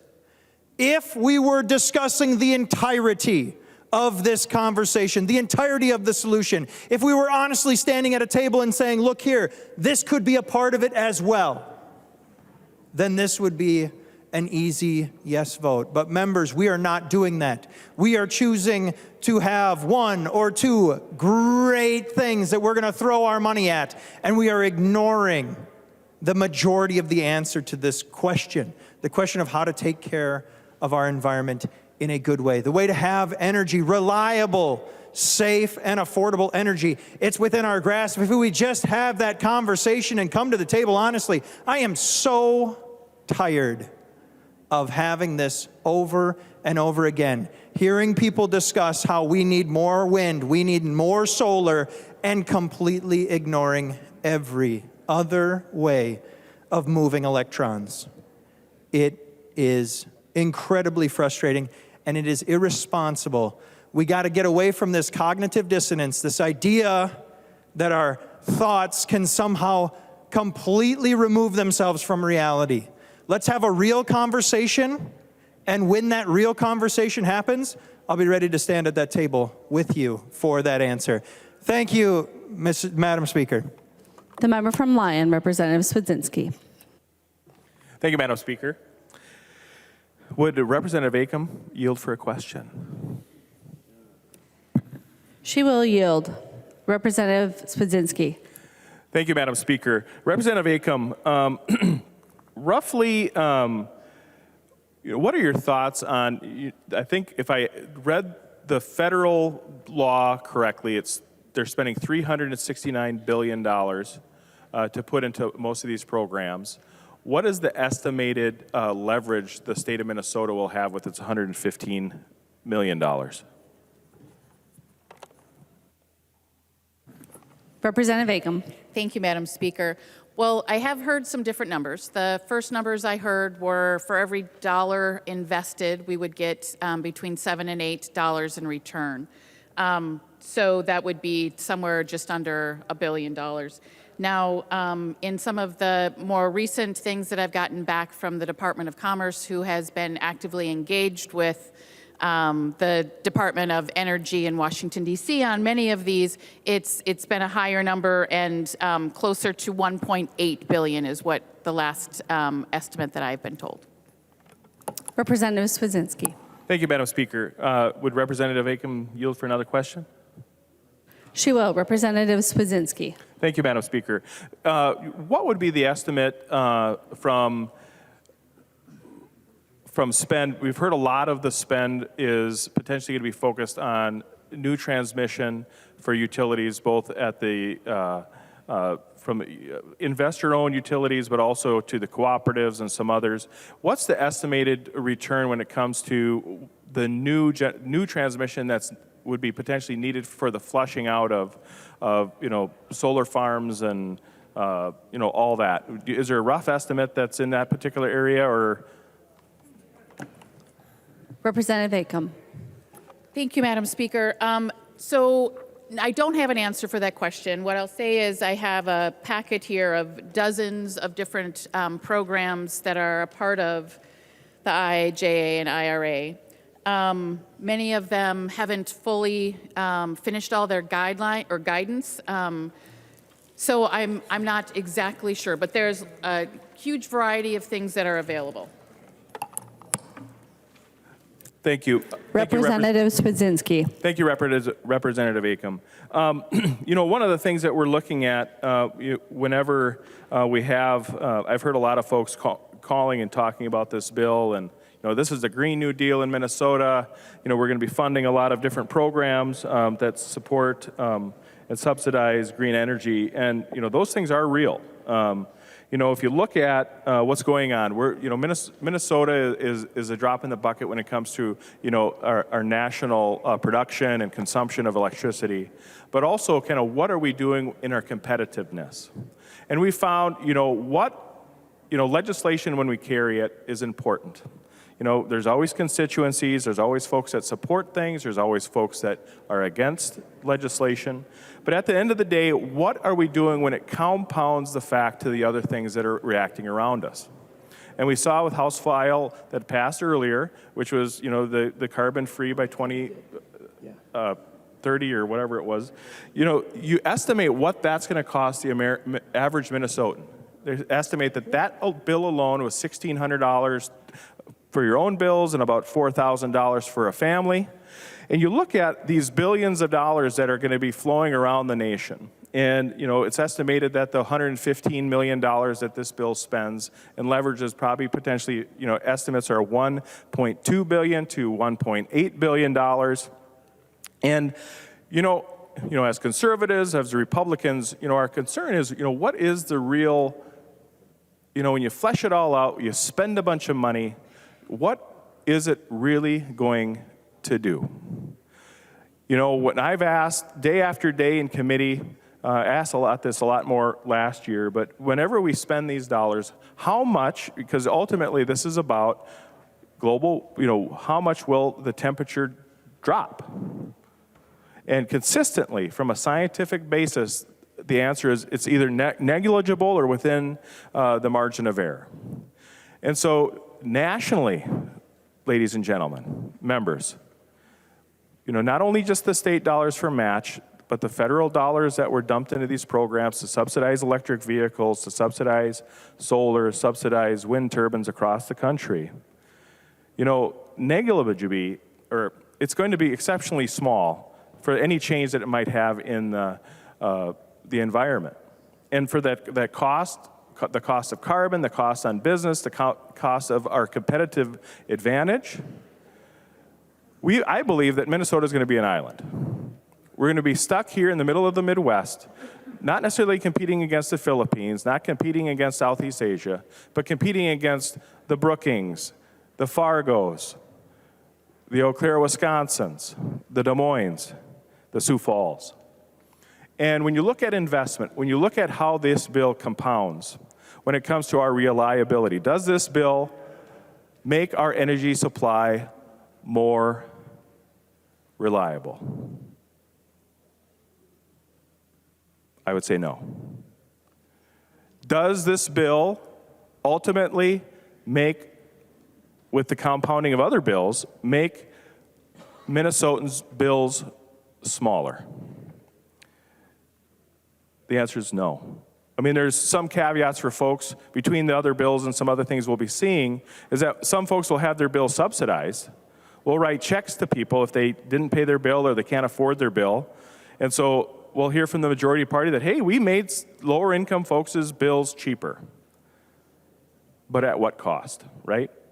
You raise the cost for others to do business in Minnesota so that we can subsidize folks that can't afford the policies that sometimes they vote for. And do we make it safer? Do we make it safer? You know, as Republicans and conservatives, we like to make the argument that, we really need to just be focusing on an all-above energy policy. Nuclear, coal, hydroelectric, big and small, industrial and small, wind and maybe even a little solar. It pains me a little bit to say that. But at what cost? Representative Mecklen talked that potentially in his district, that solar farms are going to consume potentially up to 20,000 acres. And in some estimates across the state of Minnesota, that potentially to be 100 to 150,000 acres at some point within the next 20 years may be consumed and taken off the roll when it comes to food production in Minnesota. And the argument is, well, we'll have bees, well, maybe let some goats chomp underneath them. But at the end of the day, when it comes to reliable food production, Minnesota is going to be at a major disadvantage when it comes to international markets. And that's not done in a vacuum, folks. When we pass this bill, we talk a lot about what is our responsibility from a global standpoint. What is our responsibility when it comes to our kids? And when I was a kid, the biggest fear that I had when I was going to school was killer bees and quicksand. And as you grow and as you mature, killer bees and quicksand really weren't as big a deal as we thought they would be. Watching Scooby-Doo or Gilligan's Island, every other episode had you dying in quicksand, and every other news article had you dying of being attacked by killer bees when you went outside to play with your friends. And Representative Davis talked really neatly about it. What is the true cost in the future? It's interesting, Representative Franzen asked the author of this bill whether we protected kids and slave labor, and it didn't. So this bill doesn't protect slaves or stop the use of slave labor in international markets, but at the cost on the sweat of the backs of kids that haven't even been born yet to pay for it. So from a fiscal standpoint, that's reason enough alone. And I understand maybe we had folks in the co-op community and the utility saying, hey, this is free money. We just want our fair share. We want a chunk. Folks, just vote for this bill. We'll get that free money from Washington, D.C. and bring it right here. Well, folks, we have a responsibility, not just to say free money is free money, but to understand where does it come from? Whose back is going to have to stretch and work and lift to pay for it? And I would say that's reason enough alone to vote no, just from the fiscal impact. But I'll touch back to early in the conversation as being an island. Minnesota is an island when it comes to what we're doing. We're already invoking lawsuits by other states, other economies, understanding that we are not only putting our own economy in danger, but theirs as well. That's a big deal. That's a real big deal. I'm sure, some of us will run in 2 years, some of us won't. Some of us will win, and some of us will lose.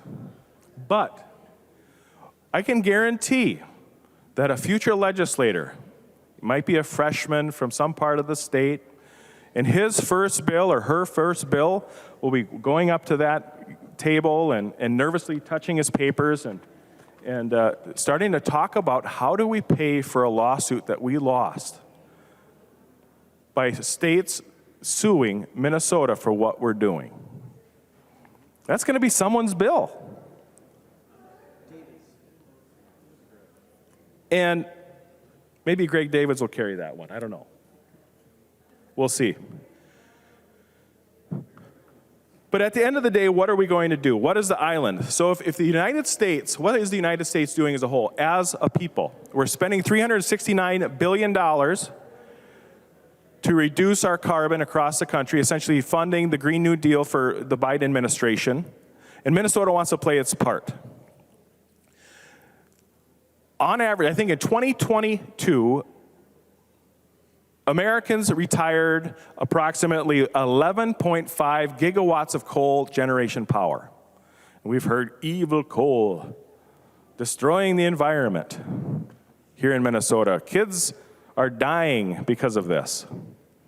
We're not worried about the ones getting cobalt, though. But what's the rest of the world doing? Are we an island as Minnesotans? Yes. Is America an island when it comes to doing this? Yes. Anyone have any idea how much China, which is in most circles, economic circles, what would folks call the growing economic magnate of the world? What are they doing? It's estimated they're adding over 86 gigawatts of coal generation power this year.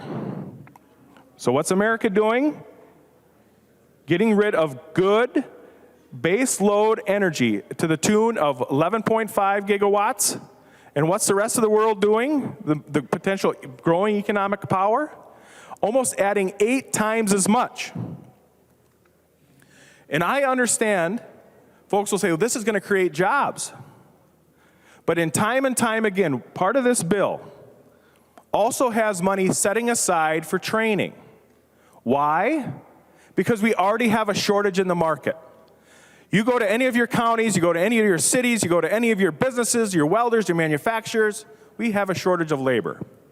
And instead of understanding what the market can capacitate when it comes to labor and the distribution of labor and allowing the market to figure these things out, we're going to pile billions of dollars into programs to force these products into the market.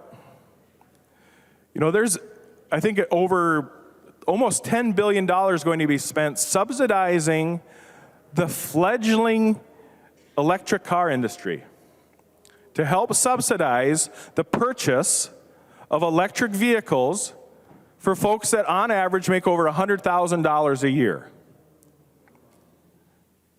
On whose back does that weight fall?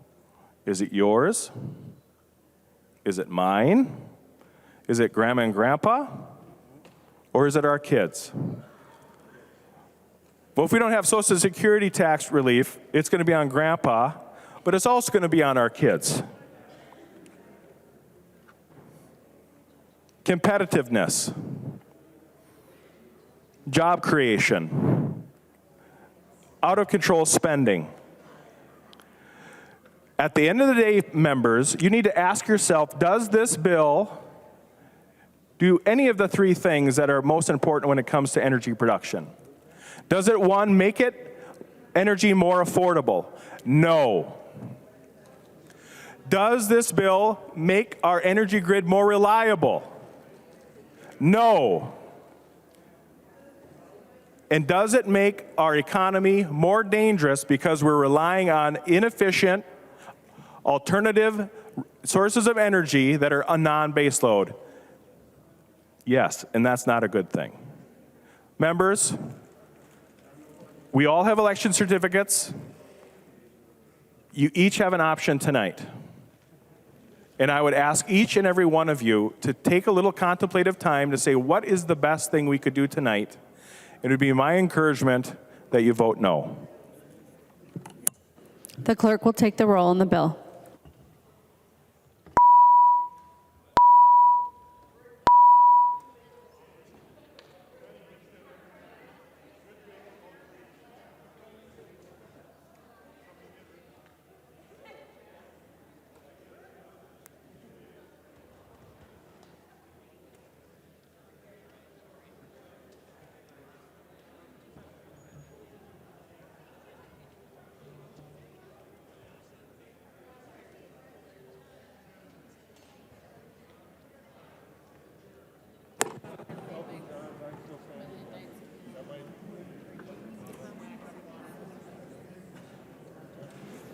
Will the clerk please call the members who have not yet voted? O'Neill. O'Neill, no. O'Neill, no. Pryor. Pryor, aye. Pryor, aye. The clerk will close the roll.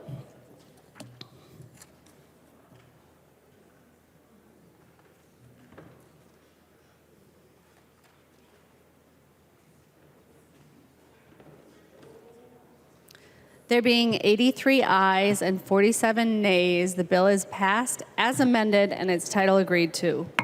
The next bill on the calendar for the day is House File 146. The clerk will report the bill. House File number 146, number 1 on the calendar for the day, an act relating to children, the first engrossment. I recognize the author of the bill, the member from Ramsey, to explain the bill. Thank you, Speaker and members.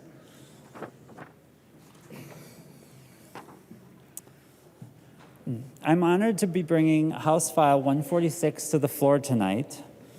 This is a bill designed specifically to protect trans and gender-expansive people in the United States, and it's the first such bill ever to be voted on in the state of Minnesota.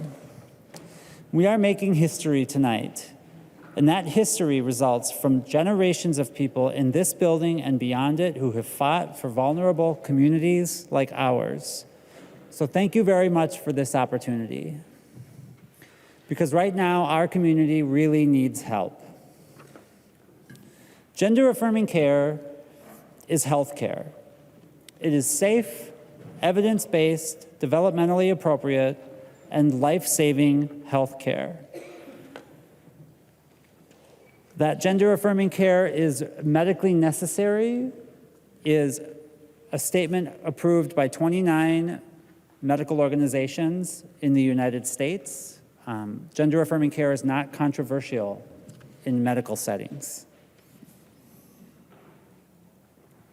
Those of us who depend on this health care are lucky to be in Minnesota, which has a long history of protecting the humanity of the gender-expansive community, unlike Iowa, where gender-affirming care was banned last night. They joined our neighbor to the west, South Dakota, and Tennessee, and Arkansas, and Utah, and more. Gender-affirming care for minors is now banned in 10 states, with several more having severely limited access by executive authority. The legal landscape for our community in this nation is getting more dangerous by the week, with ever fewer states being safe for our community to call home. Families are losing their health care. They're losing their housing.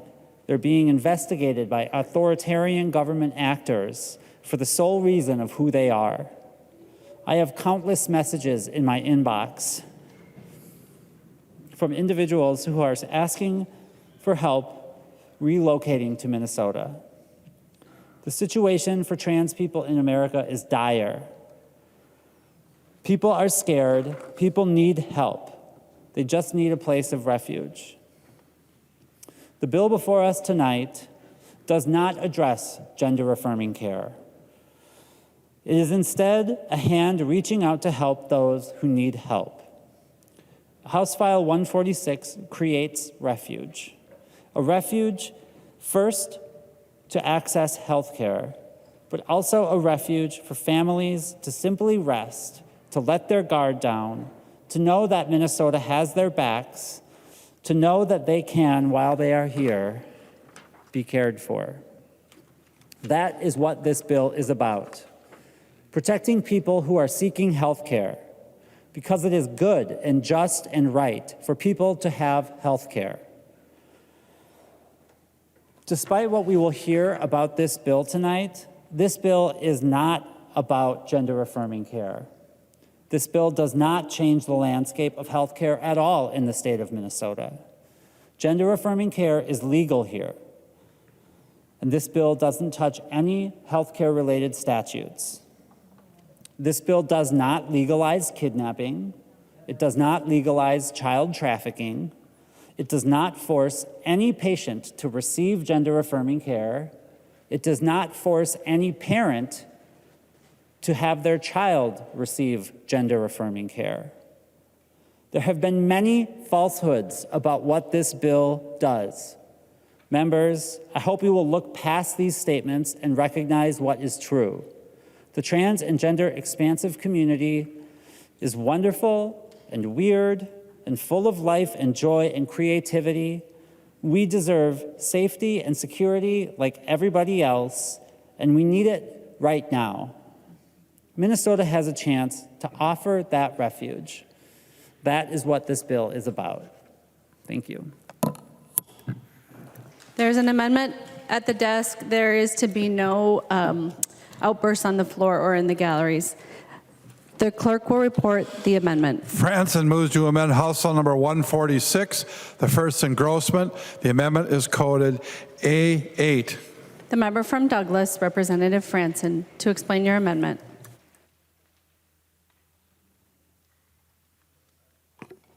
Thank you, Madam Speaker. The amendment is pretty simple. It says that gender-affirming healthcare does not include treatments that, for a minor, want to stress that this is for a minor, may result in permanent loss of sexual function, permanent sterilization, or permanent change to the bone density or structure of a person's bone. Madam Speaker, I also request a roll call. Representative Franson requests a roll call. Seeing 15 hands, there will be a roll call. There is an amendment to the amendment. The clerk will report the amendment. Becker Finn moves to amend the Franson amendment to House Bill number 146, the first engrossment. The amendment to the amendment is coded A10. Representative Becker Finn. Thank you, Madam Speaker. Yes, I have the A10 amendment to the amendment. So what this amendment does is would change the wording of this amendment so that it would read, gender-affirming healthcare does not include treatments that are not safe, effective, and evidence-based, and would encourage support of the amendment to the amendment. Any discussion on the amendment to the amendment? Representative Franson.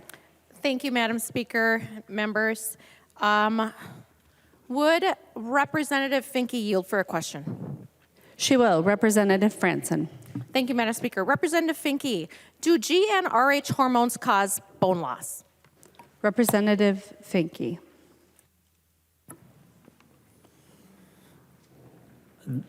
Thank you, Madam Speaker.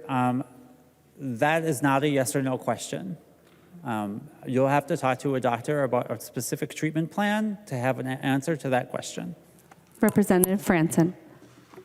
Thank you, Madam Speaker. And also, before I forget, I'd like a roll call on this amendment. Representative Franson requests a roll call. Seeing 15 hands, there will be a roll call. Representative Franson. Thank you, Madam Speaker.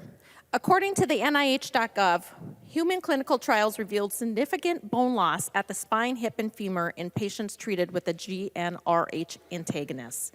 Thus, osteoporosis and the resilient fragility fractures pose a significant impact on health and quality of life of the GnRH antagonist users. Would Representative Becker Finn yield to a question? She will. Representative Franson. Thank you, Madam Speaker. Representative Becker Finn, under the A8 amendment that I offered, GnRH hormones would not be allowed due to bone loss. Under your amendment, would GnRH hormones be allowed? Representative Becker Finn. Thank you, Madam Speaker. Thank you for the question. I'm a lawyer and not a doctor. So just to clarify, my amendment would not allow any treatments that are not safe, effective, and evidence-based. Representative Franson. Thank you, Madam Speaker. Members, that sounds like it's a yes for me. Would Representative Finke yield to a question? She will. Representative Franson. Thank you, Madam Speaker. Representative Finke, are any of the drugs that are prescribed to children also given, and by drugs I mean hormone therapies or quote-unquote puberty blockers, are any of them prescribed to children? Are they also given to violent sex offenders with the purpose of chemically castrating the violent sex offender? Representative Finke. Madam Speaker, I have no idea. Representative Franson. Thank you, Madam Speaker. The answer is yes. One of the common drugs prescribed is Lupron.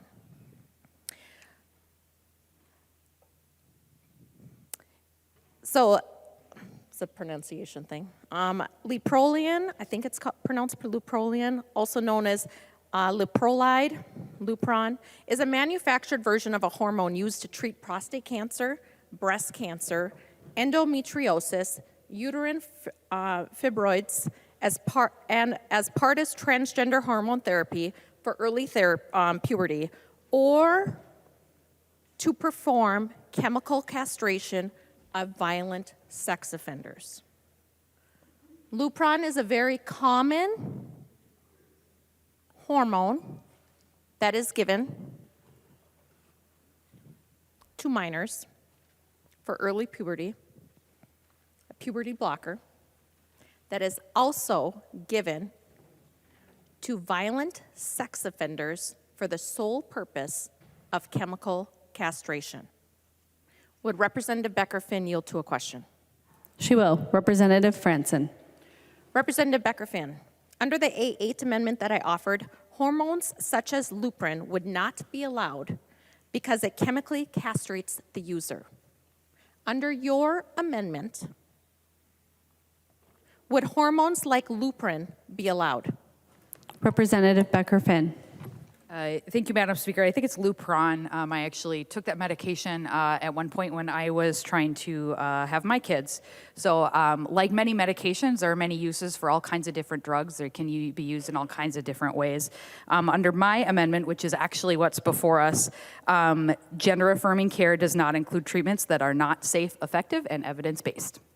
Representative Franson. Thank you, Madam Speaker. So that's a yes. Would Representative Finke yield to a question? She will. Representative Franson. Representative Finke, does Lupron cause sterility in men? Representative Finke. Thank you, Madam Speaker. I don't know. Representative Franson. Madam Speaker, thank you. The answer, members, is yes. It may cause sterility in men and menopause in women. The disclaimer also says if you plan on having children, discuss this with your doctor before being treated with this hormone therapy.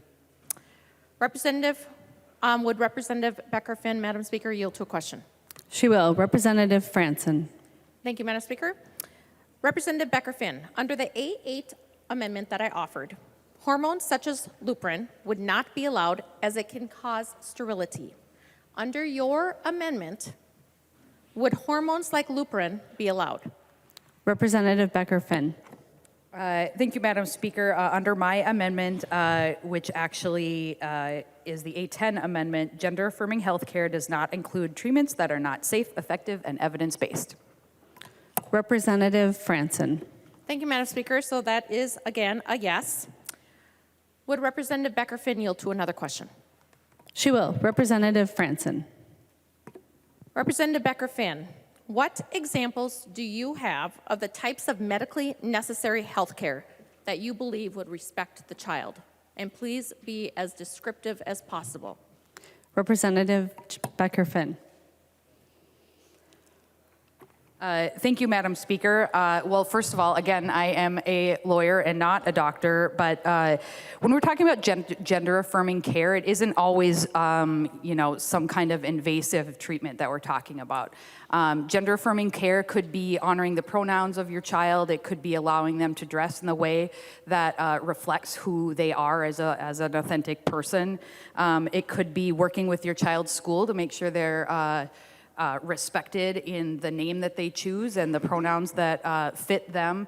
Gender-affirming care could be all kinds of different things, but my amendment just clarifies that gender-affirming care does not include things that are not safe, effective, and evidence-based. So if we remember a double negative, I know it can be confusing, what we're saying is that gender-affirming care would only be things that are safe, effective, and evidence-based. Representative Franson. Thank you, Madam Speaker. Well, members, we don't need a bill to allow for pronouns. We don't need a bill to allow kids to wear different clothing. My goodness.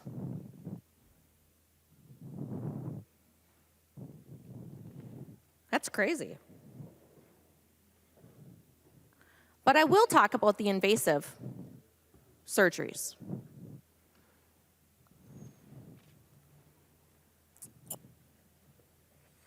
Options include mastectomies, which is removal of the breasts to create a more masculine looking chest. And then we have a surgery that is called a oophorectomy, which removes ovaries.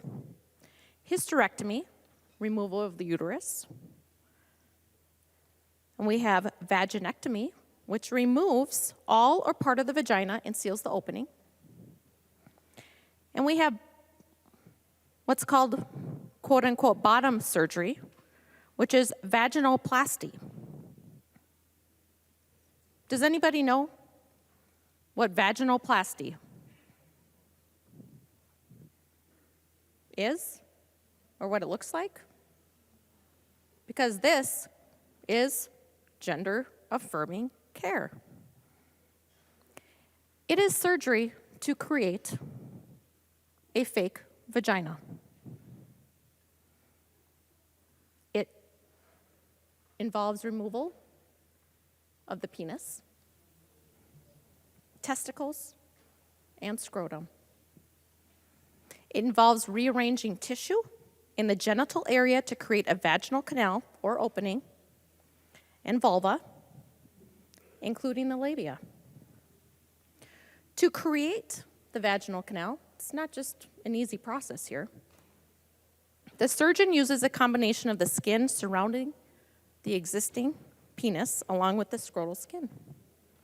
And depending on how much skin is available in the genital area, the surgeon may need to use a skin graft from the abdomen or thigh to construct the full vaginal canal. And that's just not it. Because this is not a natural process, the body wants to heal itself because you have this wound, okay? And so, when this process is done, the patient, the child, will be given dilators. And when they get home, every day, they'll have to dilate themselves for 20 to 30 minutes on a period of X many times during a day for a period of a few weeks, and slowly increase the size of that dilator so that wound stays open and heals.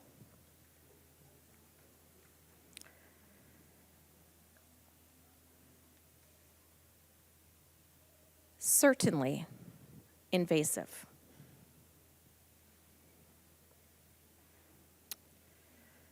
Then there is a I can't even pronounce that word, and neither could a child.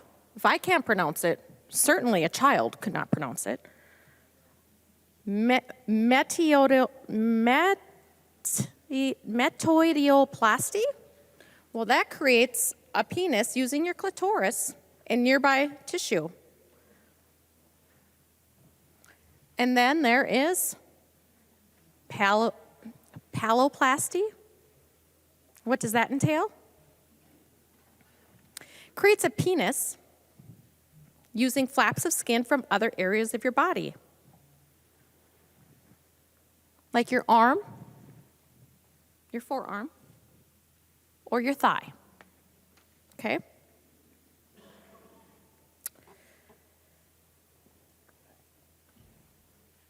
Now, why would somebody use their arm? Because you can choose between your arm or your thigh to create. Madam Speaker, Representative Becker-Finn. Point of parliamentary inquiry. Are we still on my amendment to the amendment? We are, Representative Becker-Finn. Thank you. Representative Franson. Yes, we are. So we're talking about gender-affirming care. And so I'm explaining what the invasiveness of gender, quote-unquote, gender-affirming care looks like.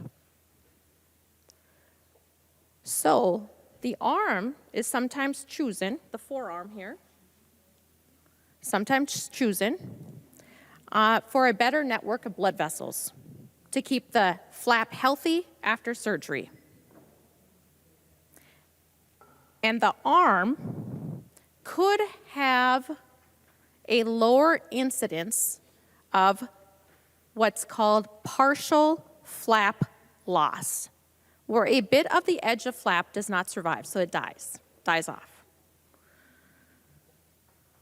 The leg has a blood supply that doesn't require a microsurgery.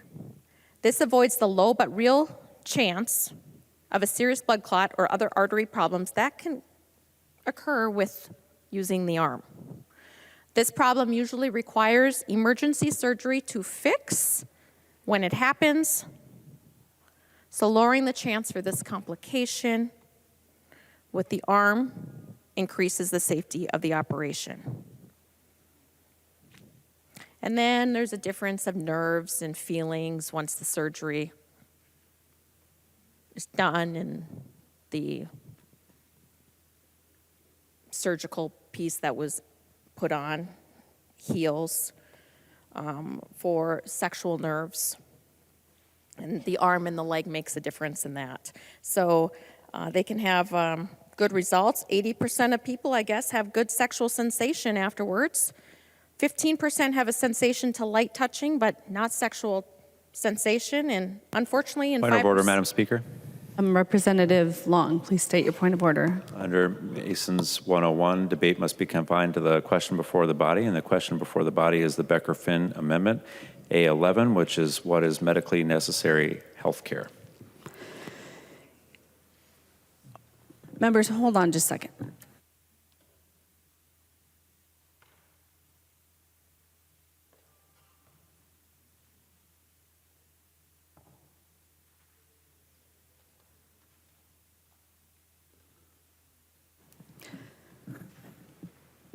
Please try to connect your commentary to the amendment. Representative Franson, please Thank continue. you, Madam Speaker.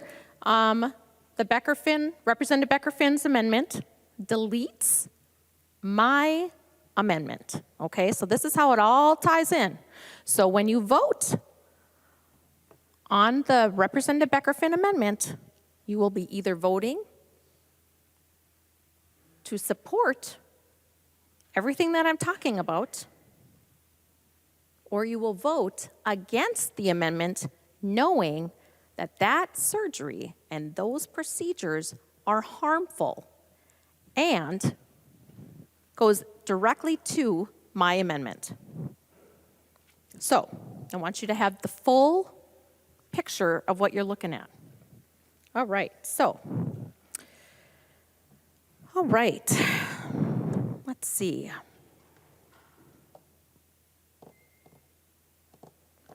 Would Representative Becker-Finn yield to a question? She will yield. Representative Franson. Thank you, Madam Speaker. Representative Becker-Finn, after hearing that hormone therapy sterilizes and castrates children, that is, and gives them osteoporosis, and that surgeries such as mastectomies, vaginoplasty, and phalloplasty are pretty extreme procedures, and knowing that the Pentagon, and maybe you don't know this, I'm assuming everybody in here does because we pay attention to headlines, especially on this hot topic. The Pentagon claimed children as young as 7 years old are capable of making decisions about the above issues I have discussed.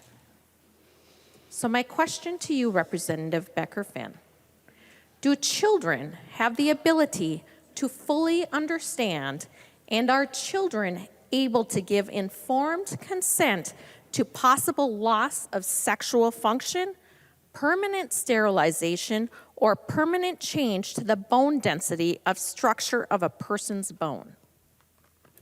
Representative Becker-Finn. Thank you, Madam Speaker. That was a lot to try to follow. What I do know is gender-affirming care encompasses a wide range of social and medical interventions to affirm someone's internal gender identity. It could be things like changing clothes, hairstyles, and appearance. It could be counseling to affirm gender identity, puberty blockers. All of these things are guided by the World Professional Association of Transgender Health Standards and Care. And gender-affirming care is also done under the care of a doctor. So all of the normal things that you would expect of a doctor would be there. Gender-affirming healthcare practices are widely supported by major medical associations, including the AMA, the American Psychological Association, the American Association of Pediatrics, and others. And I would encourage you to go back and watch the actual discussion of this bill, which is actually what's before us, to learn more about what this bill actually does. And I think that would be helpful. I can't speak to things that you've Googled. Representative Franson. Any further discussion? The member from Anoka, Representative Niska. Thank you, Madam Speaker. And Representative Franson, thank you for bringing this amendment. I think it's important. The Franson amendment is important to clarify and to really get at some of the problems with the definition of this new definition of gender-affirming health care that we're writing for the first time into Minnesota statutes. Oddly, we're writing it into a civil procedure chapter, but it is still the first time that we are trying to write into Minnesota statutes a very technical definition about a particular type of health intervention. And Representative Franson, thank you for trying to deal with a problem that I think was very evident in the definition of this when it came before the Judiciary Committee that I asked Representative Finke about in the Judiciary Committee, and that has not been corrected. And so, Representative Finke, in your discussion this morning and in the testimony that we heard in the Judiciary Committee, often referenced the need for gender-affirming health care to be developmentally appropriate, and that will only be developmentally appropriate. And so, Madam Speaker, if Representative Finke would yield to a question. She will. Representative Niska. Thank you, Madam Speaker. Representative Finke, in the Judiciary Committee, I raised the question about the way that the 4 parts of the gender-affirming health care definition use the term developmentally appropriate. The 4th part, which is the part that refers to things like using pronouns or other exploration and integration of a patient's gender identity, does require that to be developmentally appropriate. But the 3 subparts before that, which include interventions to suppress the development of endogenous secondary sex characteristics, in other words, puberty blockers, or interventions to align the patient's appearance or physical body with the patient's gender identity, meaning surgery, those subparts do not require those things to be developmentally appropriate. That language is not in the definition. I asked you that question in the Judiciary Committee, and you said you were going to look into it, and I'm curious as to why that requirement isn't in the definition that's before us. As we're looking at trying to fix that omission with the Franson amendment that the Becker-Finn amendment is trying to gut. So could you help us to understand why the definition does not include any requirement that it be developmentally appropriate in those circumstances? Representative Finke. Thank you, Speaker Hortman. And yes, I appreciate the question. Representative Niska, I remember our discussion. I had further discussion about whether or not we needed to add the definition, the words developmentally appropriate to every part of the definition. Gender-affirming care is legal. Gender-affirming care is already developmentally appropriate. For example, no bottom surgeries are that were graphically described. Surgeries are graphic, but those are not performed on minors because gender-affirming care is developmentally appropriate. So we already are practicing a legal, responsible, medically necessary health care in the state of Minnesota. It is called gender-affirming care, and it is done developmentally appropriately. Representative Niska. Thank you, Madam Speaker, and I appreciate Representative Finke's assurance that that is the case, but the law that we're proposing to pass doesn't say that. The law that we're proposing to pass, in fact, can be read the opposite way, that by omission of the language that we're using in subpart 4, in the other sections, a judge could very easily interpret that to mean that developmental appropriateness is not required under the underlying definition. And so, Representative Franson, I think your amendment is a very good faith effort to try to fix that problem in this bill. Unfortunately, the Becker-Finn amendment would gut that. It would eliminate any reference to age, to developmental appropriateness, to age at all. When we're talking, when the definition refers to puberty blockers and surgery.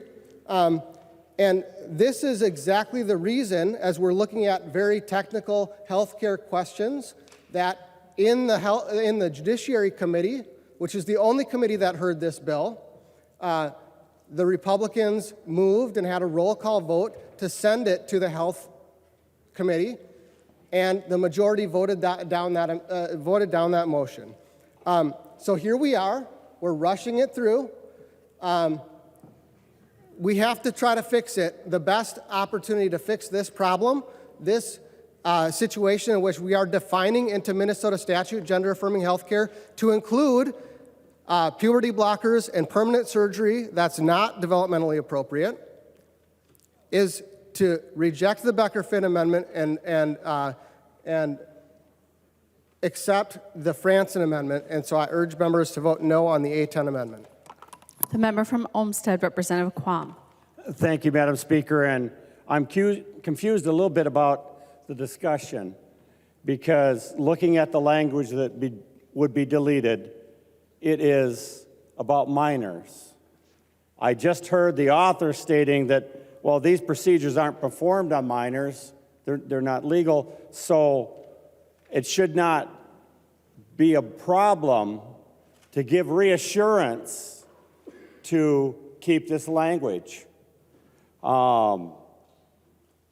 Frankly, some of the concern comes from earlier bills which removed parental notification, parental permission, and the involvement of parents. And the word minor is because society still considers minors as not capable of making all their decisions, especially decisions that are not reversible or are permanent. And that's why in 1.4, part of what would be deleted, permanent loss of function and permanent sterilization. We're talking permanent things. There's a lot of stuff minors cannot do without parental permission. And, permanent things, there are things that aren't permanent, but permanent things are more important because any parent realizes that sometimes teenagers decide something and then change their mind. When I went to college, there was a lot of, experimentation and looking and changing them and making major decisions in college. And they were adults. And, maybe some people, when they're young, know exactly what everything in their life is planned out. Others think and try and change their mind, sometimes change it back, but it's a time where there's a lot of transition in thought. There's a lot of looking at the world around them and making decisions. And because the word minor has and still is taking into account that parents and adults are watching after their children to make sure that they fully understand what's going on. I think this is a very common sense thing because it's really limiting to minors. And number two, it's only affecting permanent changes, of which the author stated about, some of the discussion stated, hey, it's not legal to perform these on minors. I do know several European countries which have decided and changed from allowing certain things to happen to minors, no longer are. But what really puts a pause to me besides this is that the author was asked questions and couldn't answer and is not familiar. That the author of the amendment to the amendment was asked questions and really didn't respond or answer with a detailed knowledge. Well, I'm just, I'm not, knowledgeable, they basically were saying, and repeated language from their amendment. This bill isn't trivial. And this amendment isn't stopping the majority of the bill. It's just saying when minors are concerned, we need to be careful and we need to, keep parents involved and not make permanent decisions before they're adults, which, frankly has been and still is the common practice here and in the world. And I think that's why the underlying amendment was made. It wasn't to stop the bill for adults. It wasn't to stop all the stuff for minors. It said, let's put some barriers to keep it to things that aren't going to be permanent, because there are some people that have gone through the procedures and later decided they didn't want to, and they're trying to go back, and they're, frankly, they've got some concerns, because when you do some of these procedures, you can't procreate. And, frankly, that's, I think, more of an adult decision. I know married couples that didn't want children, and then after a few years, they changed their mind, and they've got several children. But there are decisions at different stages of life that have different degrees of impact across the entire life.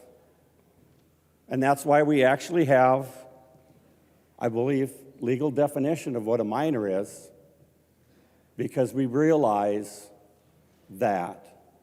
So I'm saying if the author of the bill, the author of the amendment to the amendment, don't actually know some of the details, the cautious thing to do would be do a bill with some guardrails on it, and then see how things are working, understand what consequences and unintended or things are happening, and then look at going a farther step. But when we rush to see, we've got this shiny place we want to get to. I grew up on a farm, and I instinctively, when I'm going to that shiny place, I glance down now and then so I don't step in it. I don't think we're taking the appropriate precautions, which the underlying amendment would do, to prevent us from having some things happen that we're going to look back and there are going to be some people saying it would have been better to take a moderate step maintain parental involvement, maintain a little bit of a guardrail on minors. I really think that the underlying amendment is a reasonable thing to do, and I hope that we can see that together. Thank you. The clerk will take the roll on the amendment to the amendment.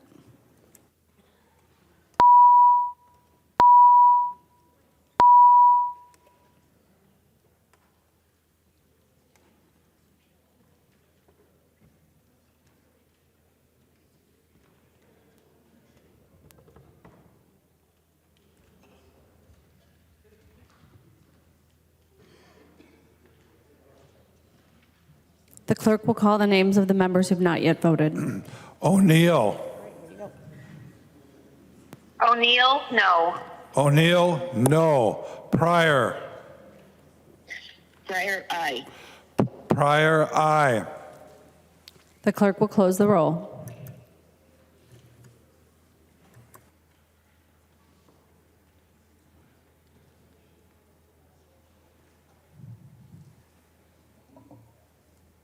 There being 69 ayes and 61 nays, the motion prevails. The amendment to the amendment is adopted. We are now on the underlying Franson amendment as amended. Discussion to the Franson amendment. Seeing none, Representative Franson, would you like to close? Yeah, so thank you, Madam Speaker and members. Pretty disappointing here that you gutted the amendment, an amendment that was meant to protect children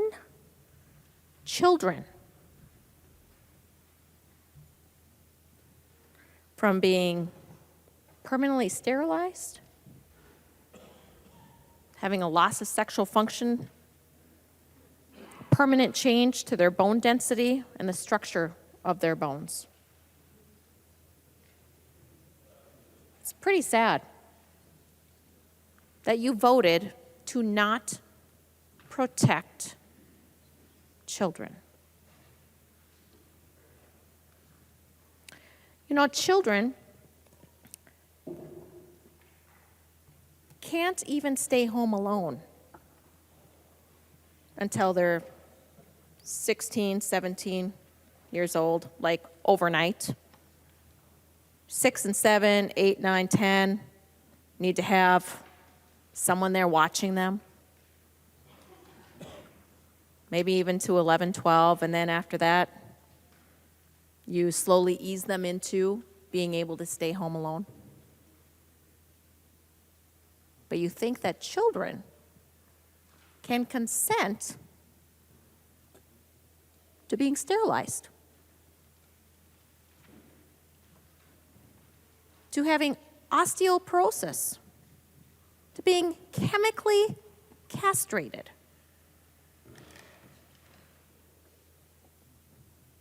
I don't even think bonkers even describes this scenario. It is downright shameful. And here we are in the dead of night, when you hope the public isn't watching. Because if they did, if they were, what's so funny? They would be like their mouths wide open, but they're in bed. And quite honestly, to be honest, this bill should have never seen the light of day. So even if it was heard in the light of day, it should have never been heard in the light of day. Madam Speaker, I'm withdrawing the amendment. Representative Franson withdraws the amendment. There is another amendment at the desk. The clerk will report the amendment. Franson moves to amend House File Number 146, the first engrossment. The amendment is coded A2.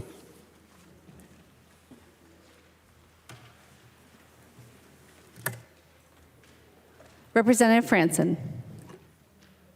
Thank you, Madam Speaker. Members, female genital mutilation. Super horrific, awful act. human rights violation. So my amendment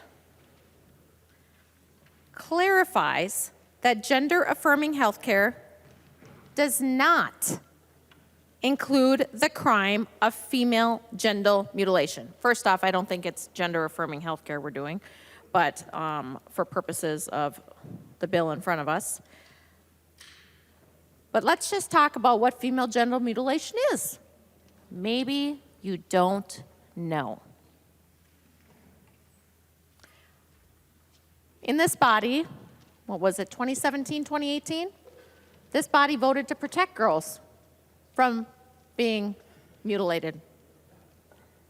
Passed. Green board. Nobody voted against it.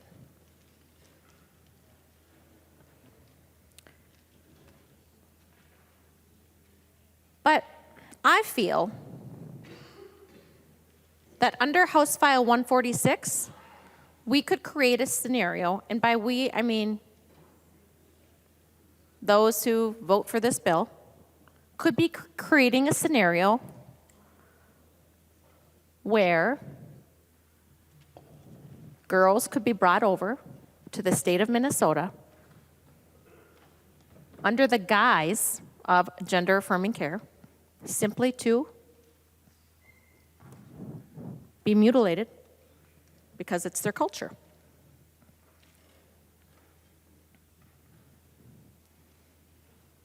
We could provide an industry here and a sanctuary for female genital mutilation and providing legal protections for parents and third parties for trafficking their child into Minnesota, where doctors could hide under quote-unquote gender-affirming care.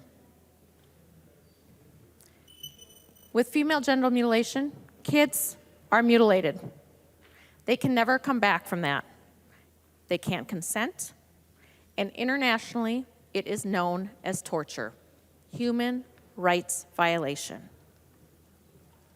There are 4 types of female genital mutilation.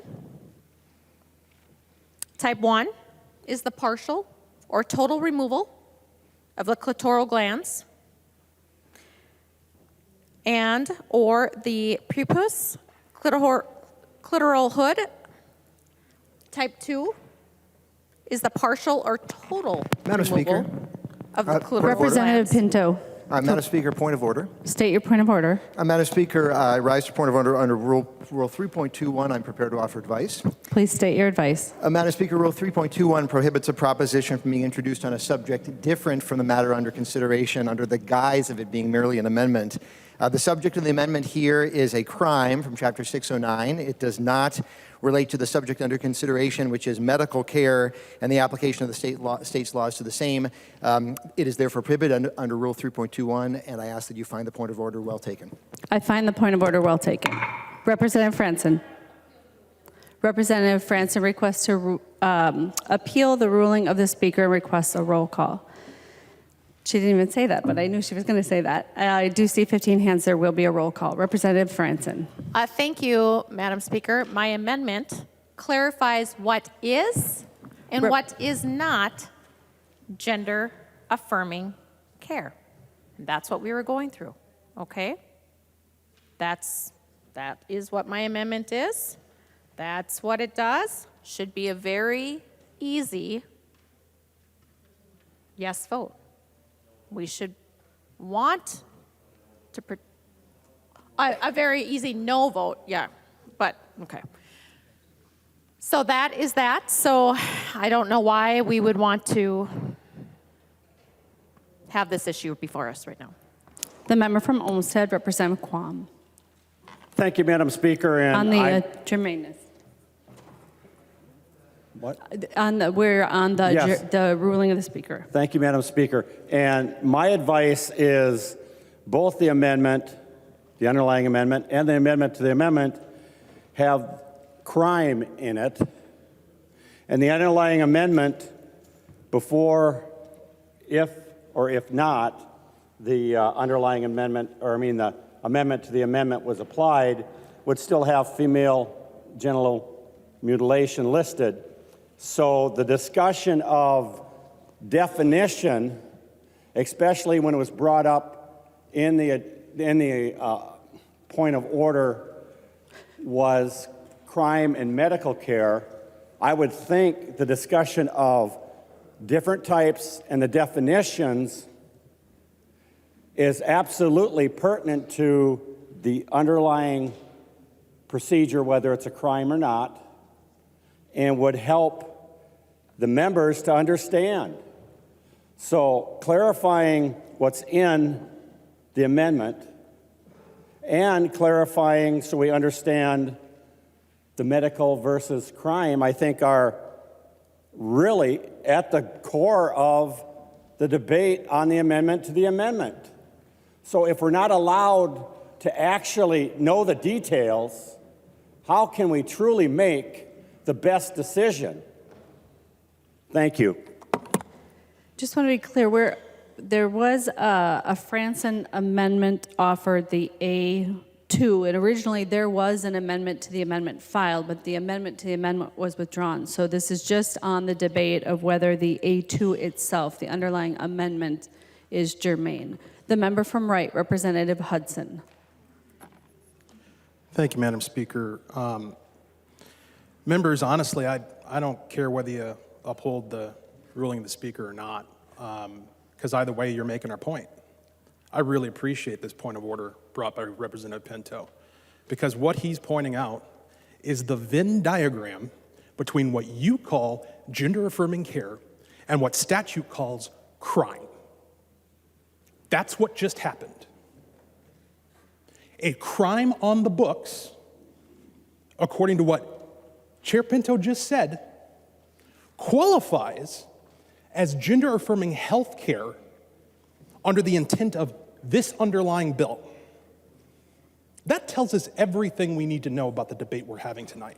So vote however you want. Either way, you're either saying that, yes, indeed, by upholding the ruling of the Speaker, we agree that this practice that we voted just a few years ago is a crime on the books today, is also gender-affirming care, and therefore it's not germane, or you're voting the other way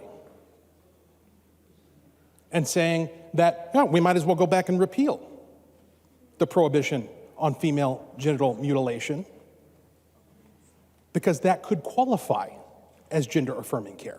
That's exactly the point that Representative Franson has made. The clerk will take the roll on the appeal.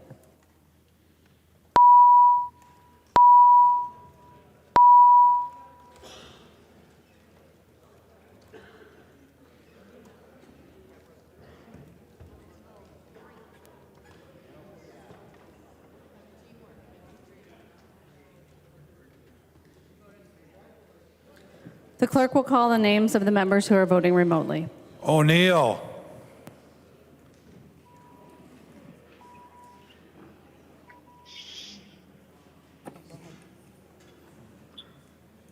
O'Neill, no. O'Neill votes no. Pryor. Pryor, aye. Pryor votes aye. The clerk will close the roll.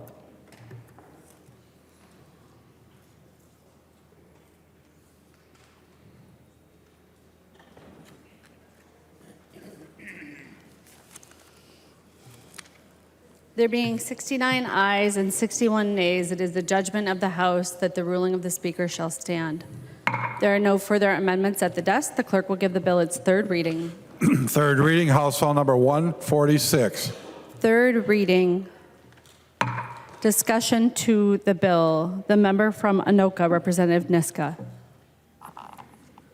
Thank you, Madam Speaker and members. Well, I guess it's secessionism week here at the Minnesota House. On Monday, we struck a blow at the full faith and credit clause, and today we are trying to do it again.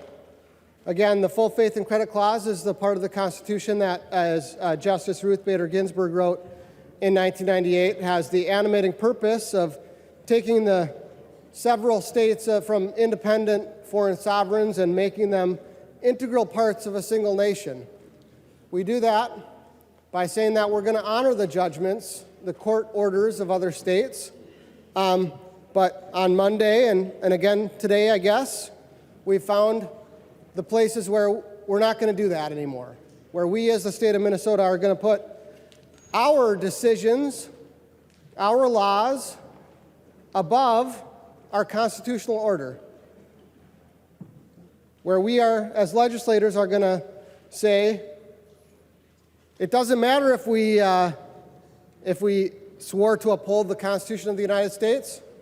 We are going to take direct aim at it and ignore the custody orders issued in other states when a court actually has a hearing and decides one parent is to have custody over another parent. If we decide Minnesota law, we disagree with that, we're going to just ignore those rulings now. Completely unconstitutional for the same reasons as we discussed on Monday night. And it's going to be challenged in court for the same reasons that we had a fiscal note on House File 366. We had a fiscal note on House File 366 where the Attorney General's office anticipates this law will prompt a legal challenge. And we had to look into, we had to look at whether the Attorney General's office could absorb that or whether it was going to impose a fiscal cost. And so, Madam Speaker, I have a question for Representative Finke, the author of the bill, if she will yield. She will yield. Representative Niska. Thank you, Madam Speaker. And Representative Finke, was a fiscal note requested on this bill? Representative Finke. Thank you, Speaker Hortman. No, it was not. Representative Niska. Thank you, Madam Speaker, and thank you, Representative Finke, for that answer. I think we'd like to know why. I think we'd like to know why there's no fiscal note for a bill that has the same problem that was raised in a fiscal note in a bill with an identical provision. It's interesting that we're running bills through this body this way. It's disappointing that we're running the bills through this body this way. Once again, as I mentioned earlier, there was one committee stop for this bill, the Judiciary, Finance, and Civil Law Committee. There's no money being appropriated from the Judiciary Finance budget, and there's no fiscal note, even though this has the same potential for fiscal cost as a bill that we saw earlier this week as raised in a fiscal note in that bill that that we heard on Monday. So there's a lot of problems with this bill. It's flat out not ready. The definition of gender-affirming health care is not ready. Should have gone through the Health Committee. There should have been a fiscal note. This should go through the Ways and Means Committee or maybe the State Government and State and Local Government Finance Committee. And there are a lot of very, very sweeping aspects of this law that are going to need to be, this bill, that are going to need to be sorted out probably in federal lawsuits that the Attorney General's office is going to have to defend. We're going to have to pay the cost of those, the defense of them. If a parent who gets a custody order that Minnesota now is saying we're not going to follow sues the Attorney General in federal court and wins, we're going to have to pay that parent's attorney's fees because we're violating their federal constitutional rights. This bill undermines the Uniform Child Custody Jurisdiction Enforcement Act. That's the uniform deal we make with every other state.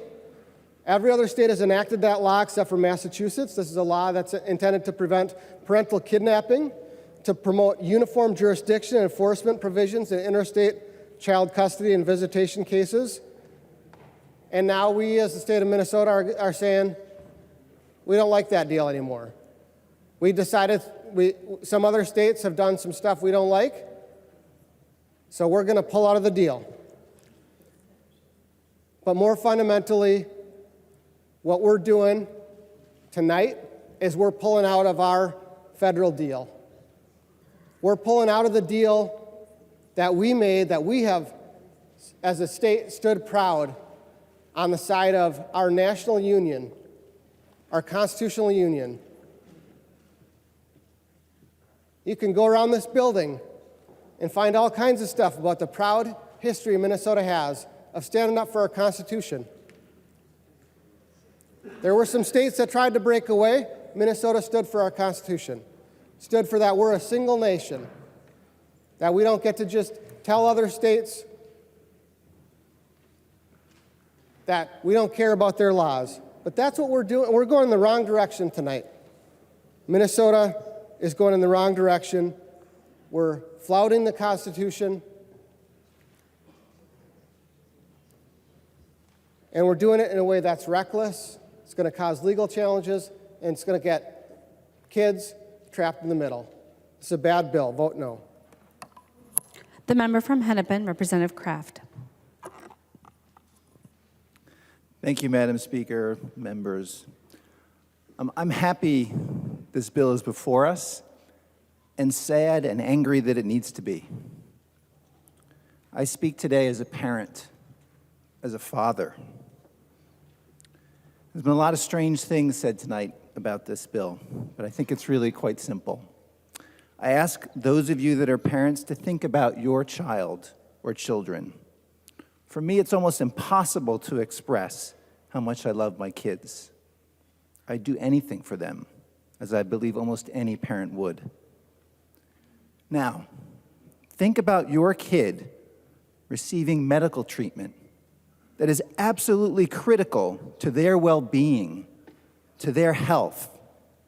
Maybe it's something that is life-saving for them.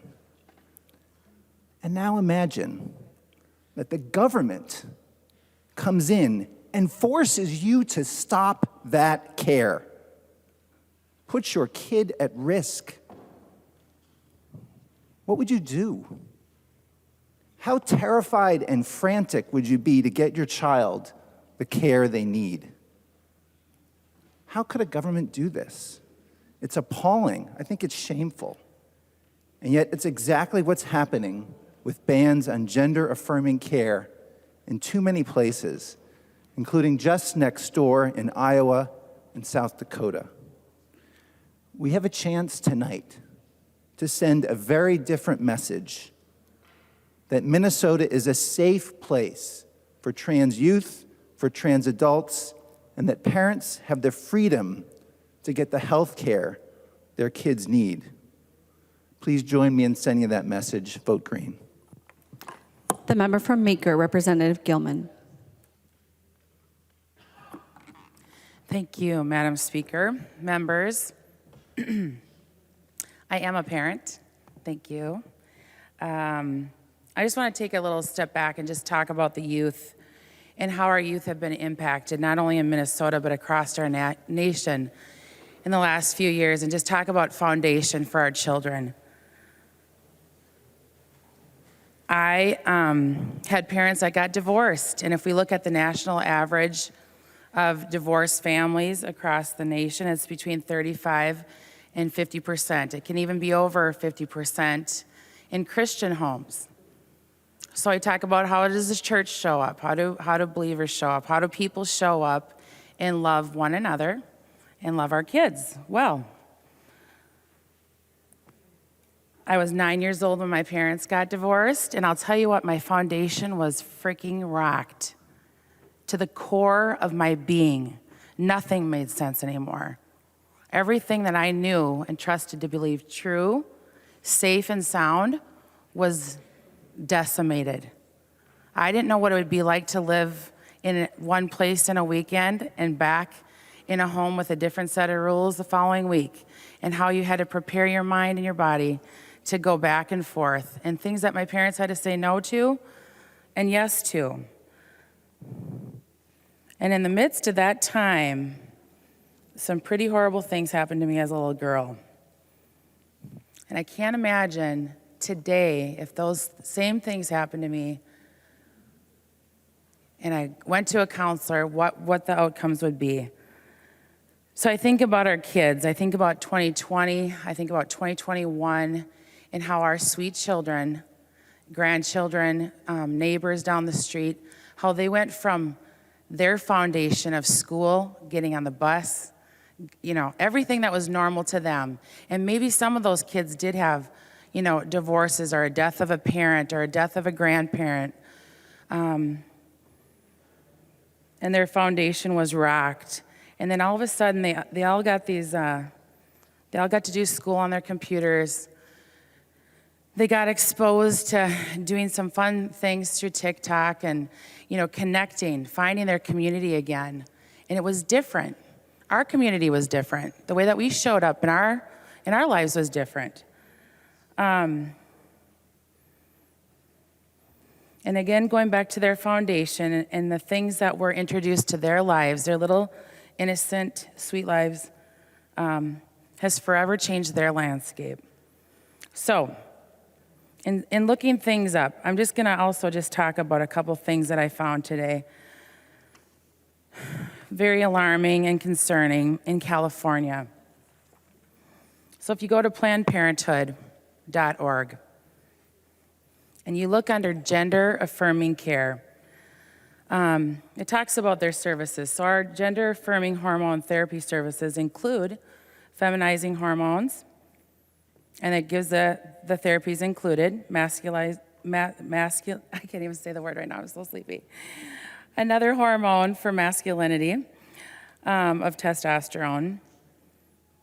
And the number one thing that I thought was wild was what they're doing in California. In order to receive gender-affirming hormone therapy services, you need to be over 18 years old, or 16 to 17 with parental consent.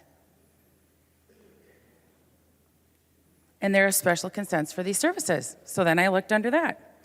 Gender-affirming services for youth under 16. So we strive to serve every patient to the best of our abilities.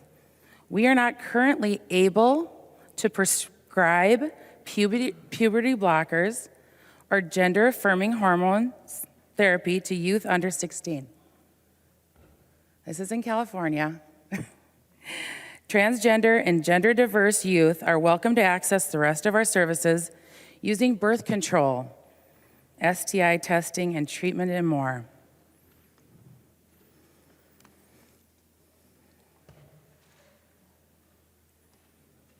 Not every child that is identifying as transgender has had a rocky foundation. I know sweet people that have not had a rocky foundation, loving parents, loving home. But they were allowed an opportunity to become an adult and make those decisions because their parents put guardrails and safety around their kids. They did do things to love on them and support them. They invited their families and their community to love them and see them the way that they are, but they allowed them to grow up.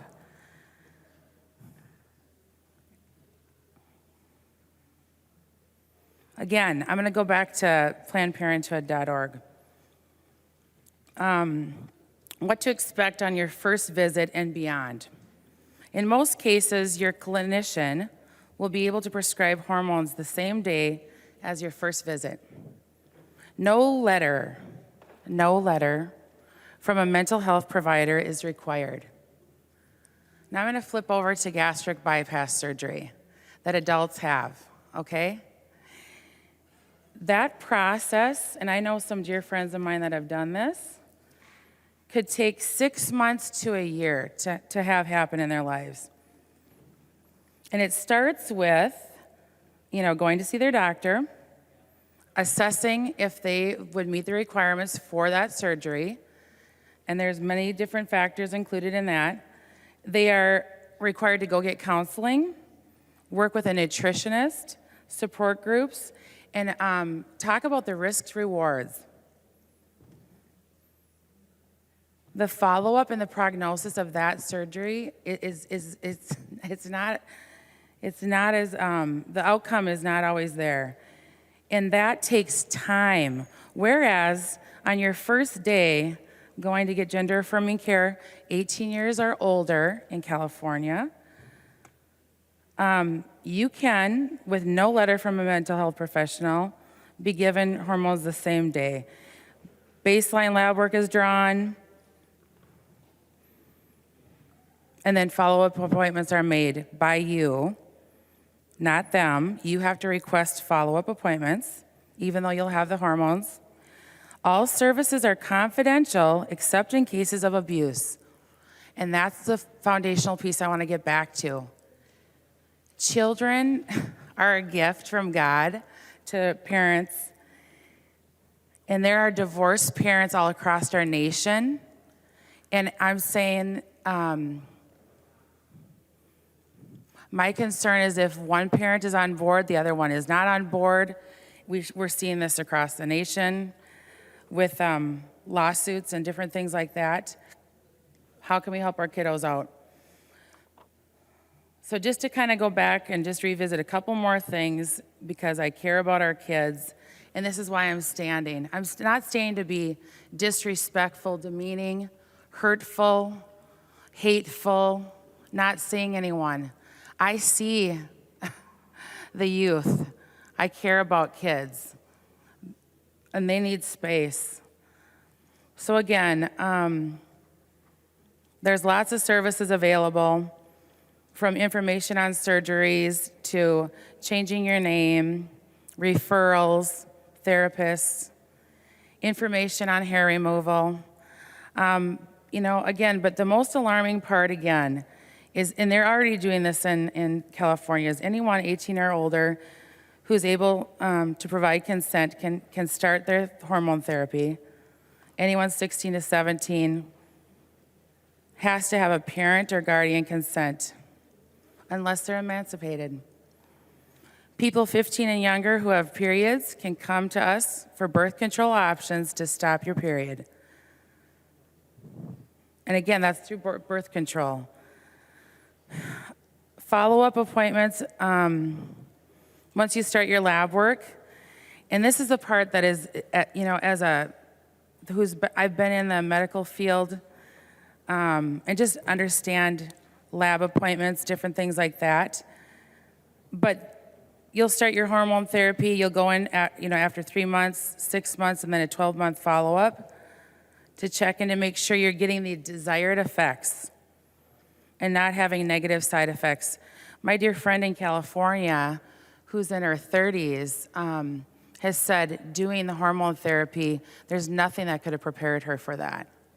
So she's been on and off, and so she's concerned about the health and well-being and the mental health of a child being able to handle those roller coaster rides.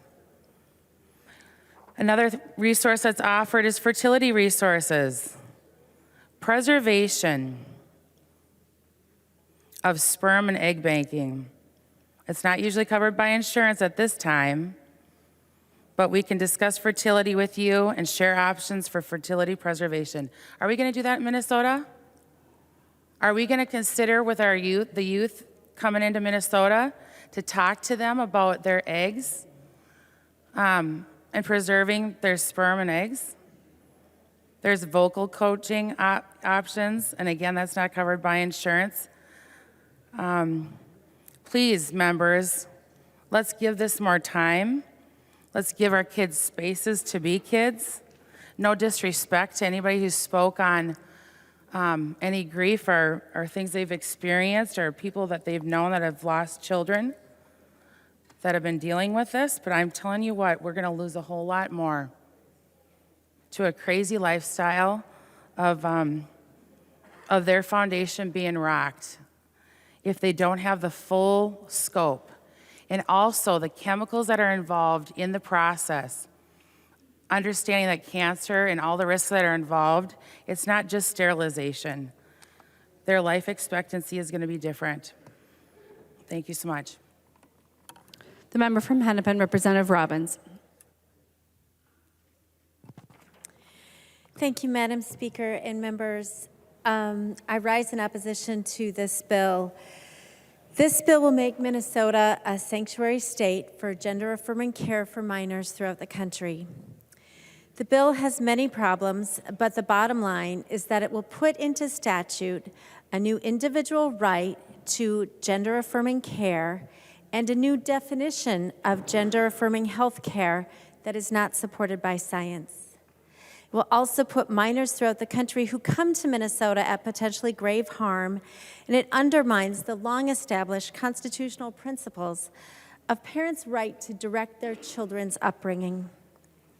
First, the bill has a definition of gender-affirming health care as medically necessary health care or mental health care that respects the gender identity of the patient as experienced and defined by the patient. And then there's a lot more, but I'm not going to read all that.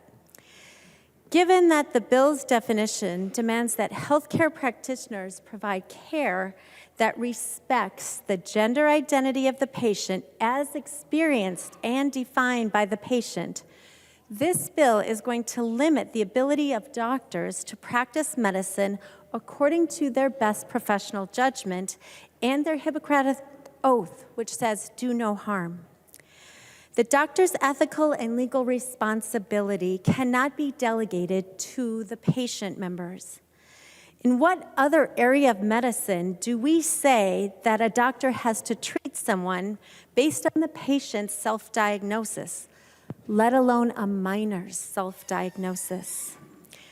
There's no professional organization that recommends facilitating social, let alone physical, transition of a minor solely based on the minor's request without professional, careful evaluation and involvement with the parents. Indeed, the World Professional Association of Transgender Health Standards of Care, it's called WPATH 8, it was brought out last September. It's the most updated version of transgender standard of care. Still supports the involvement of parents in the minor's transgender treatment. When there is an indication of an adolescent that might benefit from gender-affirming care, the WPATH 8 says, gender-affirming care, medical or surgical treatment involving the parents as the primary caregivers in the assessment process is recommended in almost all situations. And they have several other quotes that I won't bother to read right now, but WPATH 8 supports involving parents in these decisions, not basing it solely on the minor child's decision or definition of how they feel. Further, by requiring the definition of gender-affirming care in statute be that the gender identity of the patient as experienced and defined by the patient, we are forcing doctors to accept self-diagnosis that may not be accurate and that may lead the patient themselves to accept care that they will later regret or want to change.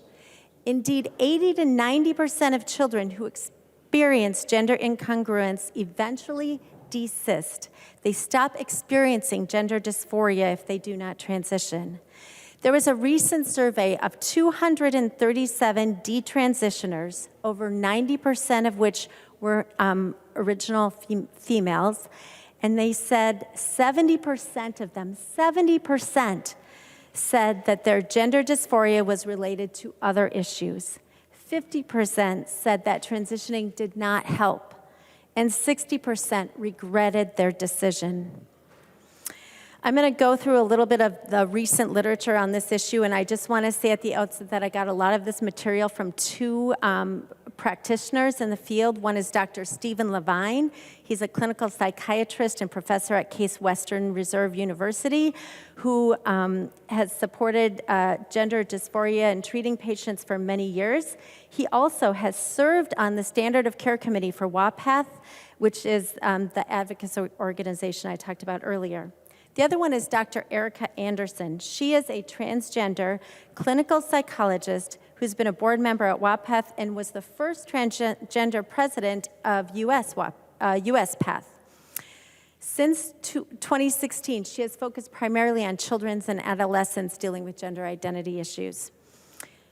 Dr. Anderson recently resigned from both of these groups and has condemned their automatic approval at the request of the child. She notes that adolescents are often influenced by factors that are unrelated to their long-standing, long-term best interests, and they don't have the emotional or cognitive maturity to make the best long-term care decisions. Dr. Levine has also stated that children are held to be cognitively incapable of giving informed consent for life-altering interventions. Members, these are doctors who support the transgender community, who have spent their whole careers supporting transition and transgender care, and they are opposed to giving children the opportunity to make this decision on their own. They understand that children are not capable of making these decisions as the bill seems to require. Members, that definition should not be in statute, and it will cause harm. Secondly, the bill also puts minors in harm who come to Minnesota for treatment at risk by making Minnesota a sanctuary state for treatments that are not recognized as the best standard of care. According to Dr. Levine, there is not enough clinical evidence in this field to have an established evidence-based standard of care. In 2021, the Royal Australian New Zealand College of Psychiatrists stated, there are polarized views and mixed evidence regarding treatment options for people presenting gender identity concerns, especially children and young people. Indeed, members, more and more doctors are advocating that patients should not be rushed into social transition, let alone life-changing medical transition. Dr. Laura Edwards-Leeper, a renowned gender therapist, has argued in a paper in 2021 that children and adolescents are being subjected to puberty blockers and hormone intervention far too quickly. Instead, she advocated that extended psychotherapy and investigation for potential causes of feelings of dysphoria, such as prior sexual abuse, should be undertaken first.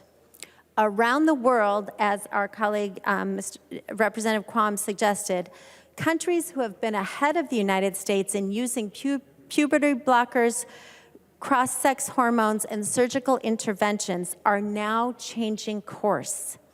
The main gender clinic in Sweden no longer permits the use of puberty blockers for minors under the age of 16. Finland has issued new guidelines that allow puberty blockers only on a case-by-case basis and after extensive psychiatric evaluation. There was a legal decision in the UK in 2020 brought by a case from a detransitioner named Kira Bell that requires doctors to now get a court order for using puberty blockers, citing the uncertainty that these can be reversed. The court also set out new requirements for psychiatric care.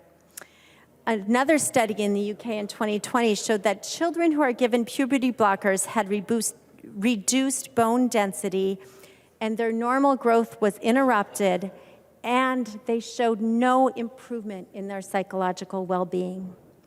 In France, just last month, the National Academy of Medicine urged, quote, great caution when treating gender dysphoric youth, given the vulnerability, particularly psychological, of this population and the many undesirable effects, even serious complications, some of these therapies can cause. Countries that have been leading the charge on cross-sex hormones, puberty blockers, and surgeries are now making psychotherapy, not affirmation, the first approach to treating gender dysphoria. The UK's National Health Service is actually reconsidering their entire model of transgender care, moving from an approach that hurries people to affirm gender identity and instead recognizing that gender incongruence may be transient, a phase for young people.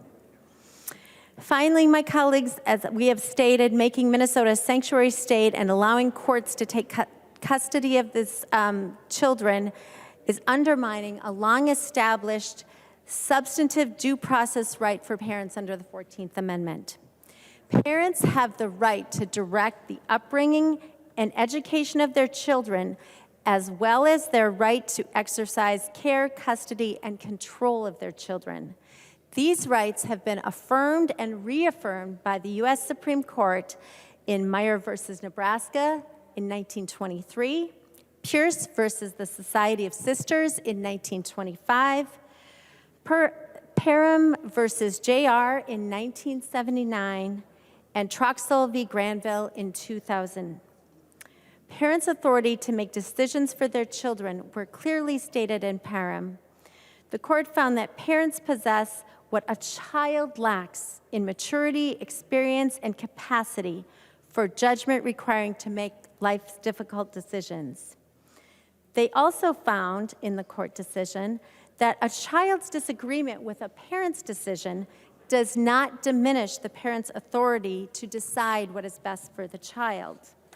To be clear, the majority in Parham were Chief Justice Berger, Justice White, Justice Powell, Justice Blackmun, and Justice Rehnquist. Chief Justice Berger wrote, "Our jurisprudence historically has reflected Western civilization concepts of family as a unit with broad parental authority over minor children." Citing the 1925 Pierce decision, he went on to write, "The statist notion that government power should supersede parental authority in all cases because some parents abuse or neglect children is repugnant to the American tradition." In the Troxell case from 2000, the majority, which again were liberal justices Rehnquist, Ginsburg, Breyer, and Justice O'Connor, wrote, "The liberty interest in this case, the interest of the parents to the care, custody, and control of their kids is the oldest fundamental liberty interest recognized by the Constitution." In light of these precedents, it is not the Due Process Clause does not permit a state to infringe on the fundamental right of parents to make child-rearing decisions simply because a state judge believes a better decision could be made. Members, this bill will harm children, it will upend the practice of medicine, and interfere in parents' long-held constitutional rights to raise their children as they see fit. Please protect children, support parents' constitutional rights, and vote no. The member from Wright, Representative Hudson. The member from Crow Wing, Representative Davis. Thank you, Madam Speaker. Thank you, members. Well,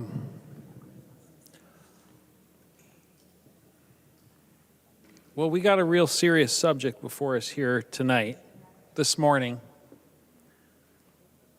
And I think both sides want to be careful how they speak to this subject. Because what we have before us here is a bill for an act relating to children. Right? Yes, that's the first line there. A bill for an act relating to children, not adults, children. Because I think we all agree that what an adult does with their body is their business. But that's not what we're talking about. We're talking about a bill for an act relating to children, not adults. And I don't think there's a single person in this room that hates children. I don't think there's a single person in this room who hates children. I think every person in this room, on this floor, has a heart to love children. But we definitely have opposing viewpoints, don't we?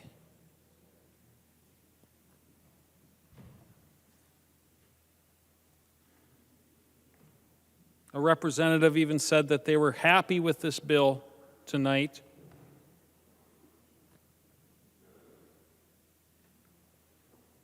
And mentioned that it's absolutely critical that we do this. It's life-saving.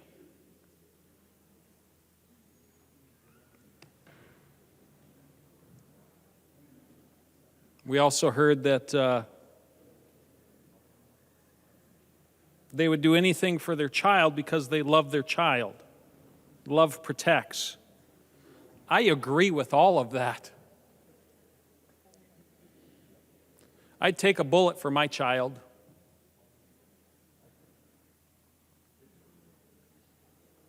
Love does protect. And we are opening a door here, folks, members, that is very much potentially dangerous for children. We could be opening the door tonight with this bill that could do irreversible damage to children. What are you talking about, Representative Davis? I'll give you an example here. There's a activist. I'm going to bring up her name. Her name is Chloe Cole, and it's okay for me to do this because it's public record. She actually goes around to state legislatures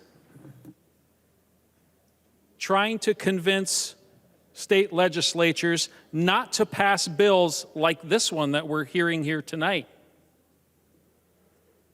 Chloe Cole, an 18-year-old activist, you see it, I believe it was at 12 years old, and again, this is her public testimony. At 12 years old, she began questioning her identity. Not uncommon for a 12-year-old to do.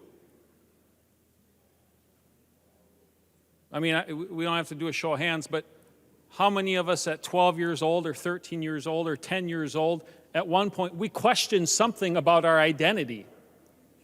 I know I did for many years. You know, I look back at my childhood, my adolescence into adulthood. I remember, man, those were tough times. It is a tough thing to go from being a child to an adult. And it's so important for us to have loving parents during that transition. But Chloe Cole, at 12 years old, was really struggling with this. And at 13 years old, I believe it was, her parents brought her to a clinic. And she said, they were scared and desperate for answers when she told them that she thought she was a boy,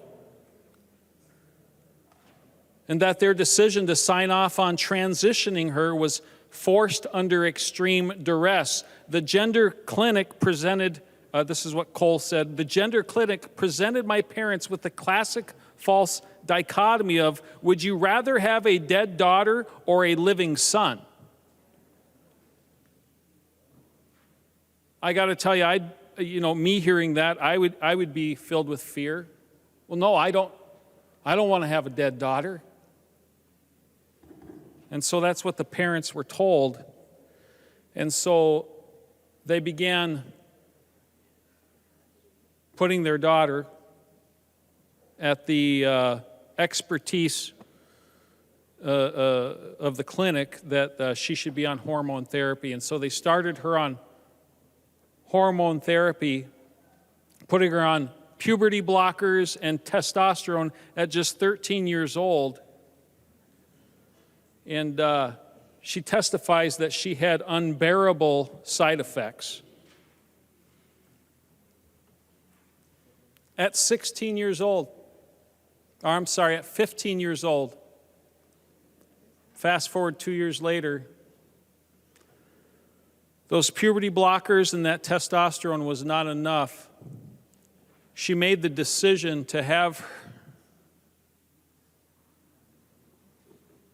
her breasts removed.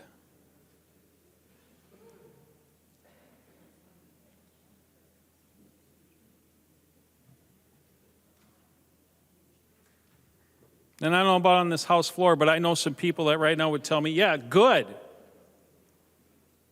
She should. It's her body. Should be her decision. Well, here's the problem. At 16 years old, She realized she had made a grave mistake. And she had discovered her real identity.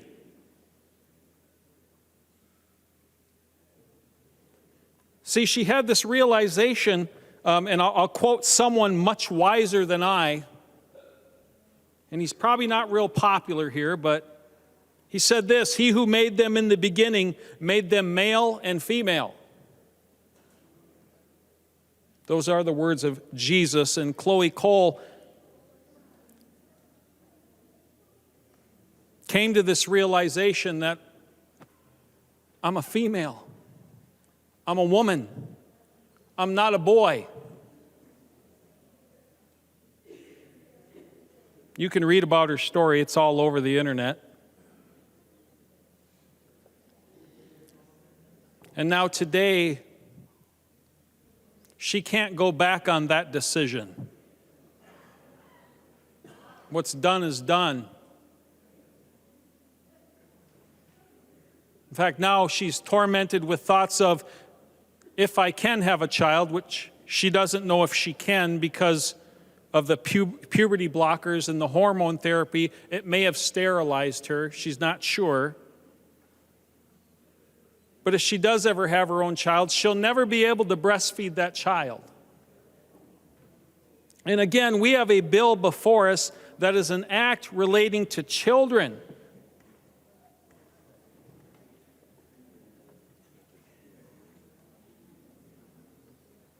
And I believe it's absolutely critical for us to shut the door right here. Because in the state of Minnesota, you can already legally get gender-affirming care. You can. So I do believe it's absolutely critical and life-saving for us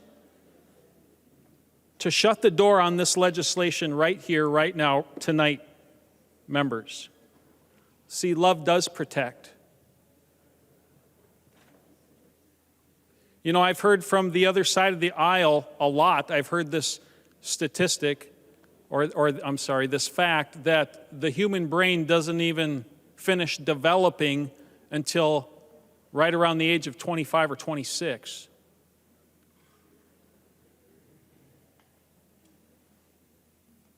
And yet we're, with legislation, opening a door here that is not good. We're talking about children.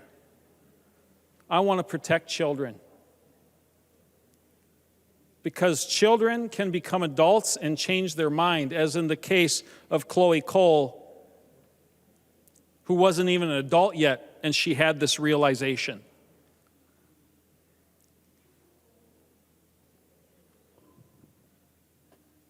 We need to protect our kids tonight. We truly do. We do need to love our kids, and we need to protect them from doing irreversible damage to themselves. Please vote no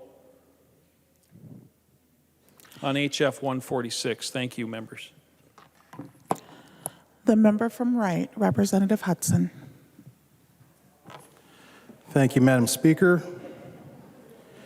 Well, members, let's see if we can wake up a little bit. Here's one of the ways you might suspect you're being lied to. You're engaged in conversation, you're trying to get to the heart of a matter, and the more specific you try to be, the more you try to drill down and really get to the heart of what it is that you're talking about, the more the other side is evasive and obfuscates and it's ambiguous, tries to broaden the view of what it is that we're talking about rather than narrow in and be specific and tell us what it really is. We got that right off the bat, first thing, as soon as we started hearing about this bill tonight. Representative Finke told us what we were going to hear, predicted what we were going to say about this bill, and tried to preempt it by saying, this isn't kidnapping, this isn't about trafficking, this isn't about harming children. All of that is a lie. Then we had, during the amendments that were being considered, we discovered this interesting Venn diagram between what is considered gender-affirming care and what is considered elsewhere to be crime. And in the midst of all that conversation, we kept hearing these things offered in terms of examples of what gender-affirming care might be. Well, it might be, I don't know, wearing clothes that affirm your professed identity. It might be, I don't know, respecting pronouns. That might be what we're talking about. Now, let me tell you why I don't trust that. And I'll just be honest, I don't trust it, that that's what it means. You know why? Because this is a bill, despite what the author claims about what it does and doesn't do. I can read. I have a means of cognition. I understand what I see, all right? This is a bill that exists for the purpose of canceling the parental rights of citizens of the United States who don't happen to be residents of this state. Now, I could be wrong, but that might be unprecedented. A father, a mother, a parent in Alaska, in Washington, South Dakota has been mentioned, Iowa's been mentioned. What this bill says is, if your kid gets here by whatever means, and that's where we have to, in order to get away from accusations of kidnapping and accusations of trafficking, we have to broaden it out and say, well, they got here somehow by an adult acting as a parent. That's the language. Not actually is a parent, not has legal custody, but acting as a parent. The kid gets here, you're their parent, you have legal custody of them, they're your child. But they're in Minnesota, you're in Iowa. And as soon as they say the magic words, I'm looking for gender-affirming care, just like that, parental rights canceled. You no longer have access to your child.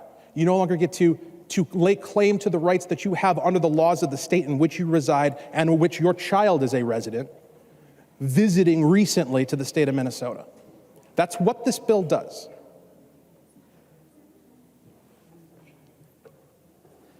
And, I have a hard time believing that there's a hypothetical scenario where that's going to happen over a matter of what the kid is wearing. It's not going to happen over an issue of pronouns. It's going to happen because of what's listed in lines 519 through 522. Interventions to suppress the development of indigenous secondary sex characteristics, hormone blockers, puberty blockers. Puberty blockers, wow, what a euphemism.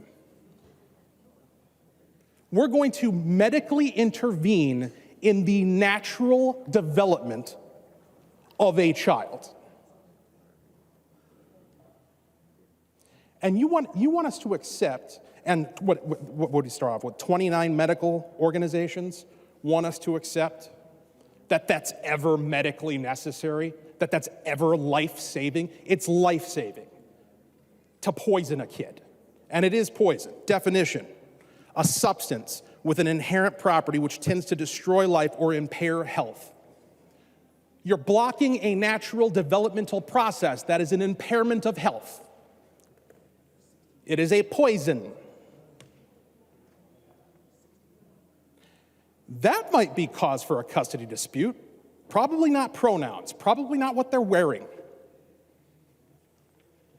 Interventions to align the patient's appearance or physical body with the patient's gender identity. We heard examples of what that looks like from Representative Franson earlier. And again, the language that we choose to use, you got, on one end of the spectrum, you got specific. On the other end of the spectrum, you got ambiguous. And even some of the language we've been using over here tonight has been relatively ambiguous. We've been doing you a favor. We've adopted your phrase, gender-affirming care.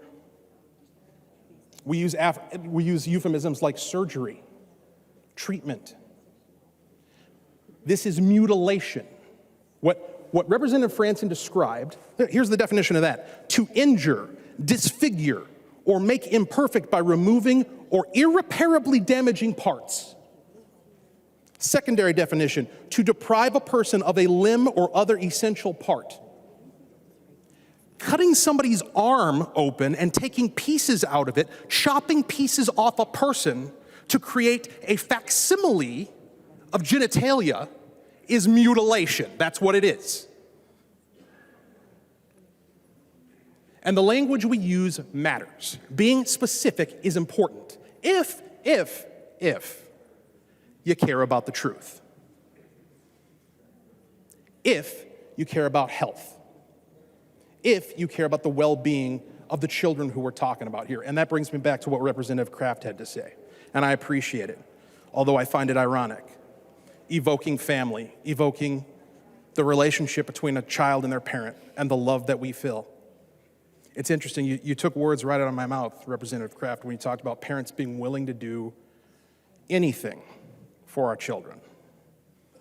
I got 2 sons, and I've said that, I've thought that. Every parent, every person in this room who has a child has had that thought sincerely and meant it. I would do anything for my child. But you don't mean it literally, right? Like, if your child says, Dad, I want to take an umbrella and go up on top of the roof and jump off it, or if he says, Dad, I want to go play in the middle of a 4-lane highway. If he says, Dad, I'd like to just root around under the sink and drink the prettiest liquid I can find, we're not going to allow those things to happen. We're not going to do those things. We're not going to go along with them. Not because we're not willing to do anything for our children, but specifically because inclusive within the anything we're willing to do for them is stop them when they are harming themselves. And we've all done it. There isn't a single parent in this room or anywhere in this state of Minnesota who has not intervened in what their child wanted because they knew it wasn't healthy for that child. And what you expect us to believe, and what 29 medical organizations expect us to believe, is that it is somehow life-saving and affirming to poison and mutilate. And I don't need to go to school for 8 years and become a doctor to know that's BS. And neither does any other Minnesotan. And that's another thing we heard earlier, in the drift toward the ambiguous, in the drift toward less detail. We heard, well, I'm not a doctor. I don't know what any of these things are. What are words?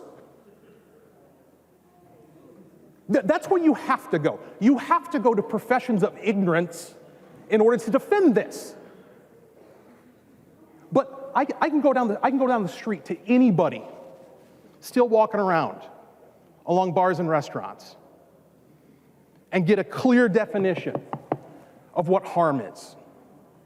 Maybe a demonstration in this city, right? I don't need to be a doctor to know when I see something's wrong. And going back to these I keep bringing this up, 29 medical organizations, because you keep bringing it up, because you think it's convincing. You think it's convincing to cite the fact that we have doctors and institutions that are willing to tell us things that we can see with our eyes are not true. What you're actually telling us, and what you're actually telling everybody who views this throughout the future, is that we have rational cause to not trust people with credentials. We have rational cause to not trust institutions. I'll give you an example. I won't tell you where I got it from. Some of you may get it. There's a story of a ship captain who got captured by an enemy intelligence officer.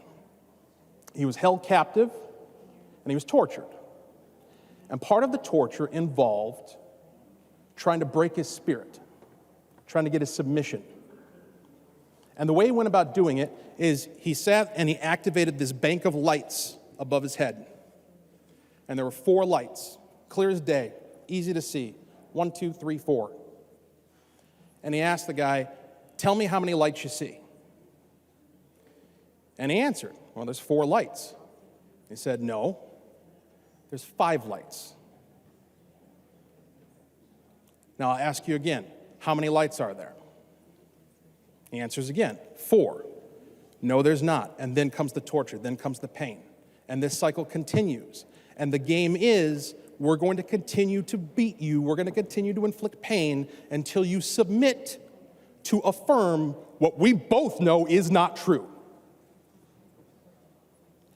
That's what all of this is. And I refuse to participate. I'm not adopting your language. I'm not respecting your preferences, because you don't own reality. You don't own grammar. You don't own definitions. You don't get to tell me. You're not important enough to provide me with an instruction manual on how to talk to you. Are you kidding? How important do you have to think you are to list at the bottom of your emails? And yeah, I see you laughing about it. Yeah, it's hilarious, isn't it? But what are the consequences for not abiding by it? What are the consequences? What would happen in this chamber if I were to address Representative Finke? Need I continue? What would the consequences be? Point of order, Madam Speaker. Exactly. Thank you. State your point of order. Masons 101, we need to confine the remarks to the question before the body, and the question before the body is the bill. Also, Mason Section 124, avoiding personalities. Members, I will remind you to confine your remarks to the bill. Representative Hudson. This bill is premised on a rejection of reality, so there's literally nothing that's not germane. And if you want to continue to call me out of order, we can be here, I mean, what is it, 2 o'clock? I can go all night. Okay?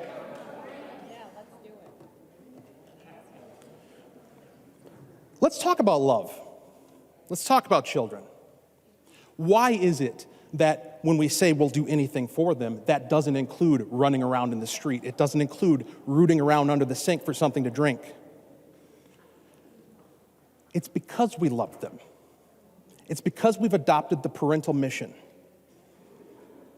The parental mission, my job, the whole purpose of being a parent, the job that I have for my kids, is I need to bring them from the place where I first find them, a place where they're wholly incapable of discerning virtually anything, certainly incapable of making and acting upon choices rationally. I need to bring them from that place all the way through, raising them up to becoming an adult who is capable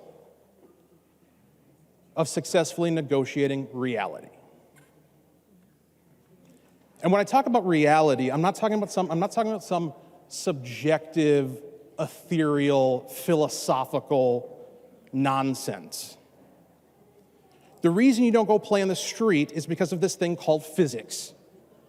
The reason you don't jump off the top of the house is because of this thing called gravity. These are immutable, irrefutable properties of existence that do not change. And if you try to live your life in such a way as to ignore them, do it long enough and hard enough, you are going to die. That's the level of importance to abiding by what is real. And the parental mission is to bring your kid up in such a way that the decisions that they're going to make are going to promote their health, welfare, and happiness.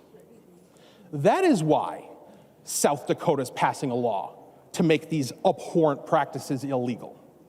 That is why our neighbors to the south in Iowa have done the same, because they love their children, because they don't want to see harm come to them. But what we're saying here in Minnesota, and Representative Niska hit the nail right on the head earlier, what we're saying is this is secession week in the Minnesota legislature. We're opting out of the union. Your laws don't mean anything here.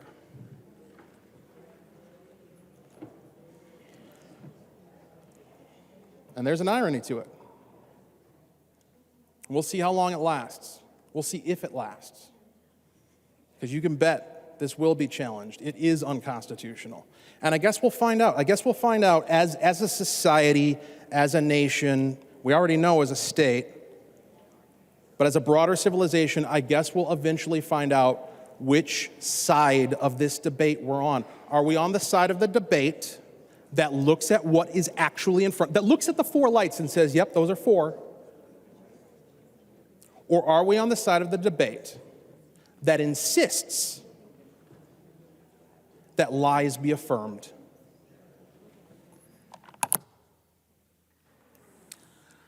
The member from St. Louis, Representative Zalesnikar.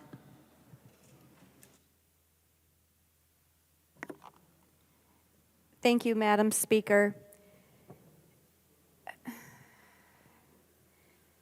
It's been a long night, and I think it's important that we have this conversation because this is a bill called Gender-affirming care for minors. I guess for me, minors is the key word. Why? This bill uses language, medically necessary is defined by a child. What is a child's lens? What was your lens when you were 5, 10, 12? I'm not sure anybody's listening because it's apparently a joke to think about what the lens of a child is at 10. But what was your emotional capacity, your maturity as a minor child? A child. The word we're using, child. What was your physical maturity, your psychological maturity? This lens changes. We know that as science. I mean, we know it's part of maturity. What you think, feel at 5 isn't what you think and feel at 25, 46. If we make every decision on a feeling, where will we be as adults? For kids today, look at what the past few years have been for kids. For adults in this room, how your life changed during a pandemic. Anybody here deal with depression? Little isolation? Seniors were. Seniors didn't have any visitors. Seniors had hands at frozen windows. People died alone. Kids weren't with their friends. You ask middle school principals across this country what hurts kids, it's when they're isolated from their friends, especially in middle school. These kids had isolation not for just a snowstorm, but for a long period of time. Does this cause changes that would make you transgender surgeries and all these things? I'm not saying that. I'm just saying there's a lot that kids go through. All kids do. My kids did. I did. I'm just confused because I've sat through committees in children and families and in other committees in the last 2-3 months we're here, where pediatricians have said children become adults and our brains develop at 25. It wasn't new to me. I've heard this many times. So it makes 0 sense to me how we are doing something as adults with smiles on our face, like we're excited. This is a great thing. Hee-haw. We're going to do something that's going to permanently alter a child when they can't make that decision as an adult? Because what if they change their mind? And if they change their mind, who are they going to blame? Who do they blame? We can have doctors say that this is the best practice right now, but best practice lenses from medical professions have changed many times. We once tied every senior down in a wheelchair when they were a risk to fall. We didn't change dementia. We just don't restrain them. So they fall and they break their hips. So is the doctor from 30 years ago wrong and the one today is right?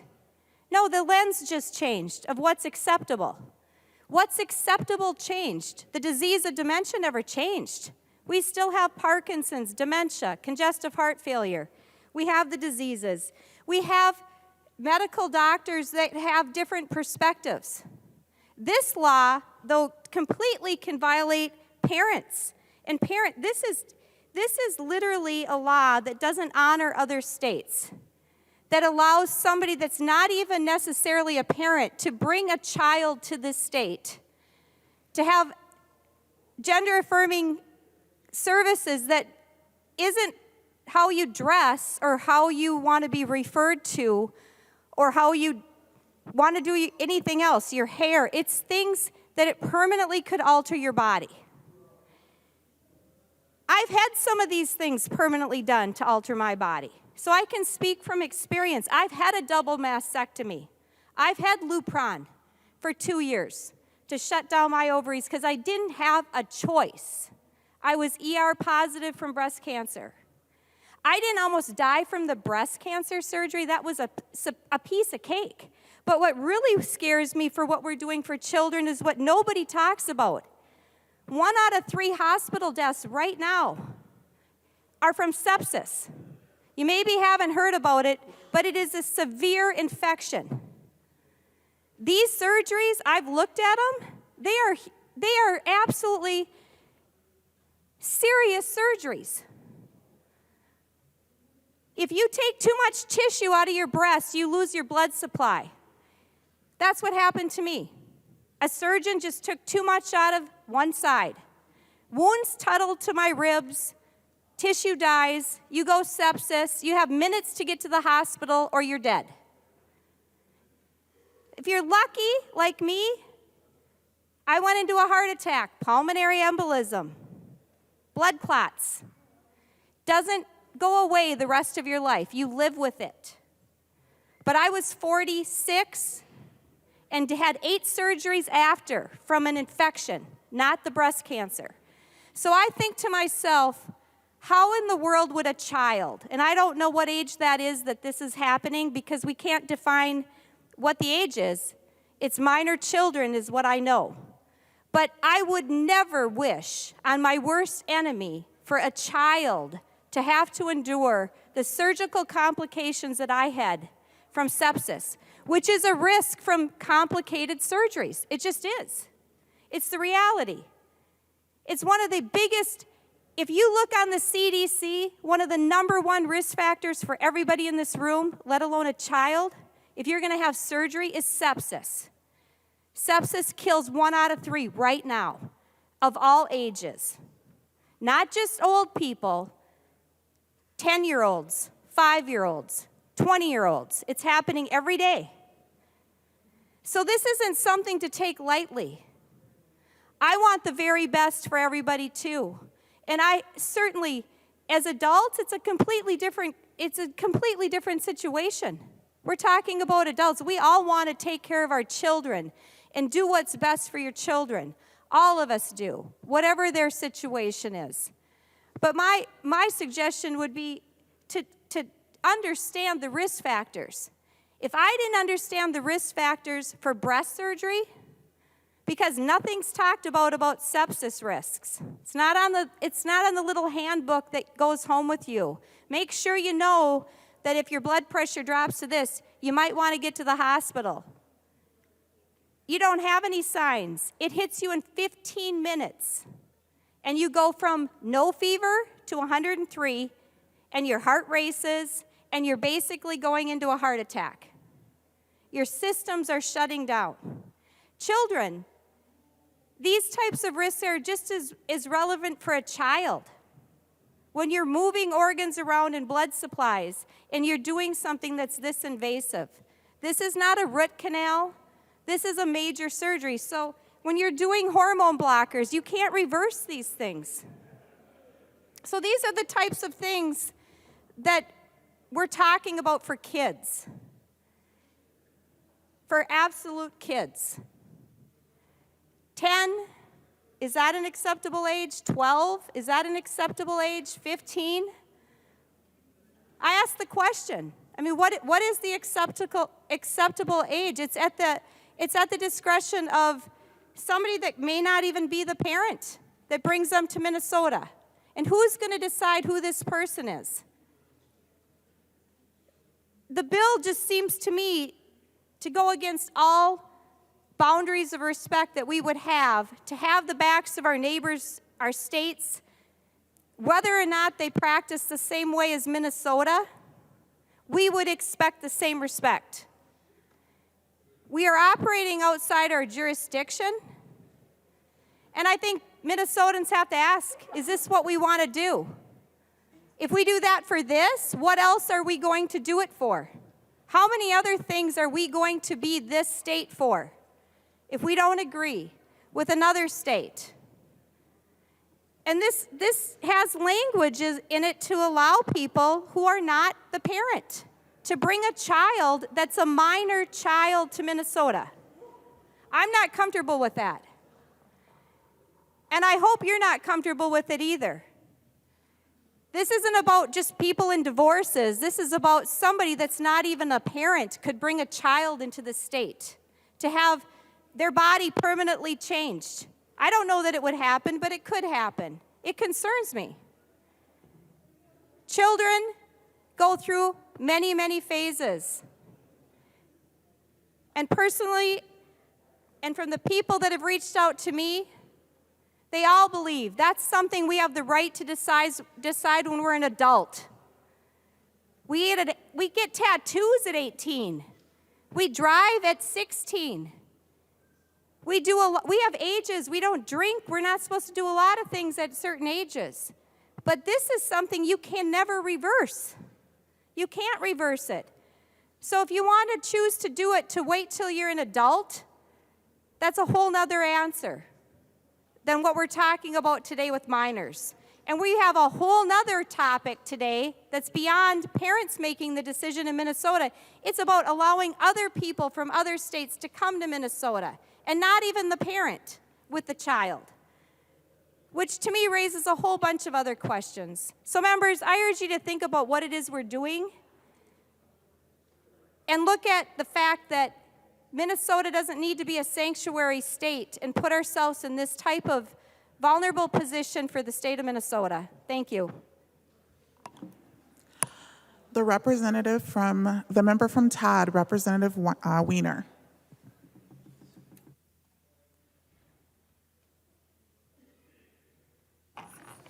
Thank you, Madam Chair.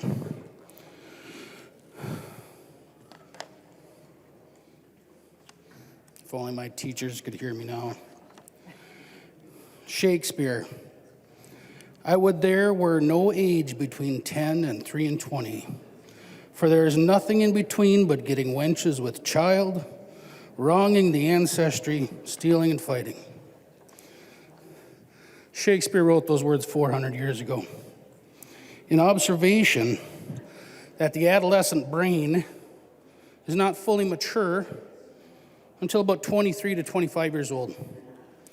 And studies from the American College of Pediatrics prove this.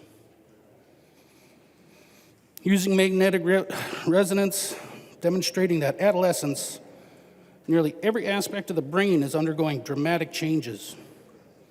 Changes that are not just genetically determined, but greatly affected by experiences and environment. The frontal lobe, judgment center, CEO of the brain, allows individuals to contemplate, plan actions, and evaluate consequences of behaviors. The inhibition center of the brain discourages individuals from acting impulsively. And this section of the brain isn't developed until kids or people reach that age of between 23 and 25. And this bill allows these children to make these life-altering decisions at any age. The frontal lobe develops connections to many other parts of the brain. That experiences and emotions are processed through the judgment center. And it does not, once again, develop until 25 years old. Immaturity of the adolescent judgment center explains the inability of adolescents to properly interpret experiences and make appropriate and healthy decisions.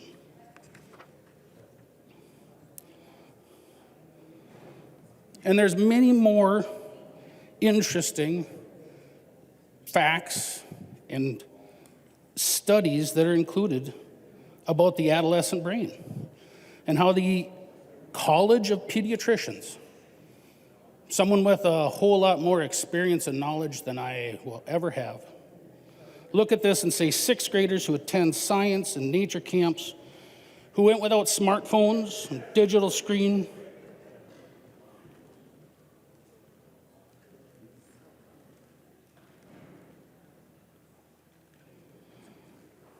just for 5 days to improve their ability to interpret facial expressions seen in photos and videos.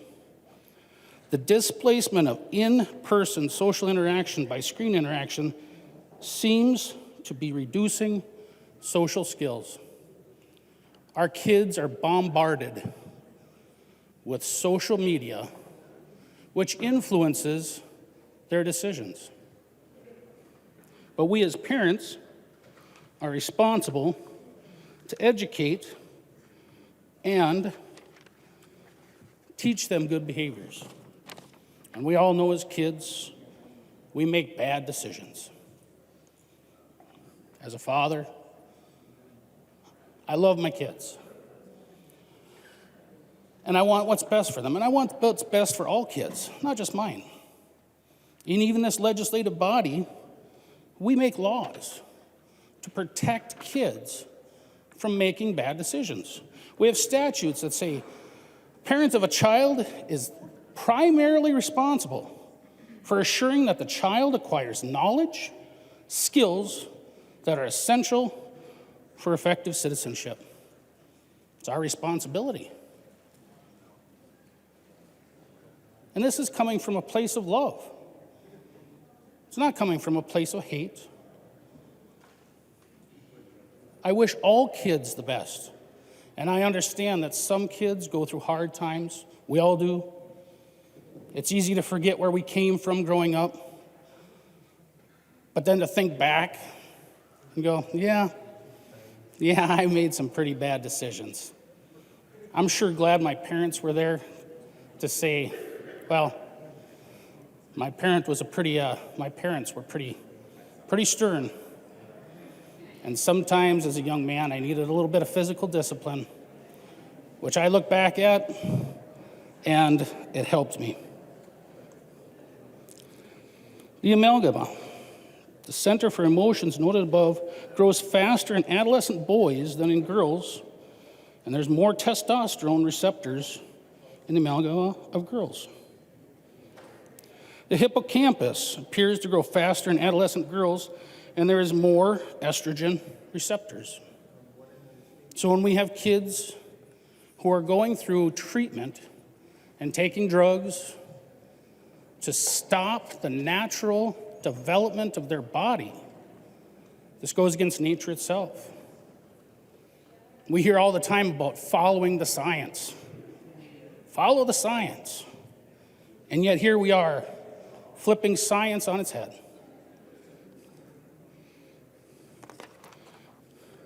Dopamine, the neurotransmitter more responsible for the feeling of pleasure, has a powerful impact.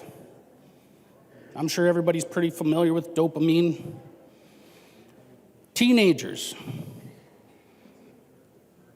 will attempt riskier behavior to achieve that elation, that rise in dopamine. Once again, when we look at social media and how that affects kids, the like button, that positive reinforcement, and that's used all the time. Got to give the developer of Facebook a pat on the back. He understood human nature. He understood what motivates us as humans, and especially as young people. But the outcomes aren't always good. Kids that go through gender dysphoria tend to outgrow that issue. Between 85 and 90% of children outgrow gender dysphoria. drug use, gambling, video gaming, pornography, and the sexual experiences can all become addicting as the individual strives to become a dopamine meditated pleasures. As their brain is under construction and the nerve pathways are forming, adolescents become addicted more easily. That rush, feeling of being part of a group, the desire to be something that is either exciting or where there's confusion, and we all go through it. Every child kind of wonders, do I fit in? I'm not quite the same as everybody else. The cool kids go through it. The nerds go through it. The jocks go through it. We all go through it. But we don't alter our bodies. We don't make changes that are going to affect the ability to procreate. This is beyond nature. I wish the best for the kids that are going through these trying and difficult times. I really do. Nobody wants to see a kid suffer. Nobody. But we're seeing more and more that people who have transitioned and now later in life, and I believe the number, and I don't know if I have it here with me, is between about 6 to 8 years, where detransitioning starts to get to a high number. And people question why they made those choices.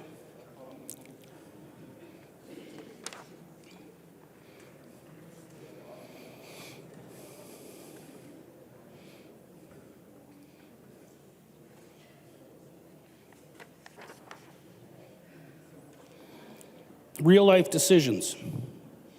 Real life decisions. And children going through these experiences do not understand, have not experienced enough of life, and they need the support of a parent.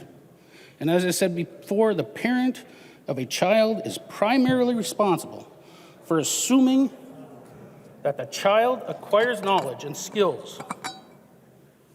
And when we take away those rights of the parents, when we take the responsibility away of a parent to guide those children through these difficult times, this is dangerous.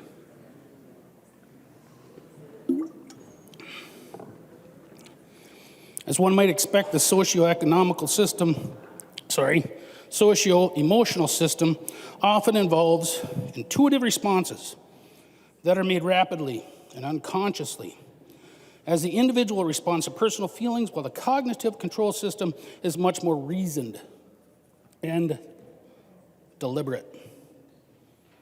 As we get older, we look at our experiences and we say, that wasn't very good. But when you don't have the life experiences to get you to that point, you are bound to make mistakes, and that's where your parents are supposed to help you. Juveniles may be capable of deliberative decision-making by 16, but even young adults may demonstrate immature decisions in making in arousing situations. Once again, adolescents or young adults are more susceptible to peer influences than adults 24 and older. These numbers are there for a reason. We've seen this, and I can experience or share my own experience with my kids, and every single one of them is different. I love them all to death. Well, how one matures is not the same as how another one matures. The chemical differences in especially the female brain as it develops is an amazing process. For no reason at all, actually very much of a reason, something that I looked into quite a bit as my girls got older. It was important for me to understand how the changes that they go through affected them. something that a loving father does for his kids. Research from the American College again demonstrates that adolescent brain is immature, not just in structure, but in function, and clearly reveals that the adolescent's need for adult assistance when facing difficult and emotionally charged decisions. Time and time again. Trust the science. Talks in here about exercise on the brain, how that affects kids. Sleep deprivation. Kids need 8 to 10 hours of sleep. We're going to get a lot less than that tonight. But this is an important issue. This is a very important issue. Alcohol and the detrimental effects that it has on the childhood, the adolescent brain accelerates in the decrease in gray matter volume. Of course, we've all heard that. Not supposed to drink. Not supposed to drink when you're pregnant. Not supposed to use other chemicals when you're pregnant. It affects the child. Just as well as that when that child is developing, how we need to nurture and help them out.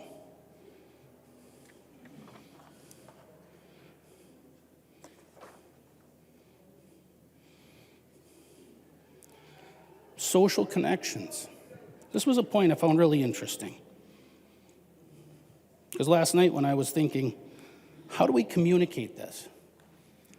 I kind of had this naive sort of attitude, I suppose, that when you come to this situation, this hallowed halls, this environment, this is the conveyance of ideas. It's not one side against the other. It's listening to each other and saying, I hadn't thought of that. I didn't know how that affected you. It does make a difference. I complimented one of our companions from across the aisle the other day for bringing up a point in committee. It's a great point. Hadn't thought about it. But I also brought out how it affects us in our area different. This is what we're supposed to do here. This is how we're supposed to communicate and talk. With respect, listening, not mocking the other person or the other groups. Didn't we say that we wanted to be treated with respect? Everybody wants that. I said when we were freshmen, sitting down at the table, breaking bread with the other side, I said I would treat you the same if we were in the majority as in the minority. If I've ever been disrespectful to someone, it was unintentional, I apologize.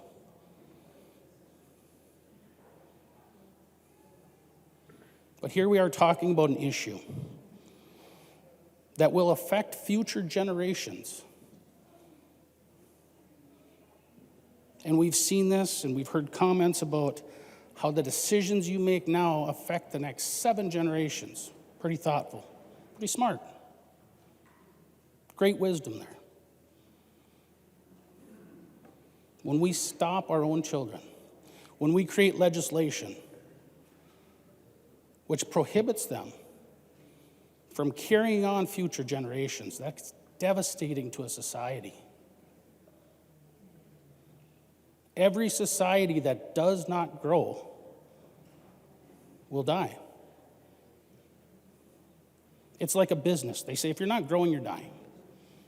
If you look across history right now, countries that have a negative birth rate tend to go backwards. And it happens again and again and again.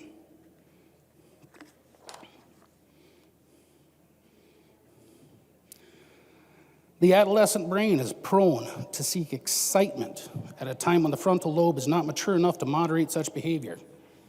I mentioned before about Facebook, social media.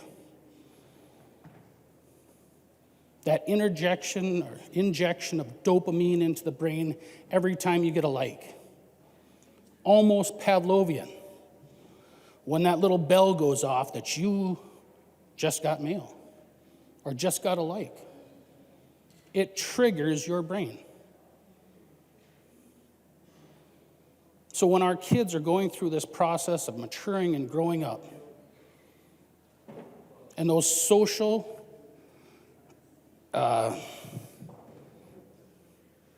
media, social means of communicating are promoting an idea that says you can change your physical body. That can be exciting for kids, and it's understandable, but it's our responsibility to help them understand these issues too.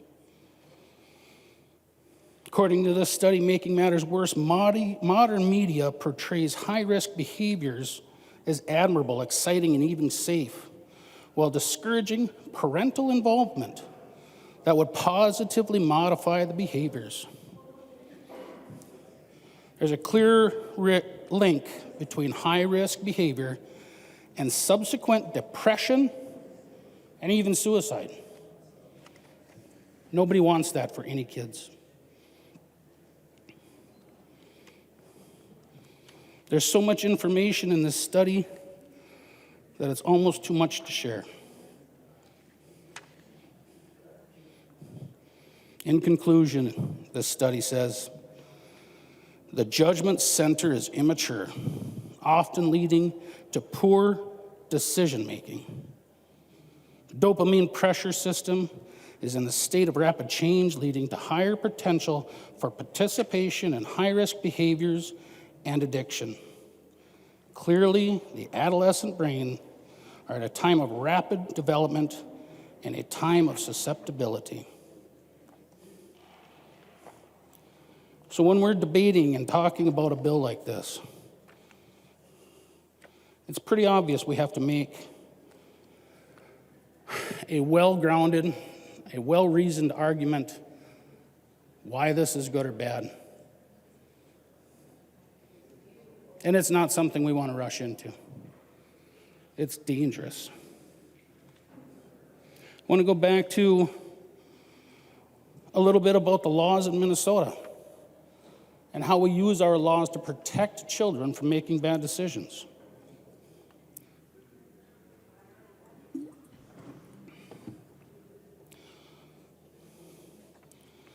No minor under 14 is permitted unemployment unless authorized by an adult. Voting age, 18. We say that our kids are not capable of making rational decisions until they're 18 to even pick who they want to represent them. Drinking age, 21. And now I believe you can add vaping and smoking to that as well. I think that's changed now. Marriage. You're not ready to be married. I would imagine there's a lot of parents across the state who have told many young kids, teenagers and even in their 20s, you're not ready. You don't understand. Slow down. Tattoos and piercings. Something as simple as a tattoo and piercing, we say we need to regulate for the safety of our children. And yet, we're going to authorize surgery to physically change their body. Think about that.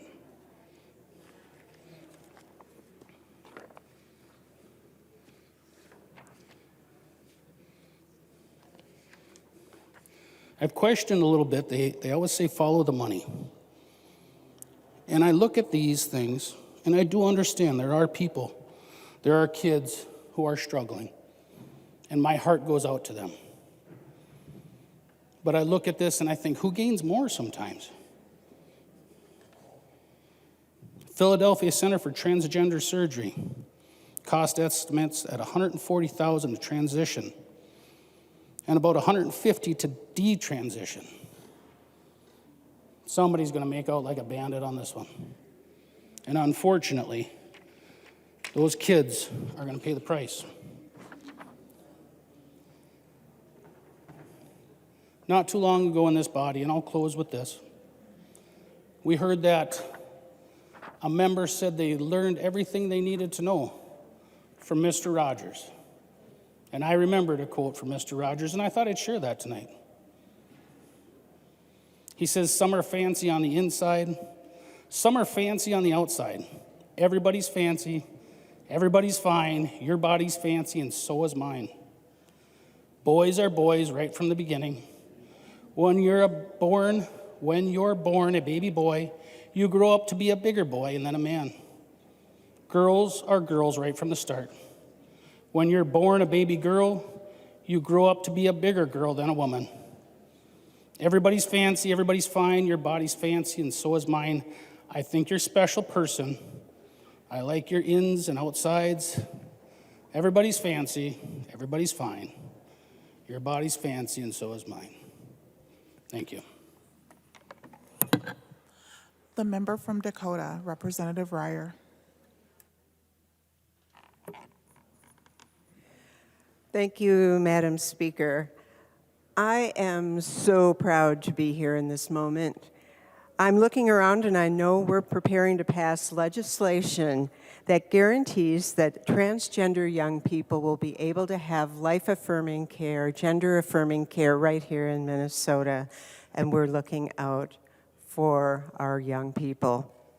And first I want to say to all the transgender people, young and old, I see you, I care about you, I recognize you, I honor your beauty and your brilliance.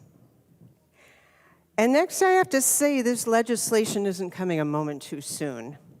I'm grateful to Governor Walz and Lieutenant Governor Flanagan for the executive order that put protections in place, even as other states are committing acts of legislative discrimination against their own people.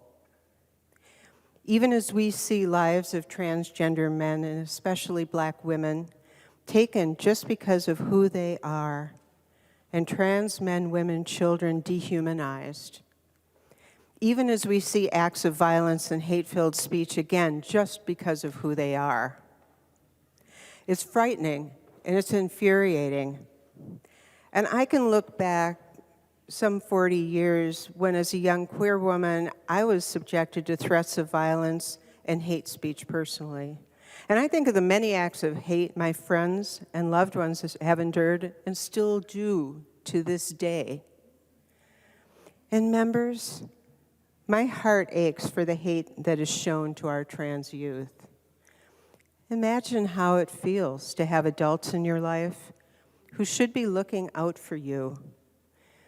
Instead of denying your value, rejecting you, and refusing to allow you the basics of a kid's life, like bathrooms where you feel right, playing sports, and health care that helps you be your best self. We know that too many LGBTQ youth do not have families who support them.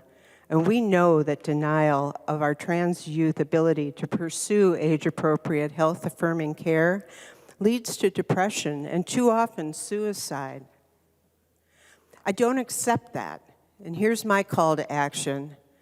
We'll pass House File 146, along with other legislation that accepts the right of all people to be their beautiful, authentic selves. I'll always be at your side defending your rights.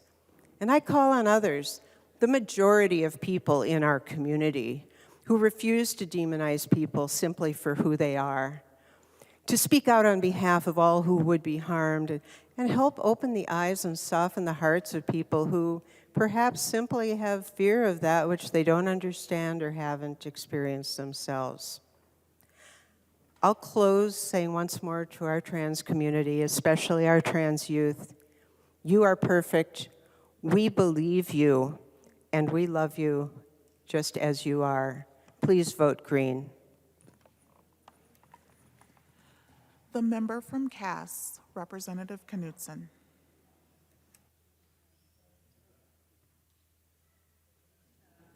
Okay.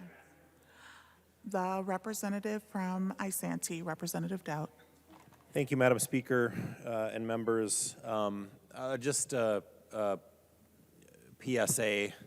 It is 10 minutes to 3. We have not done this in a while. My guess is that members who are in their first, second, or third term have probably not done this. I think we've got a dozen people left on the list. Please be safe as you're driving home tonight or this morning. It isn't something we have traditionally done, and I think there's a bunch of us wondering the fact that this isn't a budget bill, why we're here at 3 a.m., but neither here nor there. This is the bill that's before the body in the House, and so we're talking about it. Representative Finke, I appreciate you. I don't know you, I haven't gotten to know you a lot yet. I have learned that in the legislature, one of the greatest treasures is that we get to experience people who come from different backgrounds than we do, and we get to experience different communities and different issues and different ethnicities and all kinds of different things. And the things that I have learned in my time here in the legislature have really, I think, enriched me. Sometimes you hear some things and you learn something and you realize, you know what, maybe I've been wrong about this issue. Sometimes you hear some things and you dig into it and you ask some questions, you get to know some people and you realize, you know, maybe I'm more right than I thought I was. I don't, this is an issue, I'll just be honest, I don't understand it. I just don't. I've heard a lot of really compelling things tonight about you know, the potential risks that this can cause to kids, and I'm sure there are risks on the other side. I'm sure there are kids that don't feel comfortable. I remember when I was 12 and 13 and 14, and I don't know that I knew another kid in the world at that age who felt comfortable in their own body, right? That's a tough time. And I just, you know, some interesting points were made tonight. You know, the stuff that we don't allow a kid to do. You know, you can't get a tattoo or an ear piercing, you know, but we can allow a kid in the state to have a surgery to change their body forever. You know, so I'm listening intently. I've been sitting in my chair all night. I normally don't. I like to wander around. My legs get sore and I'm antsy, but I've been sitting in my seat all night listening. One of the and I'm sure that a lot of you think, because I stand up on the floor and give bombastic speeches from time to time, that maybe I'm an a-hole or whatever you're, you know.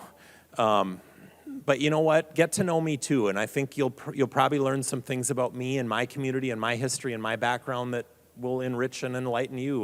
One of the best experiences I've had here was visiting Representative Gomez's district after. And I think I was minority leader at the time, after the damage to her community from the riots, and it was not just yours, but we walked, and it kind of demonstrated to me that in districts, you know, my district is, I don't know, it would and I consider myself to have a small district. My district, it'd probably take maybe 40 minutes to drive from one end to the other, 30 minutes maybe. There's probably some that would take it an hour or two, right? 3 hours maybe. You know, but it was interesting in that day because we walked from, it was your district, and then we walked into Representative Davney's district, and it was just really enlightening. And I think I stayed there probably 3 hours longer than I thought I was going to. But the cool thing about that day wasn't just getting to see the passion for her community, that I could see and represent, and the real genuine care about some of the problems that they were going to face that nobody had really thought of. Like, there wasn't a grocery store for these folks in their community anymore, and a lot of other businesses and services. And, you know, just hearing and seeing that, and but one of the cool things was, I watched how our districts all came together, because I knew that there were 2 other members in my caucus who had constituents that owned businesses in that neighborhood that were damaged or destroyed, and I went and toured those and looked at those, and the fact that they were And I asked the questions, are you going to rebuild? Are you going to reopen this business? And they said, absolutely we are. And they did. And I just thought that was really cool, right? I mean, because it would have been easy for them to say, you know what, I'm going to take the insurance check and I'm going to get out of here. Like, I'm not going to do this. But they had owned a business in that community and had made an investment in that community and frankly had their heart was in the community, even though they didn't live there, right? And I just thought that was really cool. Sorry for the tangent. But, you know, so I hope that we can learn. I will say that earlier tonight, there was another bill up that in my estimation, or my opinion, only affected the residents in one district in the entire state. The guy who was sitting right in front of me. And I asked very sincerely, and maybe sometimes I come off not sincere, and please give me that feedback off to the side sometime if I'm coming off the wrong way. Sometimes I probably intend to, right? But I wasn't intending to tonight. But I actually said and suggested that a member from that side of the aisle break bread with a member from this side of the aisle and learn more about their district. The same thing I did in Representative Gomez's district.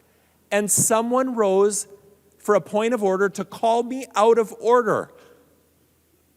To think that I suggested that somebody from that side of the aisle would break bread with somebody from this side of the aisle, and that would be out of order in this chamber?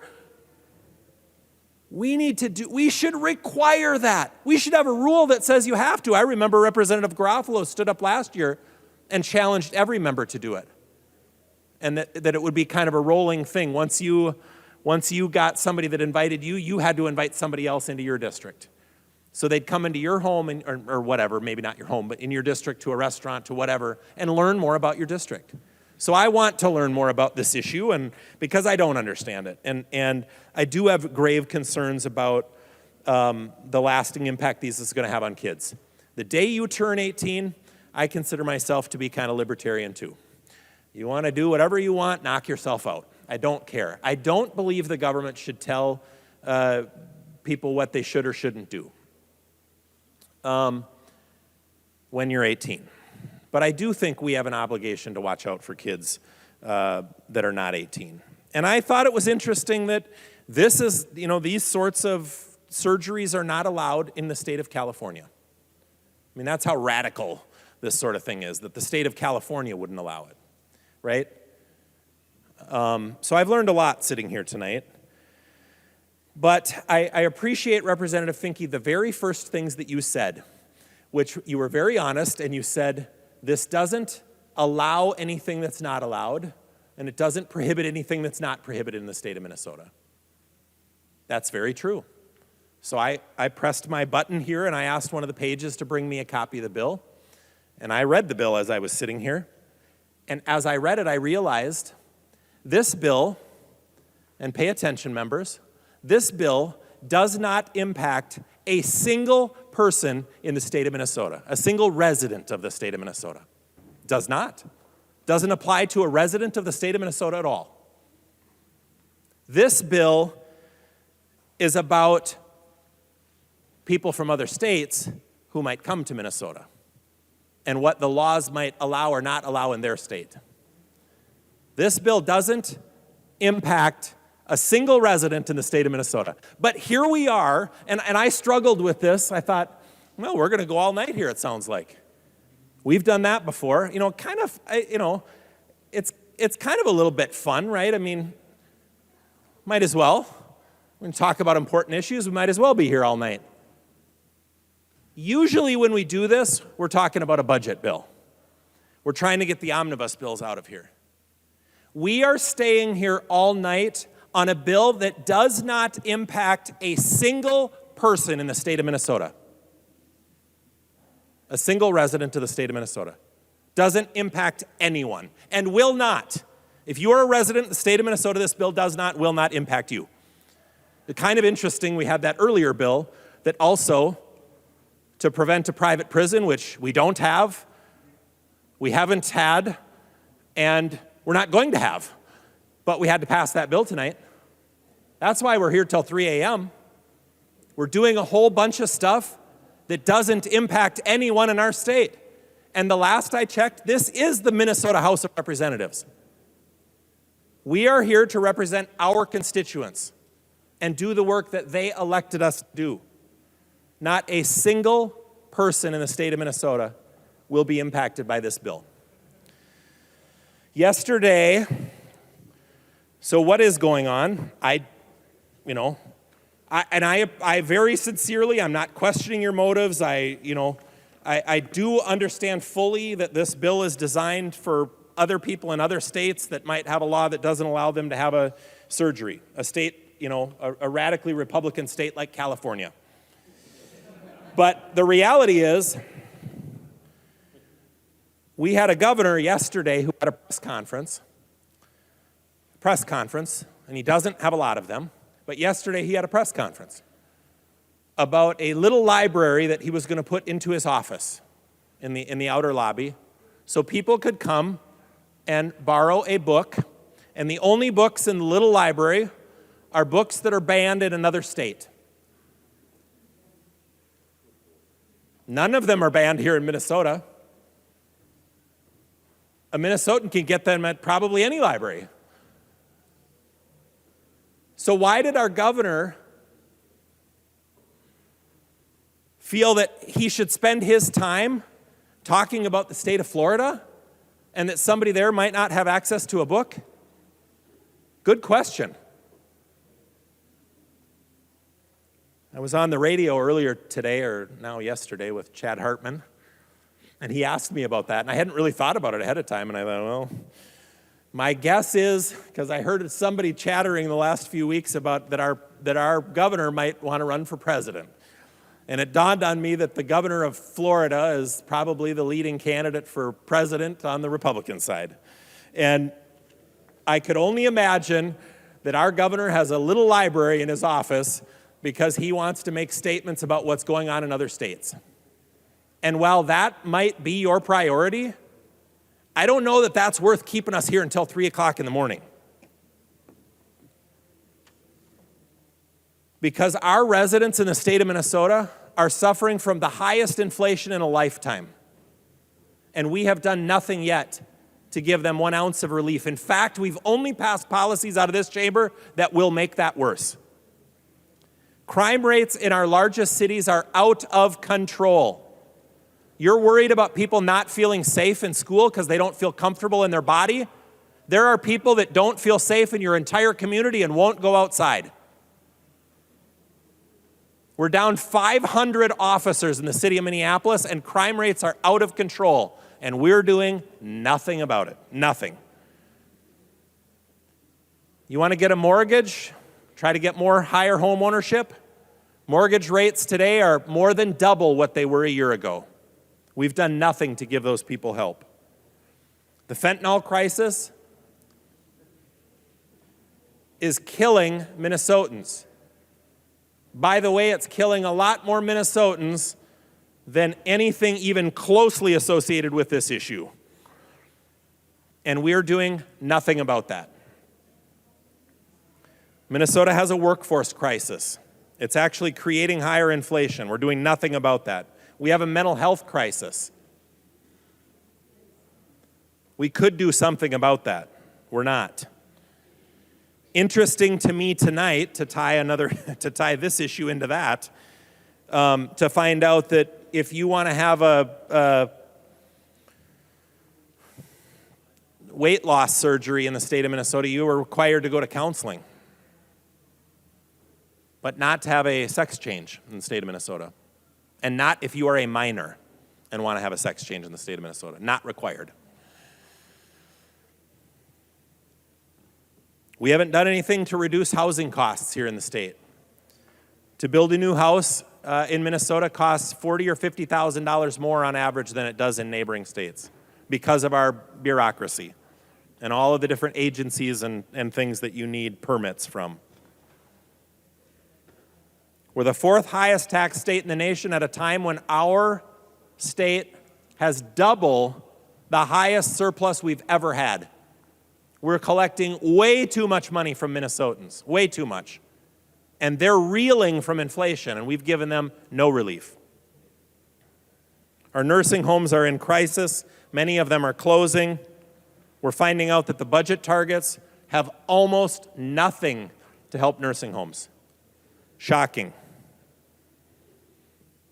And energy costs are out of control, and this body has passed policies which will double and triple and quadruple energy rates for Minnesotans,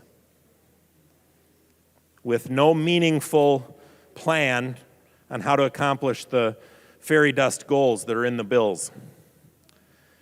So I have to ask you, members, what is it about this bill that impacts not a single resident of the state of Minnesota is so important that we must take it up not only before the priorities that Minnesotans actually care about, but that we have to stay here until 3 o'clock in the morning or 4 or 5 or 6 to pass the bill? That's a great question, and I have a feeling I know what the answer is. I looked up this definition earlier. The definition is the public expression of opinions or sentiments intended to demonstrate one's good character or social conscience or moral correctness of one's position on a particular issue. The term for that definition is virtue signaling. This bill doesn't solve a problem. This bill doesn't impact any Minnesotans. But it does exactly what the governor was doing yesterday in his office when he was talking about California instead of inflation and crime and interest rates and fentanyl and workforce and mental health and housing costs and the 4th highest tax state in the nation. And Representative Wolgamott. I'm sorry. Representative Maybe he wants the floor so he can offend my colleague again. Representative Dowd. Representative Wolgamott has the floor. Representative Wolgamott. Madam Speaker, a point of order under Mason's 114.5. A question should not be permitted that reflects upon the character or conduct of any member or upon the executive or any other official. Representative Dowd is talking about the governor and his character and his motives. He is also definitely not confining his remarks to the question before the body. If he persists in this debate that is out of order, I ask that you rule him out of order. Members, I will remind you that the subject of the debate is the bill and not personalities. Representative Dowd. Thank you, Madam Speaker. So tonight I've been called out of order because I suggested someone from that side of the aisle break bread with somebody from this side and learn more about their district and get to know them. And now I've been called out of order because I'm talking about inflation and crime and interest rates and fentanyl and wondering why we're not working on those issues. You can't make it up. I might be saying it in this chamber, and I might be the only one, but Minnesotans are wondering why you're not doing your work. They're wondering why a bill that doesn't impact a single Minnesotan is important. So important to put all of these things off. And you're right, the governor's not talking about these things because he's virtue signaling from his office. And we should not be doing that here in this chamber. Members, this bill's not ready for prime time, and I think you've seen and heard all the reasons tonight and all the questions that we need to answer. And sorry for me being a little passionate, but the reality is this is a sensitive issue, and it is important and it impacts people's lives. And there are people on this side of the aisle that care about it as much as people on that side of the aisle. This is an issue that doesn't impact one political party or the other. This is an issue that every Minnesotan can be thoughtful about. Every Minnesotan can talk about and research and understand and learn from other people about. And that's what we should be doing. But rushing a bill to the floor and passing it out, instead of having the issue where we actually talk to each other and learn from each other, because we are making decisions here that are going to impact people's lives forever. Unfortunately, we're prioritizing bills that don't impact a single Minnesotan's life. Not a single one. This bill's not even written for Minnesotans. It's written for people in other states. And tonight, or this morning, that was the priority, not the issues that we were elected to help Minnesotans with. And they're still suffering from all of these things. My guess is that people in Minnesota have died due to fentanyl overdose while we've been here on the House floor. I hope not, but my guess is they probably have. And the data and statistics would suggest that we probably have. That's what you call a crisis. And that's what we need to step up and work together to solve. And when you're ready to do that, you'll have help from this side of the aisle. But we need to stop ignoring the problems that Minnesotans care about and get to work. This bill, again, doesn't impact a single Minnesotan. It's not written to. It's not even for Minnesotans. Let's worry about the people here who need our help now, and let's pass bills to help them. Members, this is an easy no vote. Thank you. The member from Ramsey, Representative Hollins. Thank you, Madam Chair.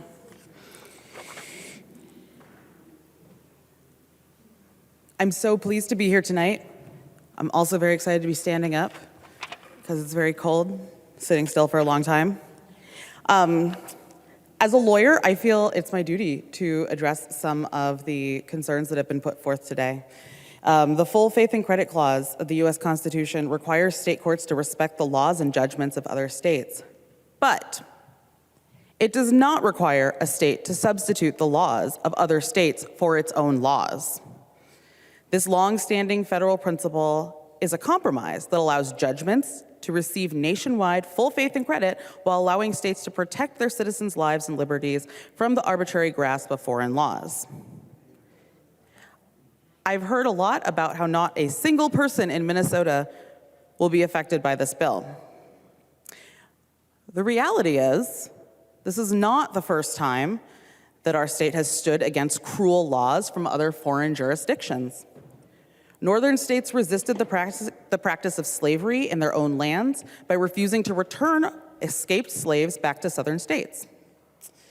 And a point of pride for Minnesotans is that we never criminalized or forbid interracial marriage. And as a result, Minnesota never recognized the abhorrent laws in other states that criminalized and forbade such unions within our borders. This isn't new.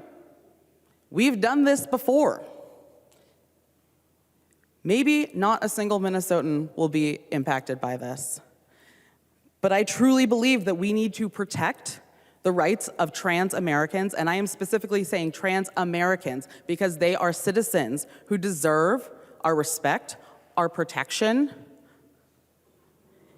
They are human beings, and I want them to come to our state in search of tolerance and safety.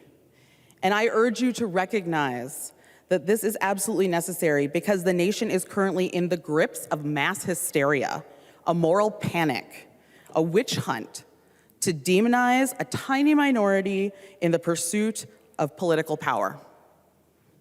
We have a moral duty as Minnesotans to defend trans Americans in the face of this bigotry, to prevent foreign jurisdictions from ripping apart Minnesotan families, to protect the dignity of adults when foreign states deny them health care, break up their families, or abduct their children for identifying as trans. To not bow to this fundamentalism and give people the room to pursue their happiness without having to look over their shoulders and wonder if their marriages, their families, and their very bodies will be criminalized. I don't know about you, but I love being a Minnesotan, and part of what I love about it is that we welcome people, we care for people, we take care of people. That's what I like about being here, and that's what we're gonna show with this bill being passed, that we will take care of you no matter who you are, where you are coming from. You have the right to live your full life and have that autonomy. Trans rights are human rights, and we have a moral obligation to defend them from the bigotry of others. Again, this isn't new. We've done this before, and we can do it again. And I personally am looking forward to voting green on this bill. Thank you. The member from Cass, Representative Knutson. Thank you, Madam Speaker. Members, wow.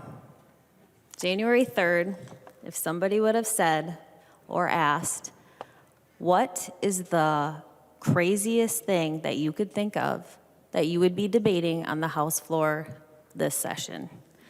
I never would have dreamt that this would be it. There are a lot of unanswered questions. Clearly, there's many interpretations of this bill. I have a few of my own. Madam Speaker, I'm wondering if the author would please yield for a question. She will yield. Representative Finke, I'm just wondering, what insurance plans cover these surgeries? Representative Finke. Thank you, Madam Speaker. It depends on what surgeries you are referring to. No bottom surgeries are performed in Minnesota on anyone under the age of 18. Representative Knutson. Thank you. I do have another question, if the author would yield. She will yield.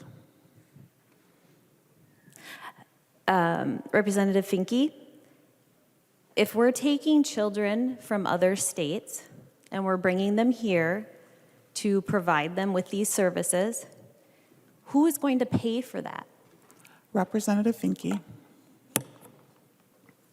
Thank you, Madam Speaker. The bill doesn't take any children from any other state. Representative Knutson. Thank you, Madam Speaker. If the author would yield for another question, please. She will yield. Thank you. Representative Knutson. Thank you, Madam Speaker. Representative Finke, I'm really not trying to be mean. I'm not trying to set you up. I'm honestly curious as to what happens when this is enacted. Who is going to be responsible for providing the services that are listed in this bill? Representative Finke. Thank you, Madam Speaker. The process of receiving health care and paying for health care would be unchanged by this bill, and you would pay for it with the insurance that you have as a citizen, or out of pocket, or with assistance, just like any other person who receives health care. Representative Knutson. Thank you, Madam Chair. I've talked about this several times, but I have a unique experience in that I had boy-girl twins. And as they were growing up, they would often play with each other. They would dress up. My little girl would dress up as Superman, Spider-Man. My little boy would dress up as Elsa or Anna, and they would play together. I never once thought that that meant that my little boy wanted to be a little girl, or that my little girl wanted to be a little boy. I still continued to nurture them as the individuals that they were, and eventually they grew out of that. And now she is a little girl, and he is a little boy. But reflecting on that throughout this debate today brought me to another thought, and that is, if somebody wants to change their identity, they want to change who they are, that's a feeling they have inside them. That's something that's going on inside them.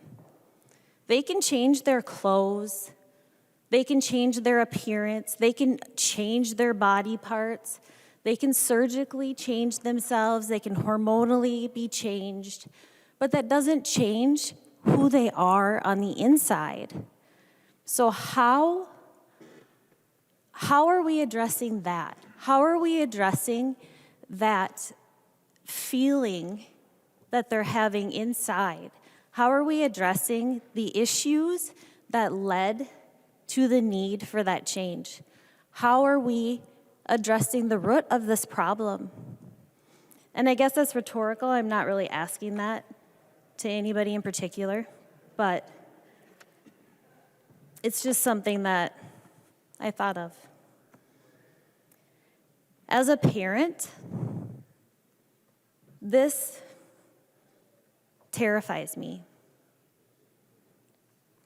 The fact that we're saying that any adult can bring any child into our state to be hormonally, surgically changed without their parents' approval is terrifying to me. It is our job as parents to protect our children. I think we've had several members describe the passion that we have for our children. It's our number one duty to protect them. I cannot imagine having my child taken away, moved to another state, and being forever changed without my support and without my permission. I think that there are a lot of things that we need to talk about before we're ready to pass this bill. I think there are a lot of unanswered questions. I think that there are a lot of conversations that need to be had. But right now, as it is, this is terrifying to me. Nobody, no government should come between a parent and their child unless there's extreme abuse,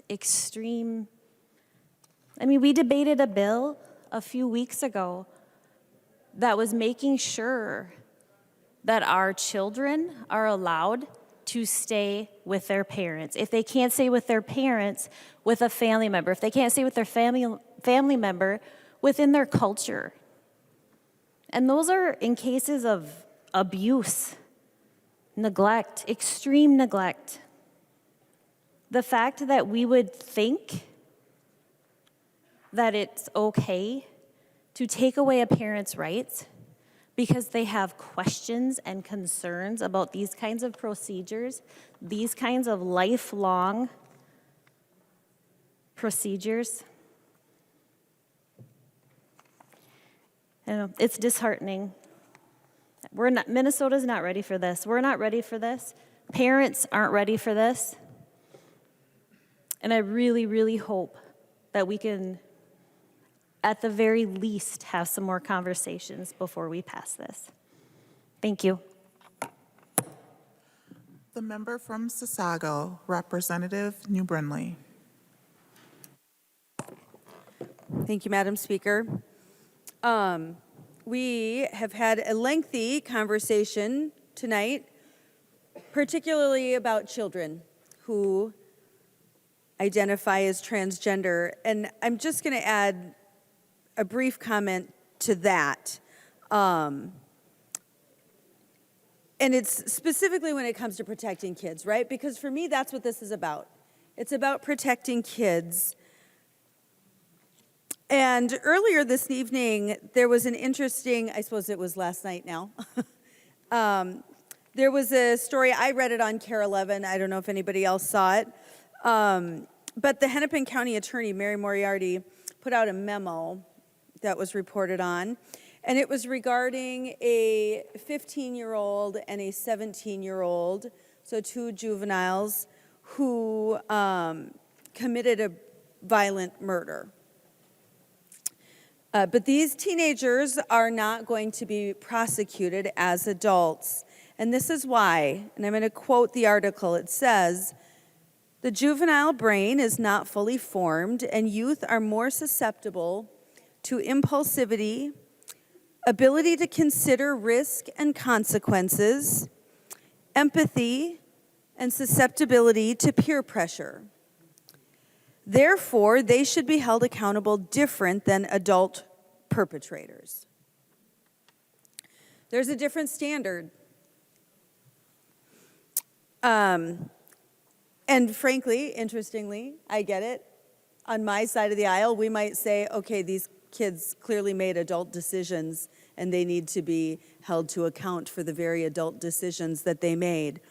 However, interestingly, it makes me view it a little bit differently because I really do feel so strongly that this is about protecting our kids. And again, just a couple of weeks ago, we heard the conversion therapy bill to ban conversion therapy.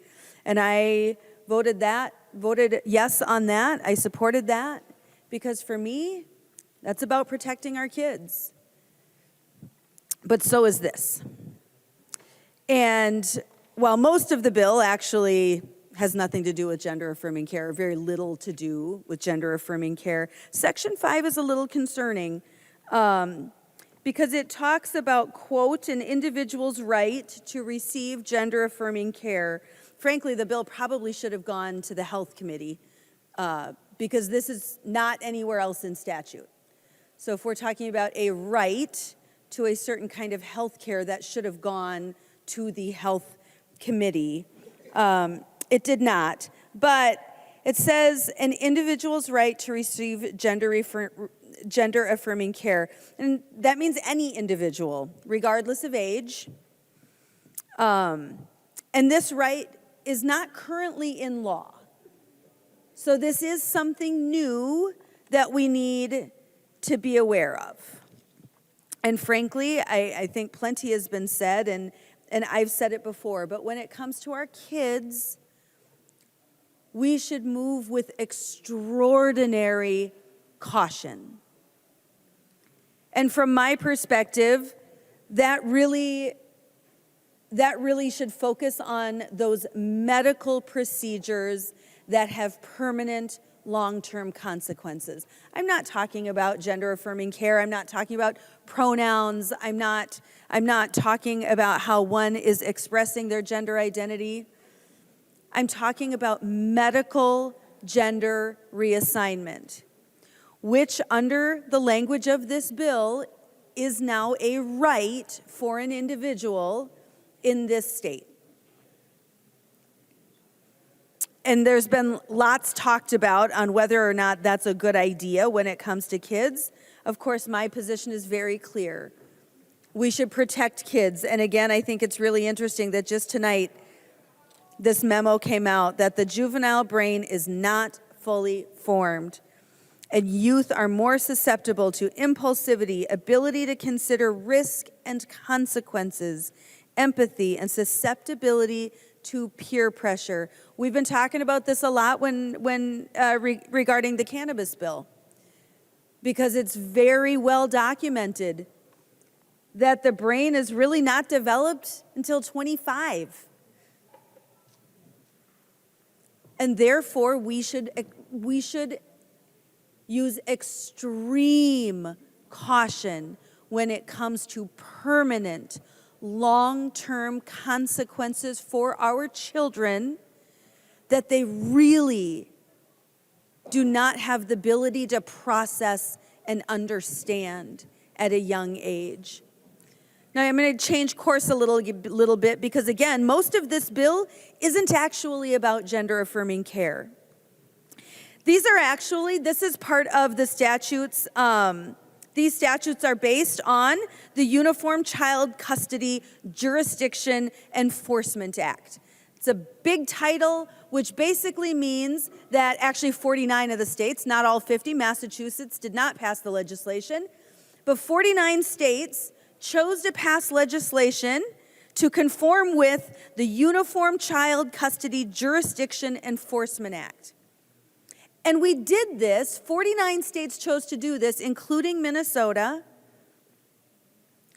for the express purpose of preventing kidnapping. That is why these laws exist, to prevent kidnapping. That is their purpose. That is their express purpose. And these changes, this bill makes really concerning changes to that language. And I'm just going to go over a couple of those. And really, it's about jurisdiction, right? That's what this is about. This is about legal jurisdiction. Which court, which state is going to assume jurisdiction in a child custody battle? And the first concern in Section 2, it's talking about the initial child custody jurisdiction. And what this is saying is that Minnesota is going to assume jurisdiction if a child is receiving gender-affirming care in the state of Minnesota, regardless of other circumstances. So right now, it is assumed that Minnesota has jurisdiction if Minnesota is the home state of the child.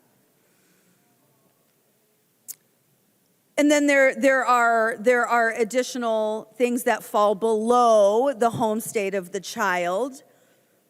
But basically, regardless, there has to be a significant connection to this state for Minnesota to assume jurisdiction. But now we're saying, if the child is here, the presence of a child in the state for the purpose of obtaining gender-affirming care, health care, is sufficient to meet those requirements. So literally, a child can be in this state under this language for 1 day. They came here to receive gender-affirming care. They are here for 1 day. That is now enough to satisfy the fact that this is the home state of the child, or there is a significant connection to this state, which is clearly not the case. This is a really extraordinary exception to this language. And again, this language in statute currently exists to prevent kidnapping a child.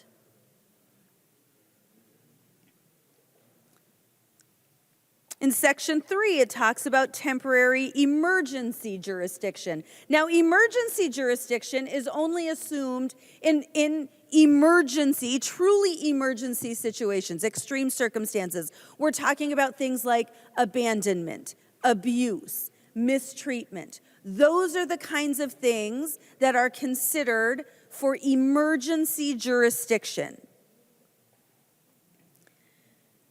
But under this language, we're going to change that so that if a child is not receiving gender-affirming care in another state, that constitutes the emergency.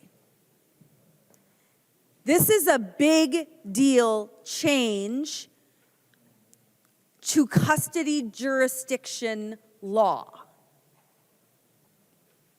This is not an emergency circumstance. Section 4, I think, is particularly concerning. And in fact, I would say Section 4 is the singular reason that everyone in this chamber should vote no on this bill, at least for today. Because this needs to be fixed. Because the inconvenient forum, so basically, an inconvenient forum means that Minnesota, or any state, can decline to exercise their jurisdiction if it determines that they are an inconvenient forum.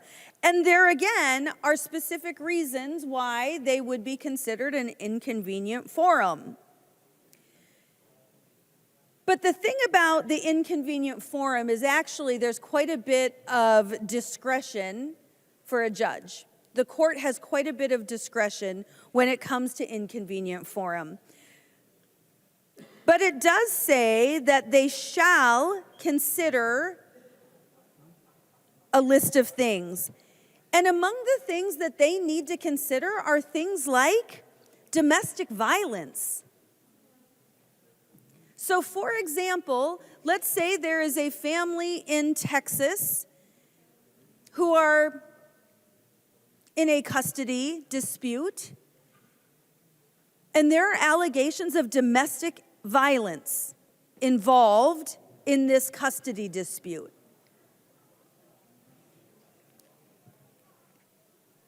Normally, a judge would take that into consideration when saying, okay, that clearly needs to be dealt with in Texas.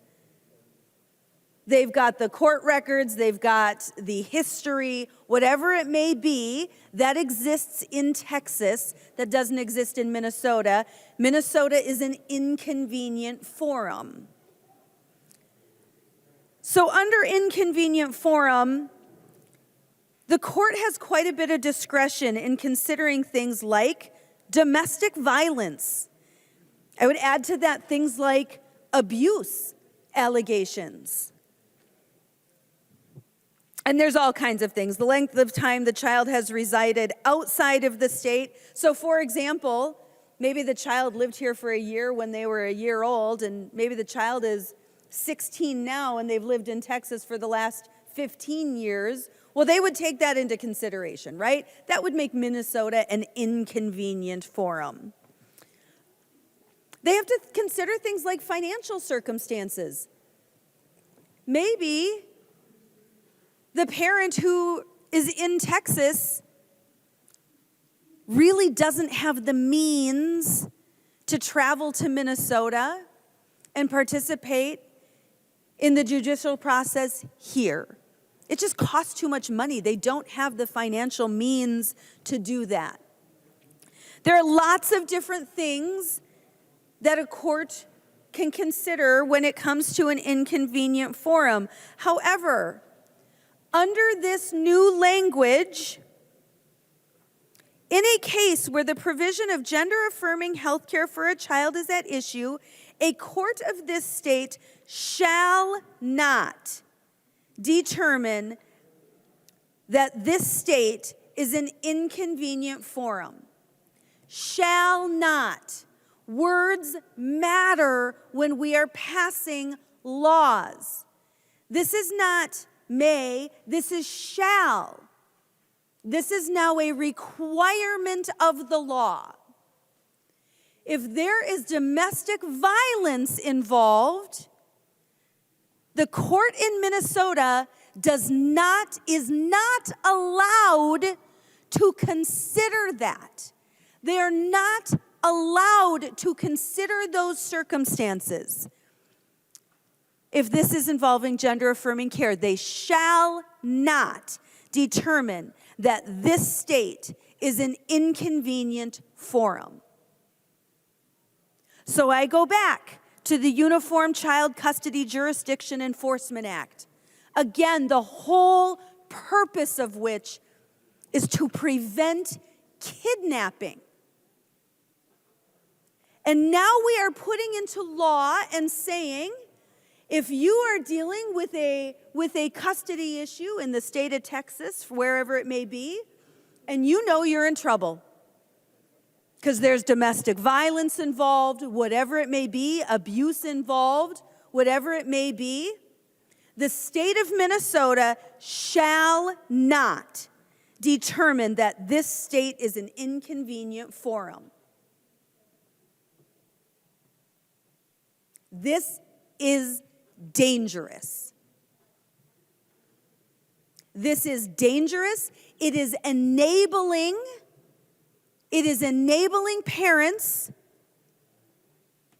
in potentially dangerous circumstances to bring a child to the state of Minnesota because they know they will have refuge here. And I'm not talking about refuge for their child to receive gender-affirming care. I am talking about refuge from their domestic violence, from abuse allegations, whatever it may be. This language is a shall not, and it is dangerous.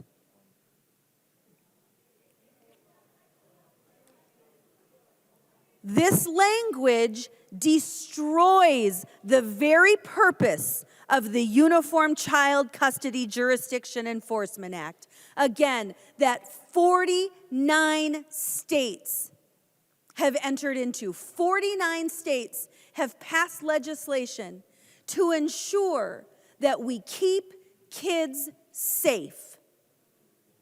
And this bill does not do that.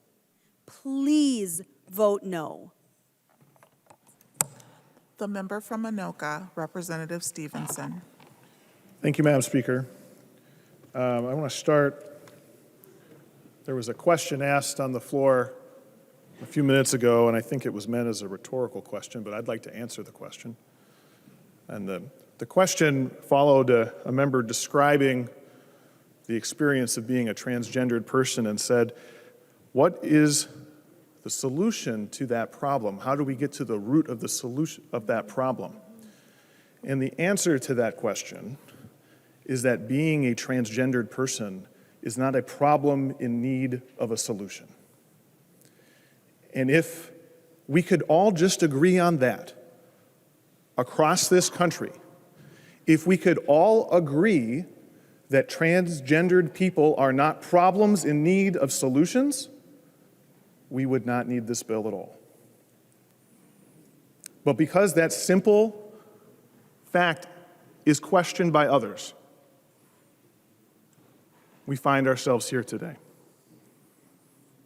A few years ago, I found myself at a school board meeting, my local school board, Anoka-Hennepin School District, the state's largest.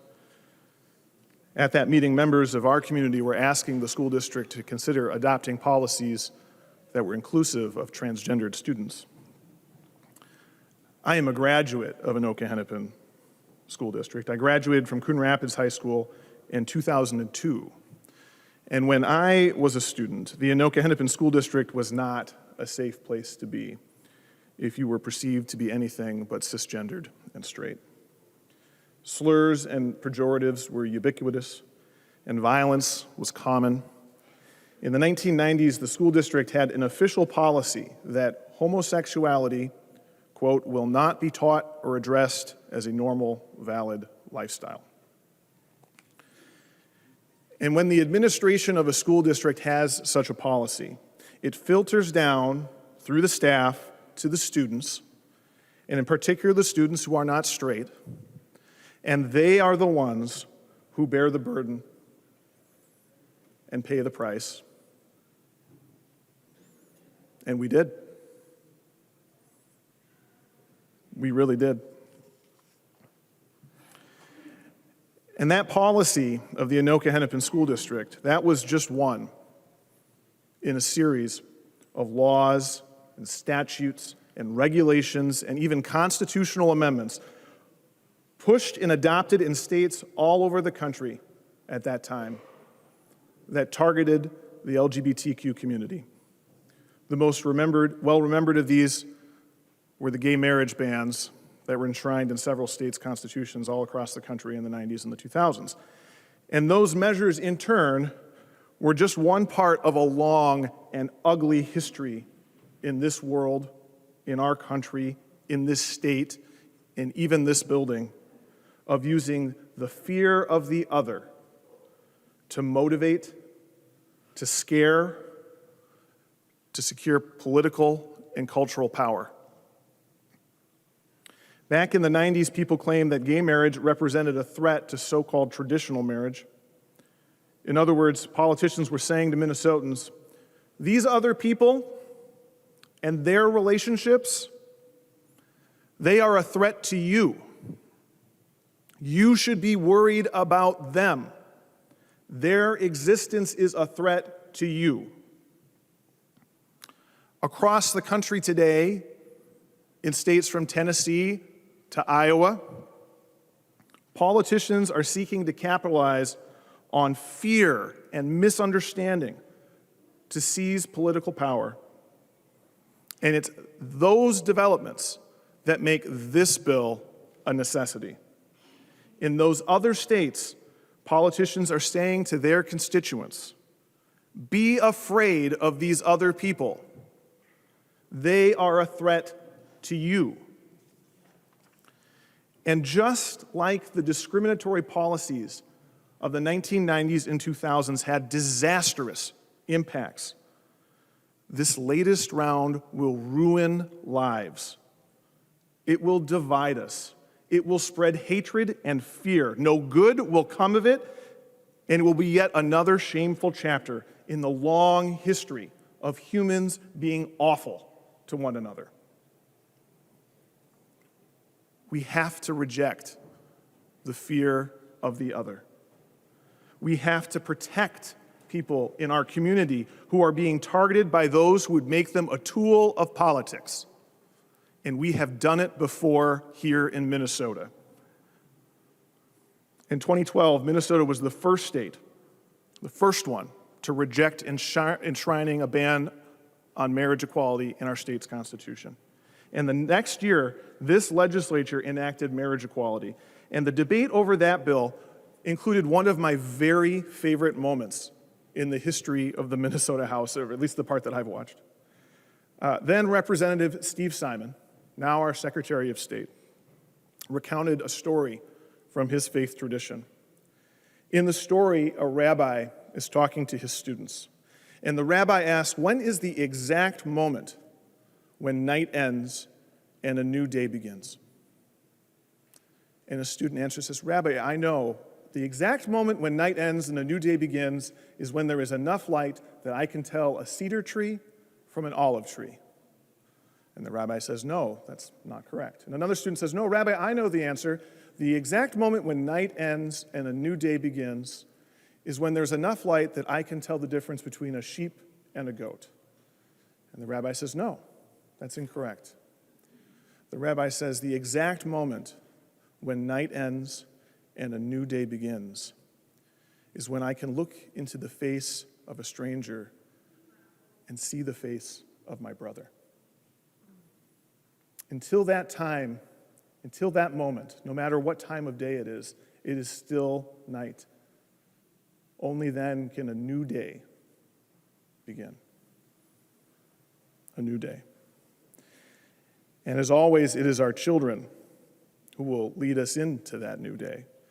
I mentioned at the beginning of my remarks that I attended a local school board meeting where members of our community were asking the school board to adopt inclusive policies for transgendered students.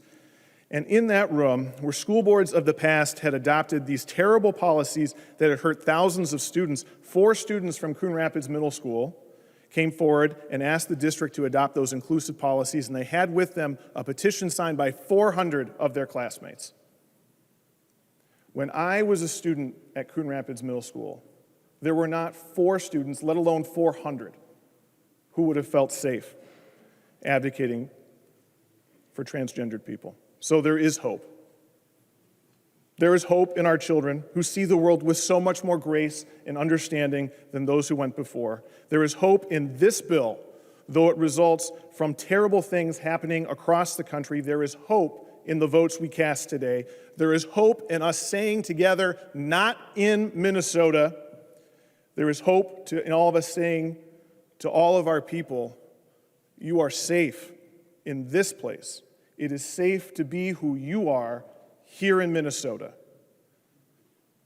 Members, vote with a hopeful heart. Vote yes. The member from Martin, Representative Olson. Thank you, Madam Speaker.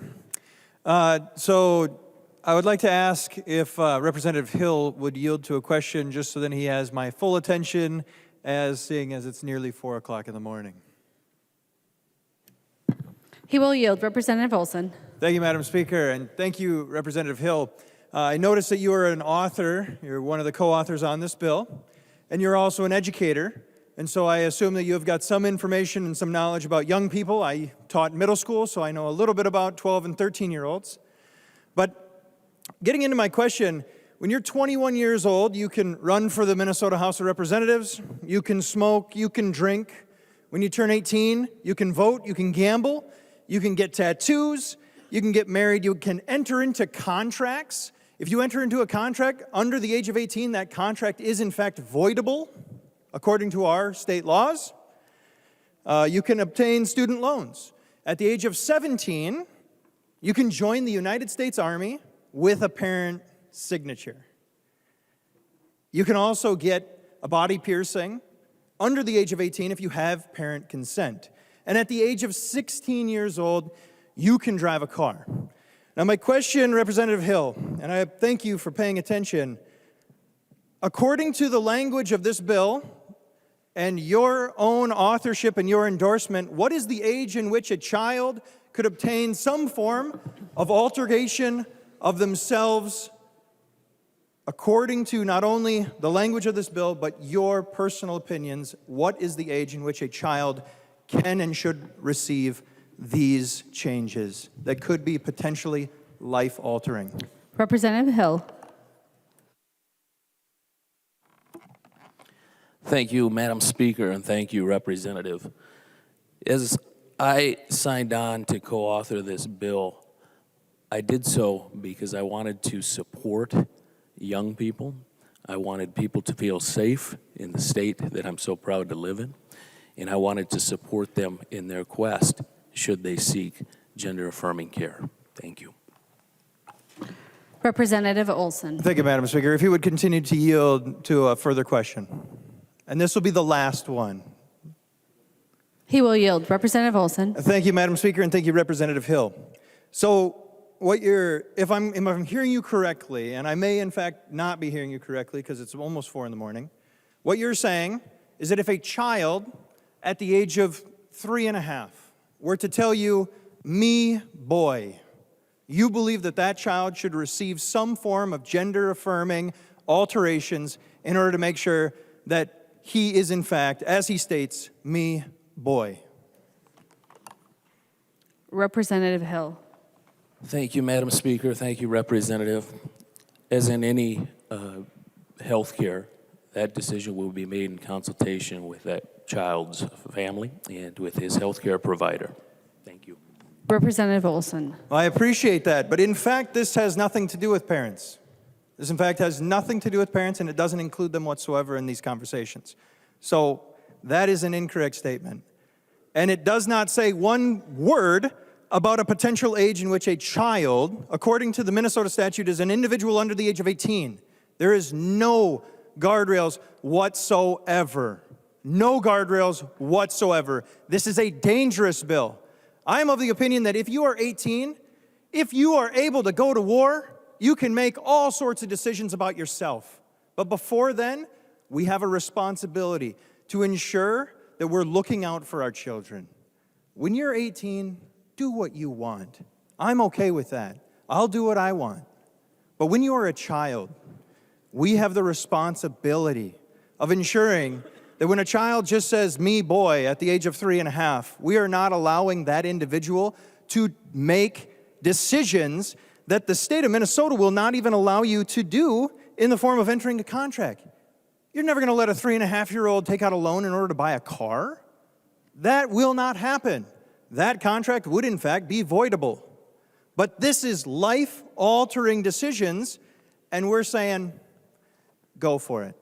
Go for it. This is a terrible, terribly irresponsible bill, and we should all do the right thing and actually incur some reason here. We have lost ourselves in this state. We have absolutely lost ourselves. Let's at least return to some form of reason, please. And thank you, Madam Speaker. The member from Olmsted, Representative Quam. Thank you, Madam Speaker, and good morning, Minnesota. Diversity of thought and perspective. And that'll come a little bit later. I've seen the author in committee when, presenting bills and that. People who have been in committee with me understand I'm an analytical person.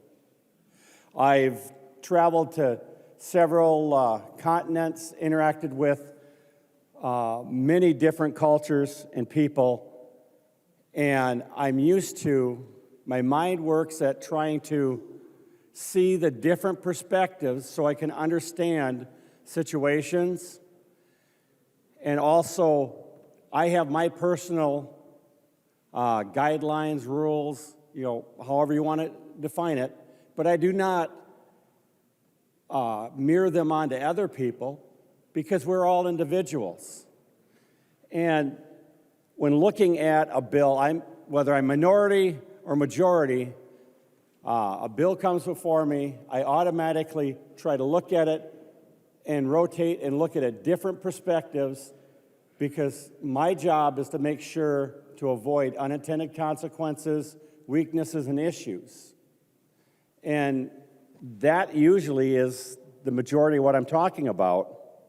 Now, on this, I've worked with students, kids, in over 24 different schools at many different ages.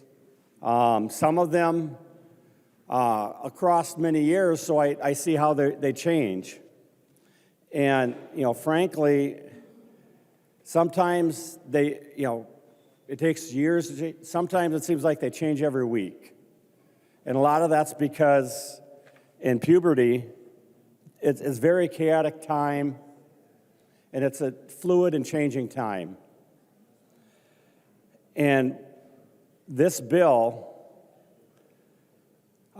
in order to avoid issues and consequences, I want all of us to have an open look at the diversity of thought and perspective, so that we don't miss an issue that might come about. Because every person, every kid, every student is an individual. And that's why in education I've always pushed for choice and options, because the best thing doesn't work for everyone.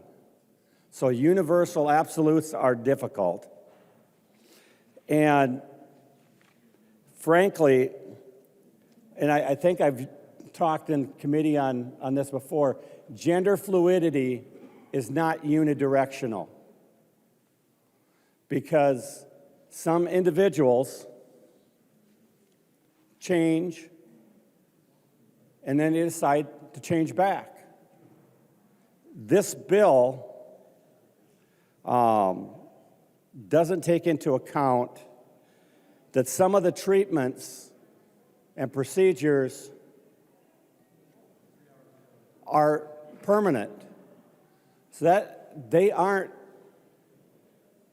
able to change back and forth. They're unidirectional. They're permanent.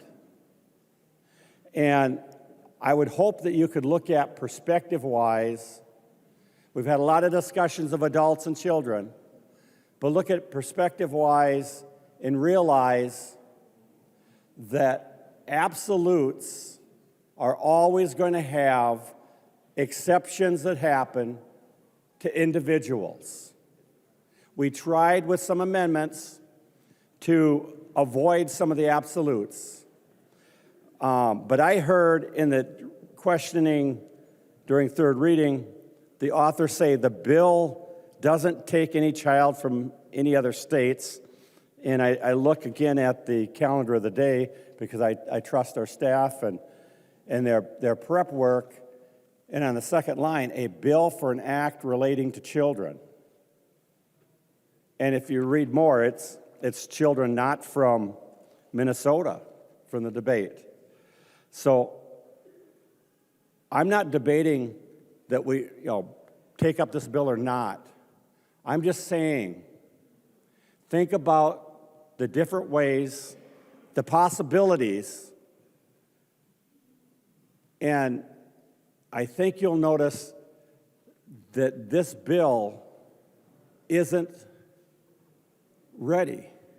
I mentioned before that if we take away some of the permanent procedures for minors and children, that then this would be a good bill to go forward with and start, and then see and how we can make it better. My analytical mind looks at what could go wrong, unintended consequences, and I see the probability there will be individuals that will have a permanent thing and choice, and then later in their life, they discover that they want something else, and they won't be able to have that something else because of a choice they made as a minor. So that's all I'm asking is look at it and see what could possibly go wrong and see that this bill isn't ready to move forward. Thank you. The member from Clay, Representative Keeler. Thank you, Madam Speaker. It is a good day in Minnesota. We are here to protect trans kids, right? Let's change the energy. Let's listen to medicine. We believe that we believe the doctors. We've Googled plenty and have had hard times navigating some of the words that we're finding. But at the end of the day, what we know is that we love children in their most authentic self, in their most authentic version, and that's here in Minnesota. I serve in a border city. I live in Moorhead. You can go right across the bridge to Fargo. This matters to communities like mine. Gender-affirming care is help with mental health support. We know that when individuals struggle in a society that people tell us that we don't belong, it increases the likelihood of suicide. So I'm not going to go on much longer because we've all, I guess, talked about.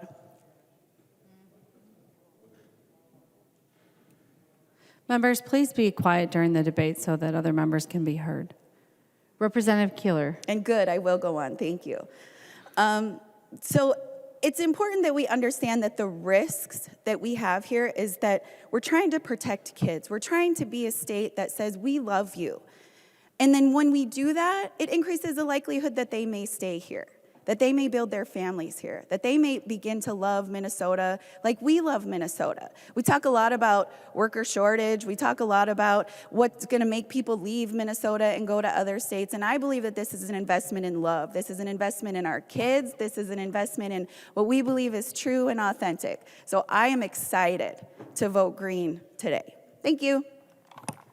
The member from Dakota, Representative Hudella. Madam Speaker, members, Representative Finke, I don't have any issues with you. I don't have any issues with the community. I voted with you on the conversion therapy ban. I'm a big fan of the Minnesota Log Cabin Republicans that I know we're following along tonight. That's our gay Republicans here in Minnesota. Close friend who's gay, has a wonderful husband.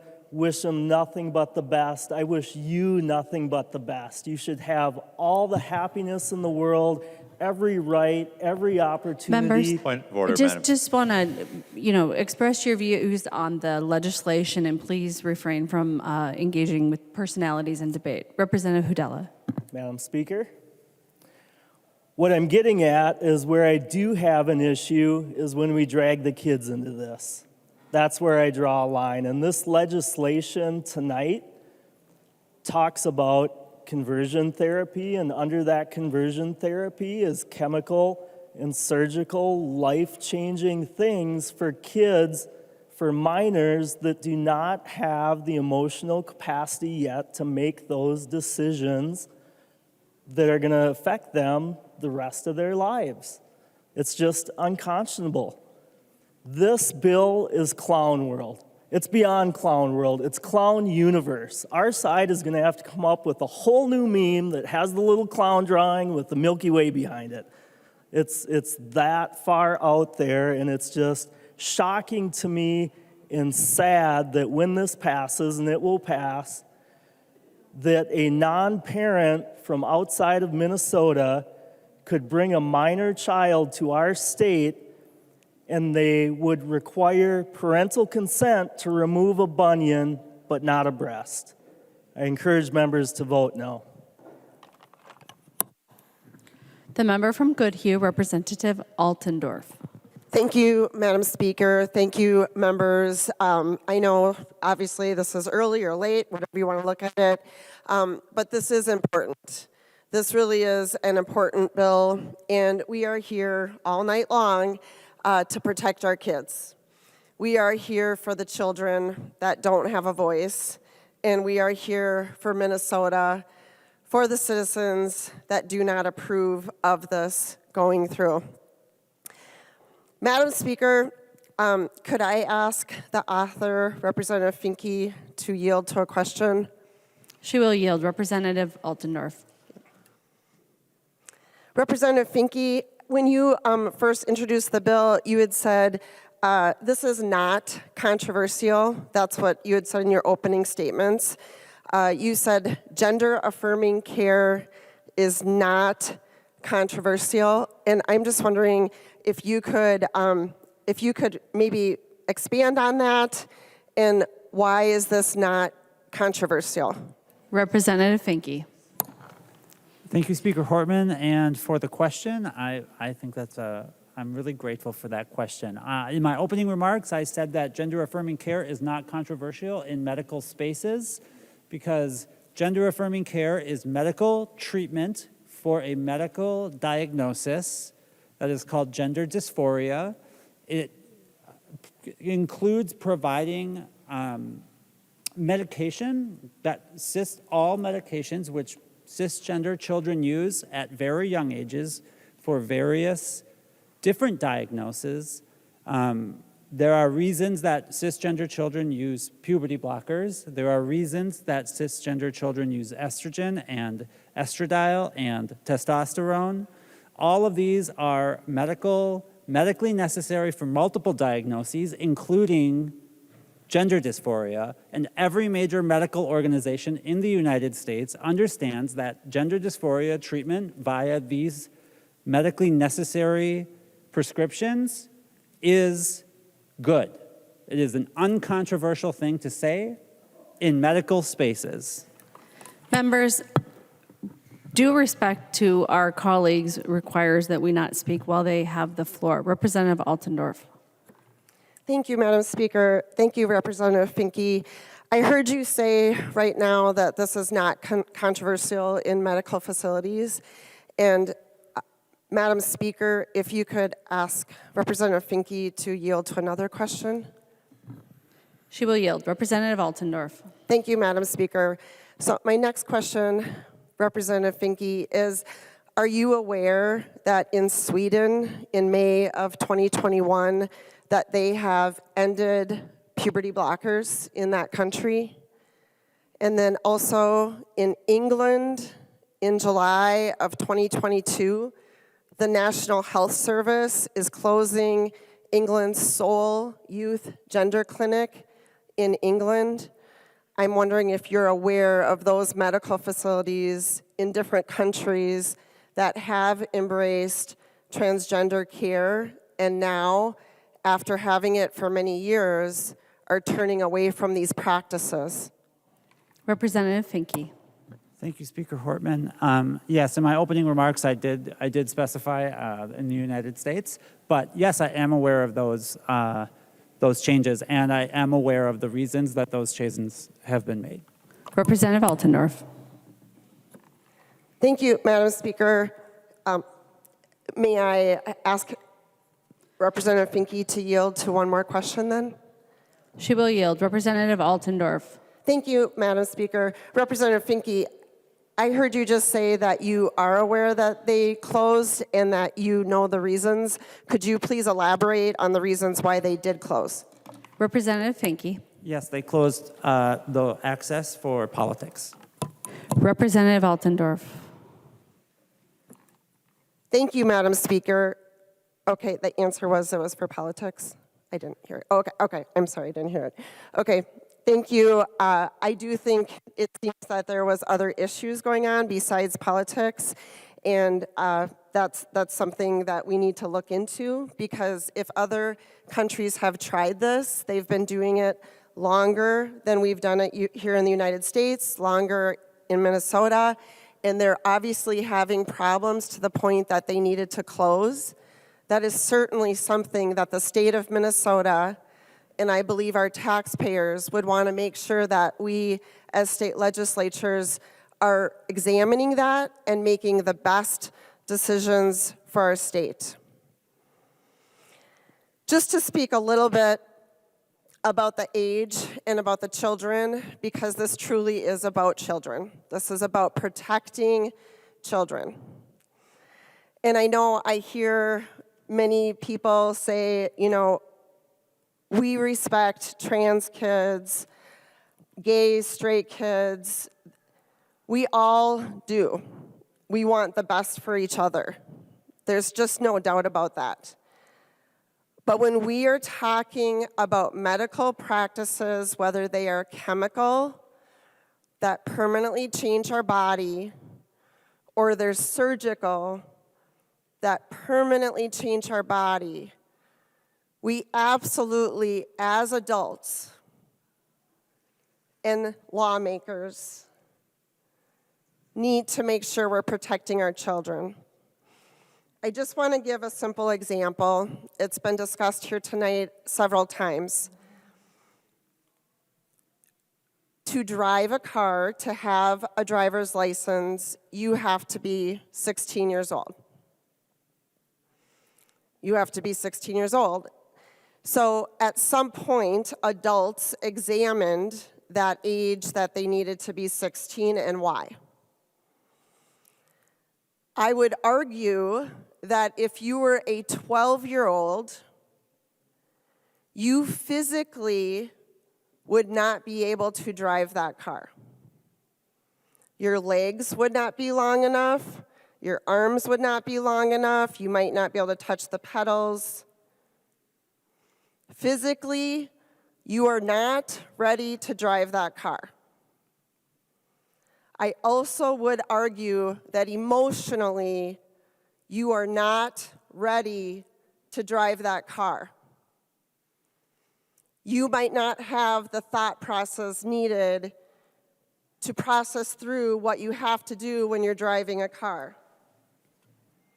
So mentally, emotionally, physically, a 12-year-old, we are all going to agree in this body, I believe, we would not allow a 12-year-old to drive a car because there's actual physical, emotional, and mental reasons that adults set limits for the protection of the child to not drive a car because it would be dangerous to them to do so. In the same capacity, in the same thought, we as lawmakers, we as legislators, we as parents, as adults, as reasoning human beings that have common sense, need to look at these same children and realize that they do not have the physical, the emotional, the mental capacity to make life-altering decisions that will change these children forever for the rest of their lives. We as lawmakers have to stand up for the children of Minnesota.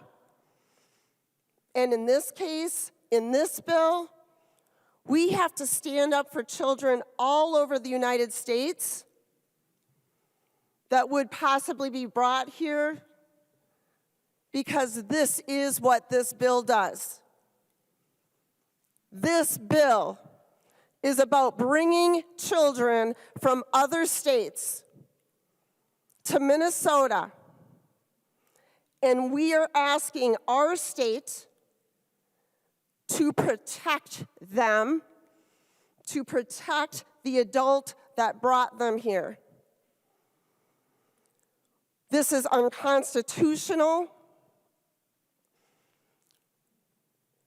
It is literally unthinkable of the situations that our state could be putting ourselves in this legal trap.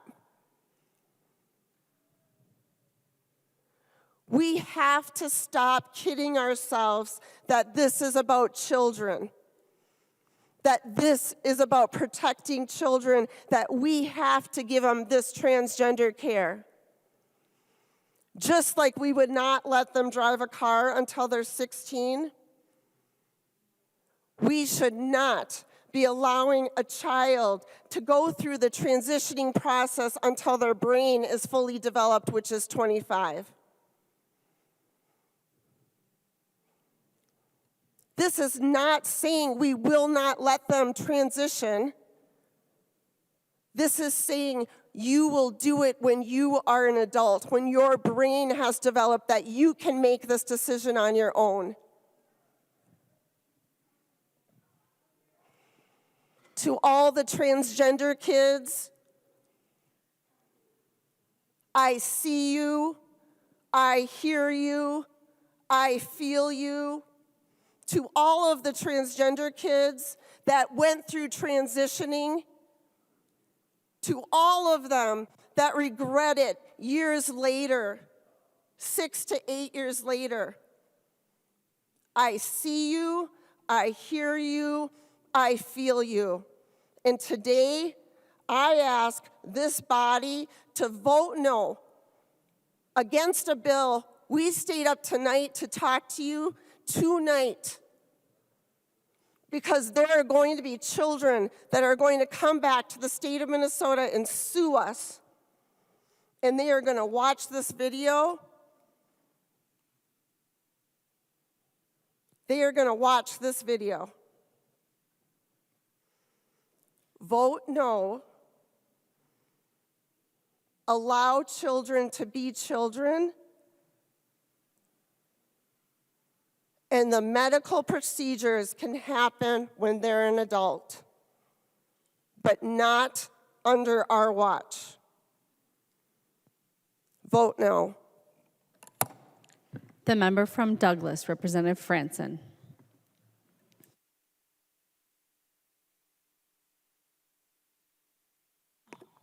Thank you, Madam Speaker and members. Lots to say about this very important topic. So I was just reminiscing about a conversation that was had in the Health and Human Services Committee. I can't remember, it was a number of years ago, and I can't remember if it was former Representative Matt Dean at the time as the chair, or if it was Representative Liebling as the chair. But we had this lengthy discussion on what is called a Prince Albert. I won't go into details, but it is a piercing on the genitalia, okay? Lengthy discussion about this issue in the Health and Human Services. Many people had never heard this before, but I was like, okay, what was the discussion on that? So I had to go reread the statute on the professional standards of piercings and informed consent. And so 146B.07, that's the statute, and it is subdivision 2, which is parent or legal guardian consent and prohibitions. And so then you scroll down to C, no nipple or genital piercing, branding, scarification, suspension, subdermal implantation, microdermal, or tongue bifurcation shall be performed by any technician on any individual under the age of 18, regardless of parental or guardian consent. So don't you find that very interesting? That if a minor wanted to have this type of procedure done, this piercing of some sort, that they would not be able to do that until they were 18 years of age or older. To House File 146,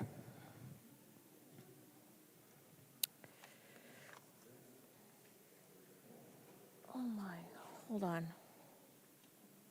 I left my notes somewhere. Ooh. No. I think my notes are over there. I can go to the next person and return to Yeah, you. would you? Okay, thank you. The member from Anoka, Representative Scott.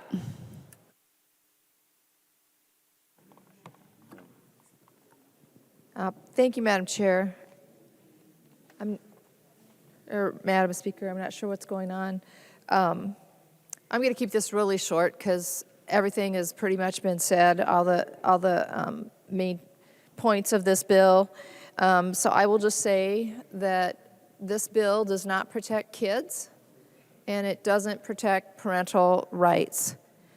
And I will leave with one quote, and it's from, I think I sent out this piece from Ms. Reed, who is a whistleblower that worked at a children's gender clinic in St. Louis.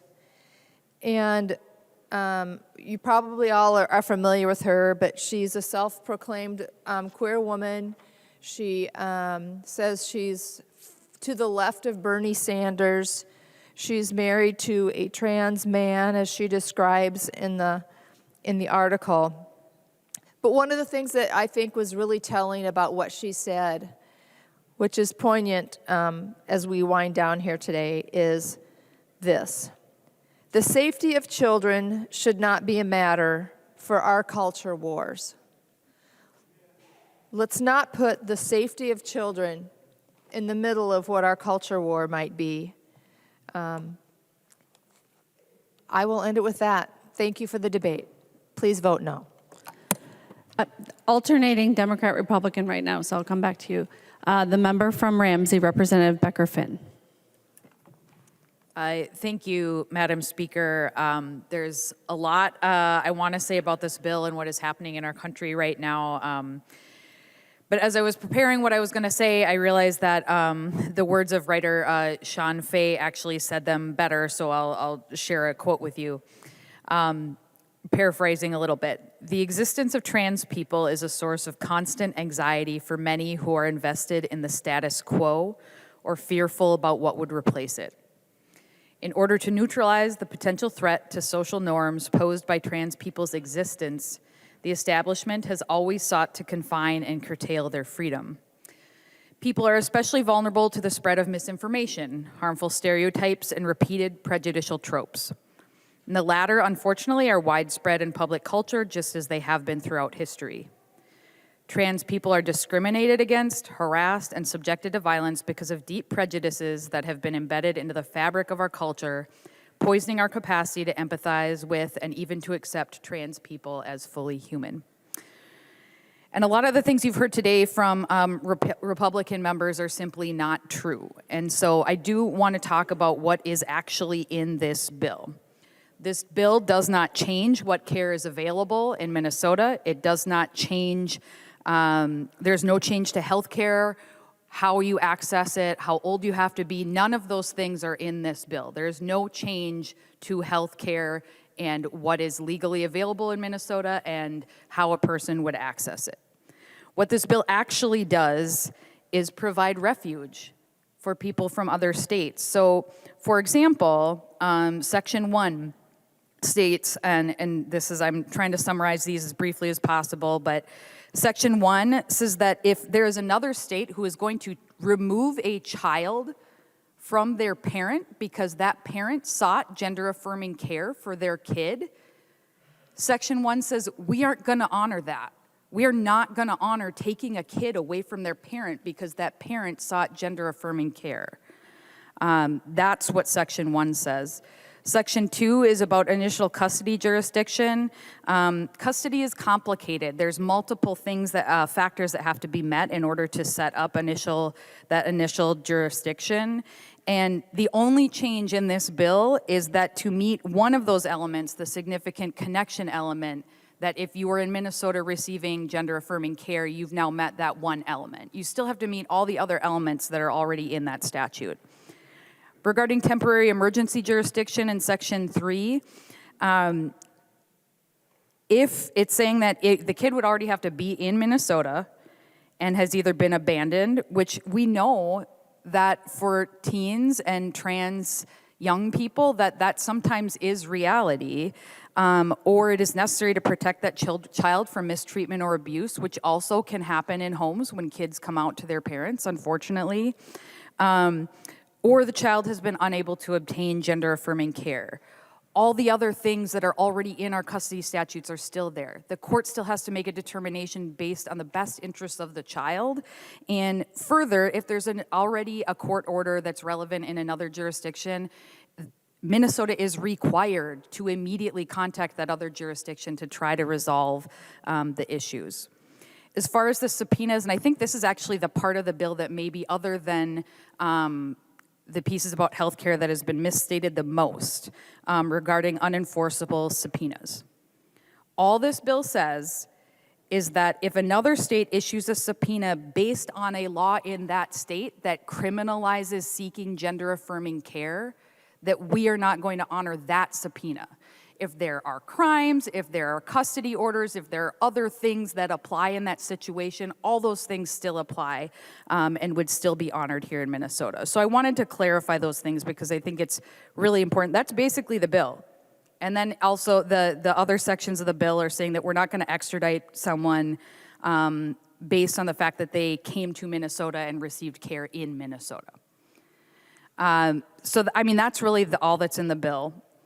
Lastly, I want to talk about, bring us back to why we're here, and that is about protecting trans kids. And I want to talk about the trans and non-binary kids that I know. And the kids I know, luckily, are fully supported and loved by their parents, and they're supported to be who they truly are. I know that we often talk about all the things that are really hard about being trans or non-binary or two-spirit, but the real story is that when kids are not only acknowledged but fully valued and listened to as their authentic selves, they thrive. And if you've ever been lucky enough to be in the same space with a child who is allowed to be fully free and who knows that they are deeply loved for who they are, authentically, truly as themselves, it's honestly one of the most beautiful things that you can experience, to even share space with a kid like that. That joy and that freedom is what we want to provide here in Minnesota for all kids, because we think all kids deserve that.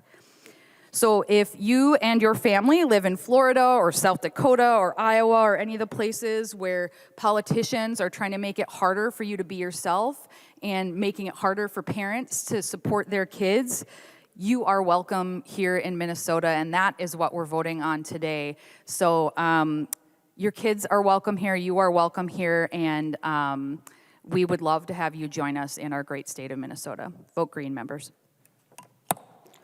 The member from Douglas, Representative Franson. Thank you, Madam Speaker.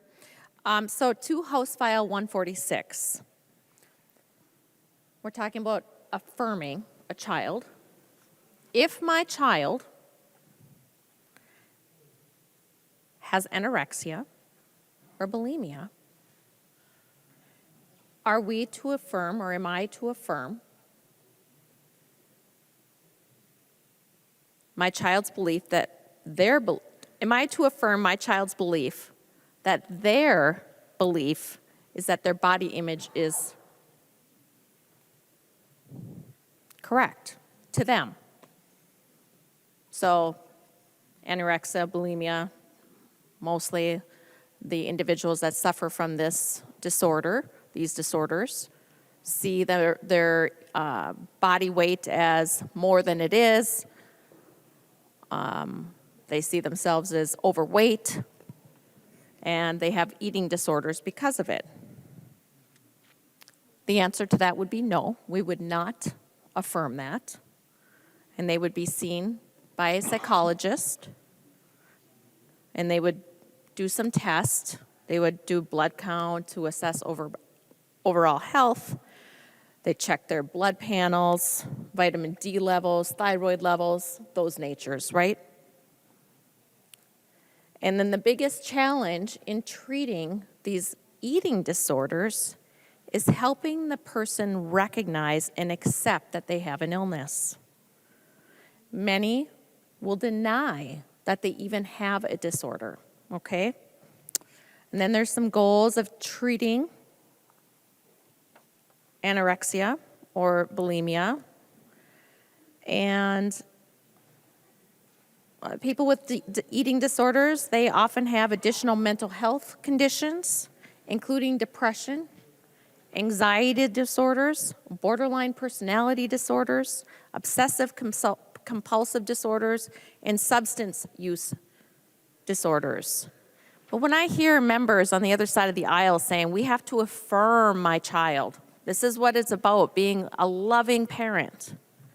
We don't affirm an example such as bulimia or anorexia. You love your child. Why aren't you affirming the anorexia or the bulimia if the child has that? You just wouldn't. Allowing children to cross into Minnesota, cross border, state lines here for hormone therapy, surgery. Let me tell you about my kids. So, summer of 2020, I think it was about June, it was June or July. I was on the golf course. I know exactly where I was. And it was Islands 2. I had just teed off, and I got a phone call from my son's dad saying that my youngest child had fallen off the mountain bike. He was in the Cuyuna Range and broke his nose. And I asked, well, should we bring him into the clinic? Does he need to go into the clinic? And was told, my ex-husband said, no, he's fine. It's just a broken nose. All right, okay, yep. So he's fine, right? Broken nose. It heals. He's got a bump on his nose, like many of us do have broken their nose. Well, this last summer, he started complaining to me that he can't breathe out of his nose properly and that he has a hard time breathing. And I kind of pushed it off, and he kept telling me, Mom, I can't breathe out of my nose. So I made an appointment with the primary caregiver. He was referred to an ENT. The ENT looked at his nose and said, yep, he can't breathe out of his nose, and then told me the description of what was going on. And he was referred to the Mayo for rhinoplasty, so nose surgery, okay? So we go to the Mayo Clinic. ENT looks at the nose and says, yep, he needs surgery. We will work with the insurance company to get the referral, the things that you need. Okay, easy peasy piece of cake, right? Mayo says he's not going to be able to get into surgery probably until after the first of the year because we're pretty backed up. Totally understand. And then in, I want to say November, we got a denial that my son, who cannot breathe out of his nose, that has been documented by 2 ENTs, one in Alexandria, one at the Mayo Clinic, the insurance came back and denied that procedure because he has another step to do before they would even allow for the surgery. And he had to go on 12 weeks of a allergy medication. I can't remember what it was. It's like one of them. But anyway, 12 weeks of an allergy medication. Okay? Now, I, as his mother, said to the insurance company, I was like, are you freaking kidding me? It is a broken nose. What is this allergy medicine going to do for a broken nose? Nope, we will not approve anything. You have to do this. So the point of my story is, my son had to go through all of these things to be diagnosed, and then insurance to kick back and say, nope, he hasn't tried all the routes, okay, for a broken nose that he can't breathe out of, that he needs rhinoplasty on. So we played the game. My son, my middle child, got his driver's license over a year and a half, almost 2 years now. And this summer, lost his wallet. Okay, no big deal. And he calls me and he's like, hey, Mom, do you know of a notary? I need this form notarized so I can get my driver's license. And I said, well, I think you should go to your dad's work because so-and-so is a notary there. And he goes, well, are you at home or are you at a meeting? I said, no, I'm at home. He goes, well, then can you come to the DMV? I can't get my driver's license unless this form is notarized. Now he is 17 years old, okay? So as I was driving to the DMV, which is only on good traffic day from my house to the DMV is like 10 minutes, not a big deal. This is what I was thinking. I was thinking, I have to leave my house to go to the DMV to sign a form, and of course pay the money for the renewal of the driver's license. But I have to leave my house, go to the DMV to sign a form so that my 17-year-old son can get a new driver's license. But there doesn't have to be any parental consent or notification for sex reassignment surgery on children or abortions. And I thought, just what a messed up state we are in that my son can't get his driver's license. And then later on, I learned that my son can't get his surgery on his nose because he hasn't taken allergy medication.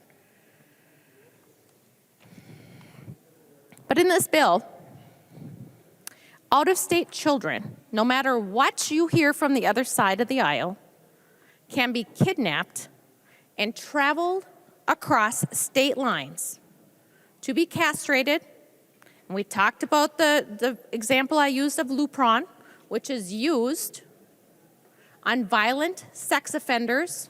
And I think there's like 9 or 11 states that still allow for chemical castration of violent sex offenders. Lupron is one of those drugs that I talked about. They can be sterilized because these hormone drugs also sterilize. And in fact, I think it was the Mayo Clinic that I read that if you're going to go on the hormone therapies, that you should think about freezing your eggs because of the potential loss of being able to carry children. And then, of course, talking mutilation, also known as surgery. And I went through the graphic description of what that looked like.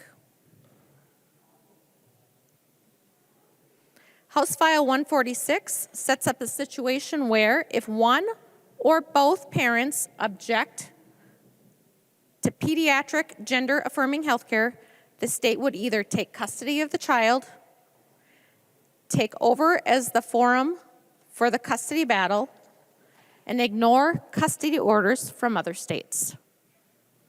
This bill, House File 146, legalizes third-party kidnappings for the purpose of gender reassignment surgery on children. This bill allows kidnapping for surgery, where kids are going to be mutilated forever, crossing state lines. In another world, if we weren't talking about this particular procedure, and somebody from Florida wanted to just, there was a custody dispute for whatever reason, and they escaped to Minnesota, or a third party did that with a child, that would be kidnapping. But under this bill, House File 146, things are different.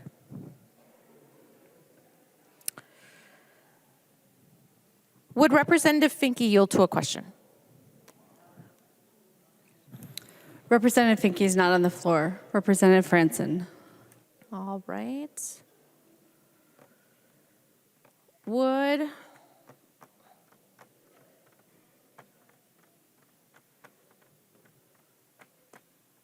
well, what I would have for the bill author, if the bill author was on the floor, a couple of questions.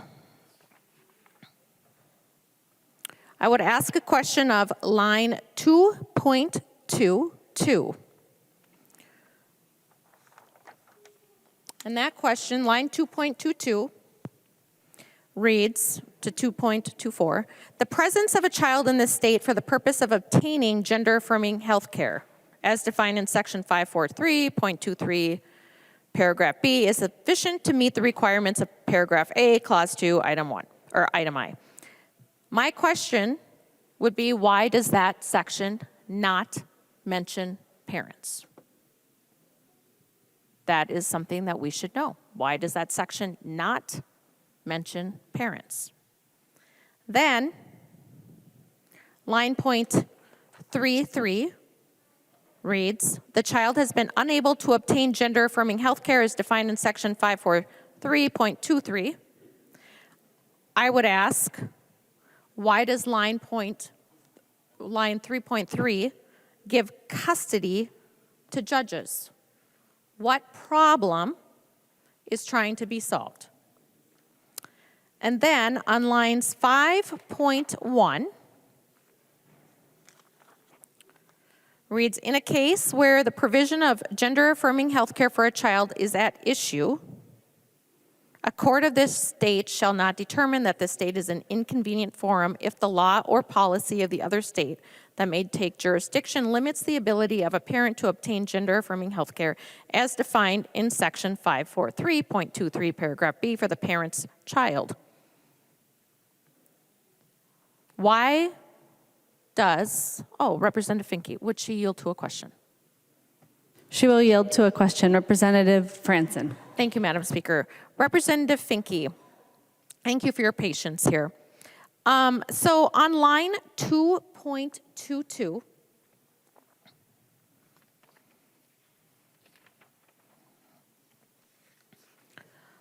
why does line 2.22 not mention parents?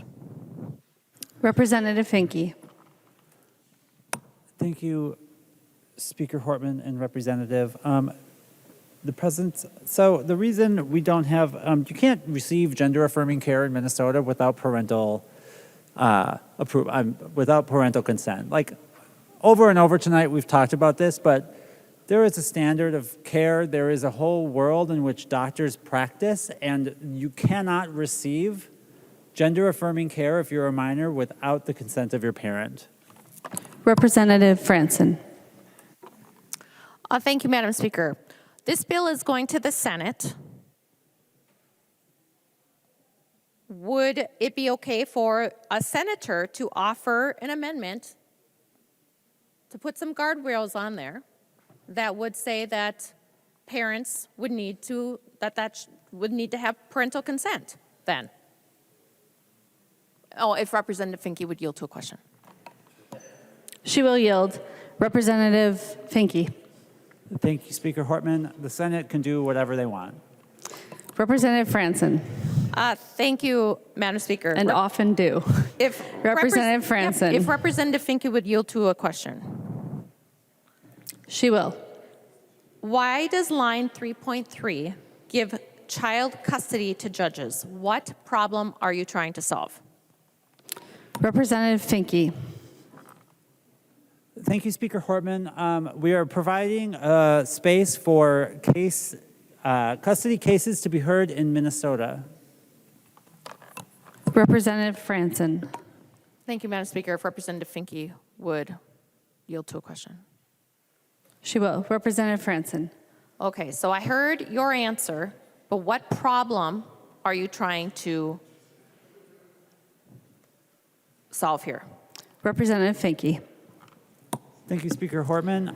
The problem we are trying to solve is that if you have a parent or parents and a child who has gender dysphoria, and the parents and child would like their child to receive gender-affirming care, and they live in a state where the right of those parents has been taken away by the government, then they can come to Minnesota, they can do what they as a family and their doctors have decided, and give gender-affirming care. And if that means having to have a case, a custody case to go forward, that case can be heard in Minnesota.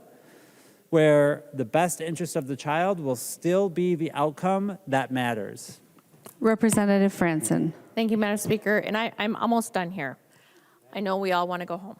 Don't be rude. Would Representative Finke yield to a question? She will.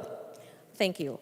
Representative Finke, so I heard that you were talking about both parents or a parent. What if both parents believe that it's not in the best interest of the child to have what you call gender-affirming care? What does that look like then when there is no parental consent? Representative Finke. Thank you, Speaker Hortman. No doctor will give that child gender-affirming care. Representative Franson.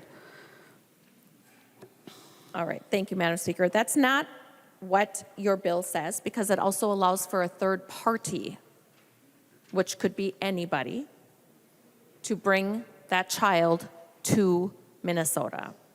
And the night is getting long, and I'll wrap up here.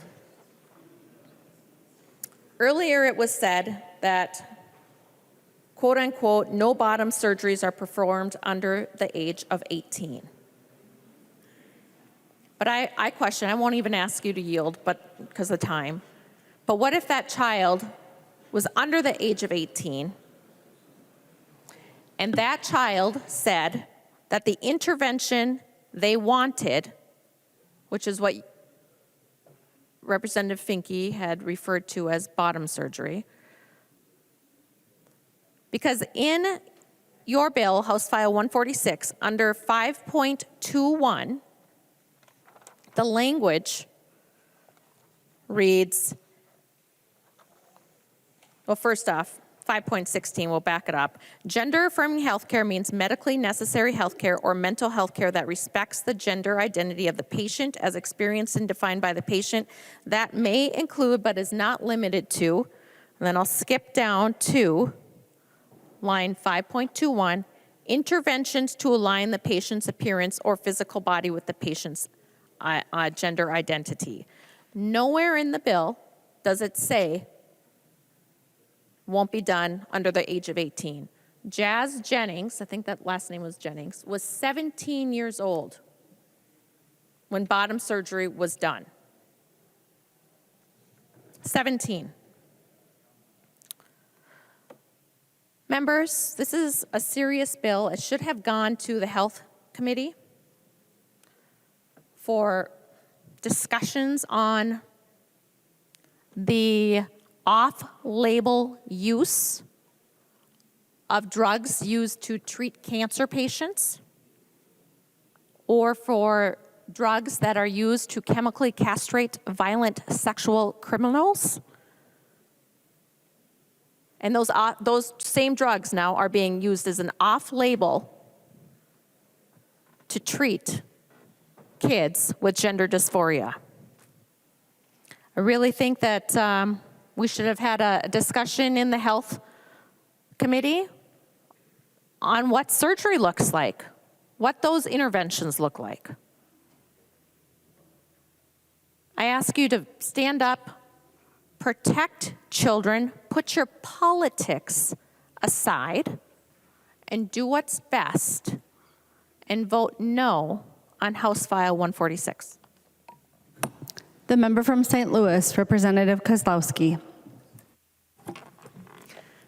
Thank you, Madam Speaker. Members, this is a historic night and a historic moment, and I couldn't be prouder to be standing here as a member of our beautiful, amazing trans and gender expansive community, as the first non-binary state representative alongside my partner in justice and the first trans woman, trans person to represent the state of Minnesota here at the legislature.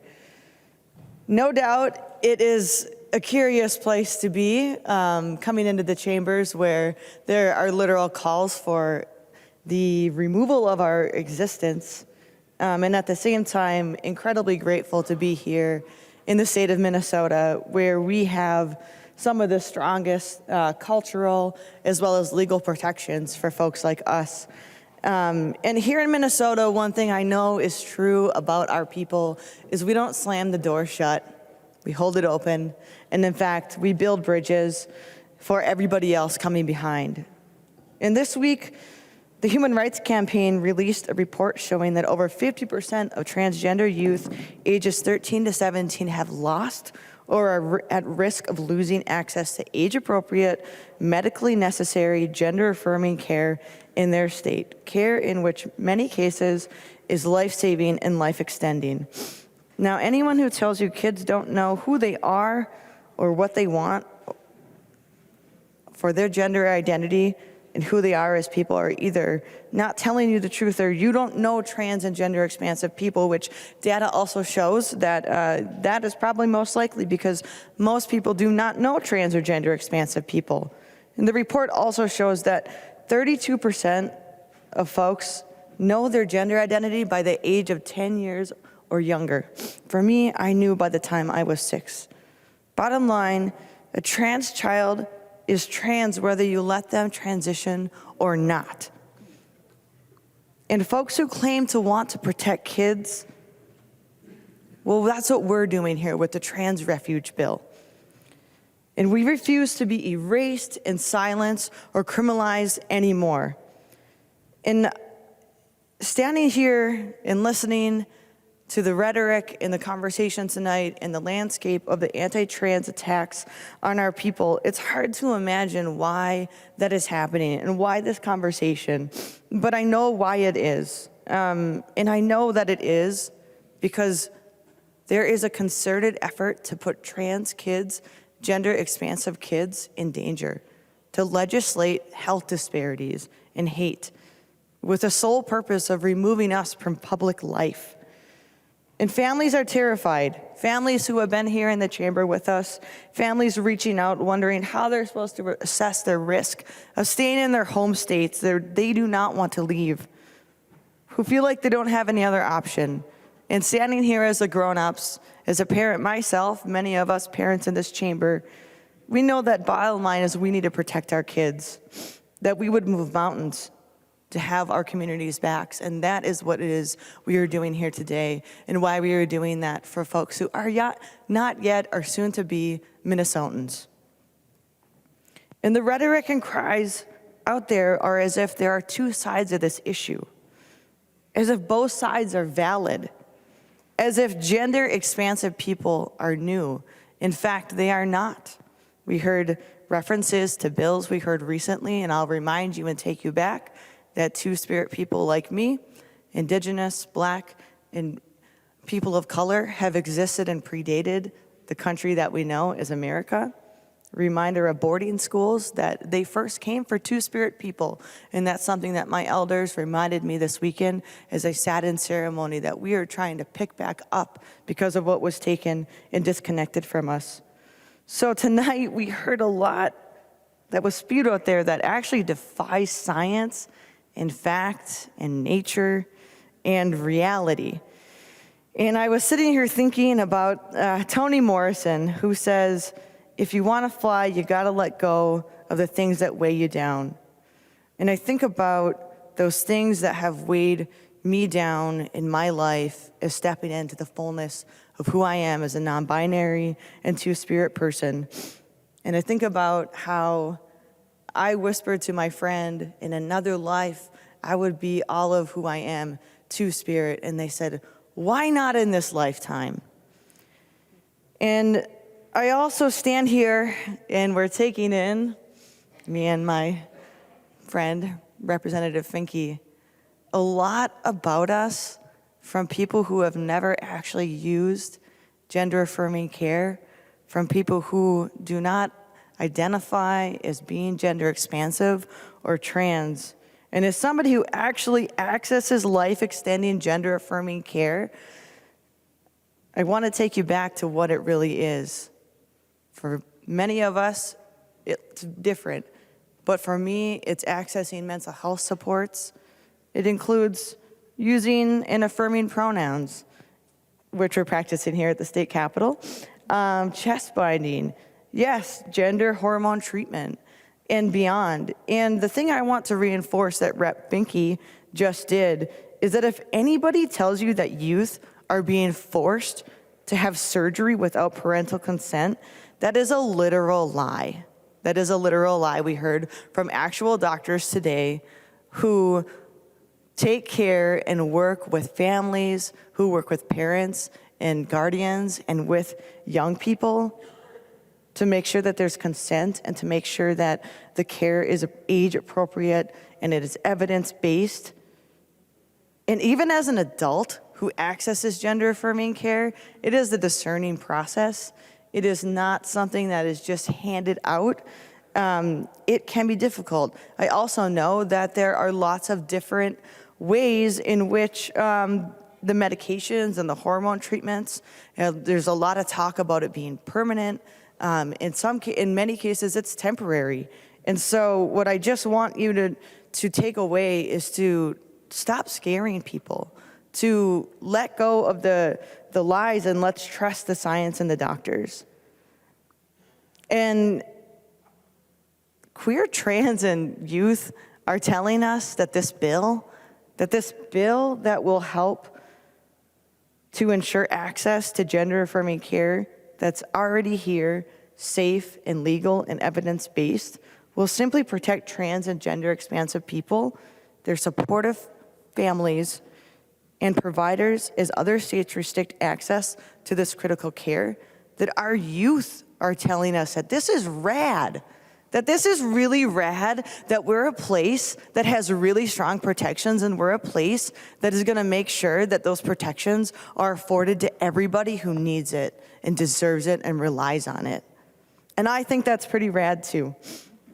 And I was also sitting here thinking that the gender binary hurts all of us. And I think that was showcased in some of the reading. I don't know what children's book that was. And I walked outside and I saw a protester that had a hat that said, "Gender is a hoax." And honestly, I couldn't agree more that the gender binary we're forced to back into is predicated off the fact that we are not real, that people here in these rooms and behind us and around us, that we aren't supposed to exist. And it is as if we're transgressing that you think what is natural is gendered clothing. I can tell you that my kiddo knows that clothes are just clothes. When we walk into Target, there's the boys' clothes and the girls' clothes and the men's and the women's. And at the end of the day, we're all just out here trying to live our best, incandescent, bright, glowing, fashionable lives. But I also want to take us back to the fact that what I heard today and what we've been hearing in the political landscape is things that's clothing at the gender binary is as if we're walking billboards for our genitalia. And I got to tell you that, you know, I was recently with one of our young trans youth, and they said, "Don't ask me inappropriate questions. I'll answer your questions that you're interested in, but there are questions that are inappropriate." And I have to say that some of the things here, I don't know why the obsession with our body parts. I heard a lot of talk about nipples and tongues and other parts that are invasive and inappropriate to be talking about our children's and adults' bodies in ways that aren't age appropriate. And I think that this is seeped in the cultural myth that we're peculiar, that we're transgressive, that we're breaking something. And even those things and those norms and those binaries that we're allegedly breaking don't exist. And so what I know is that the only gender rules that exist is that there aren't gender rules. We've made them up. So people question and they even laugh at us for existing as radiantly as we do. And we show you that you don't have to clip your wings or exist as an abbreviated version of yourself. That's what trans youth and non-binary and gender-expansive people do. We are a template of how to have the audacity to love yourself fully and live deeply. And tonight, we heard those things spewed that defy actual science and facts, that attack LGBTQ children, culture, and people that do nothing to actually address the issues facing us. The issues like housing and economic injustices. And I heard tonight that on discussion of another bill that I think applied so perfectly to what we're doing here, that I too think it is cavalier that we can so easily seek to hurt people. That we make bills and we're willing to pass laws as politicians that would have people sell their businesses and change schools and move their kids across the country without realizing that we're hurting people. And tonight, what we have in front of us and with our green buttons is the opportunity to help people who need it and who need it right now and who needed it last week. And that's why we passed the executive order. And I also want to say to all the politicians out there, here in this chamber and across our country and the world, frankly, that you picked the wrong community to pick on. And that when our community is attempted to be erased and silenced and eradicated, that I can tell you the thing I know about us is that we are inconquerable. Our spirits do not give up, and we are just getting started. And so we will win these fights for our human rights, not just for Minnesotans, but for everybody. We will win for our communities, and we will win because our priorities are queer. We are here for radical belonging and love and joy. And here's the great gay agenda secret, not so secret. We want to live. We want our trans youth and our gender expansive people to live. We have a life expectancy that is shameful, that the average age of a trans and gender expansive person like us is 35. We want to grow old to become transcestors, to pass on to our next 7th generations goodness and life and beauty. And the thing about queer folks, about us gender expansive people, is that really great at taking the pain and even the calls for our erasure and our eradication and our hardship, and we support each other through it. And we turn that into something beautiful, and we turn it inside out. And so a vote for this trans refuge bill sends a really clear and powerful message that our love for our people, for trans youth, is stronger than anyone's hate, fear, or cruelty. And I leave you with this. Words from a poem. Who's the poet, our favorite poet that you shared with me today? Andrea Gibson. I know how much the pain of this world weighs, but we can still tip the scales in light's direction towards love. So come be everything you are in this world, and I promise you that Minnesota will always be a landing place, a cocoon, a nest, a place of refuge, and we will never stop fighting for you in that just and liberated world that we're going to create and pick back up together. The member from Stearns, Representative Davis. Thank you, Madam Speaker and members. It has been a long number of hours that we have spent over the last, yesterday and today already. But I have a few comments that I would like to make. But first, I would like to thank our desk staff and our Sergeant at Arms and department for being with us as we have debated what matters to Minnesota. Thank you very much for being here.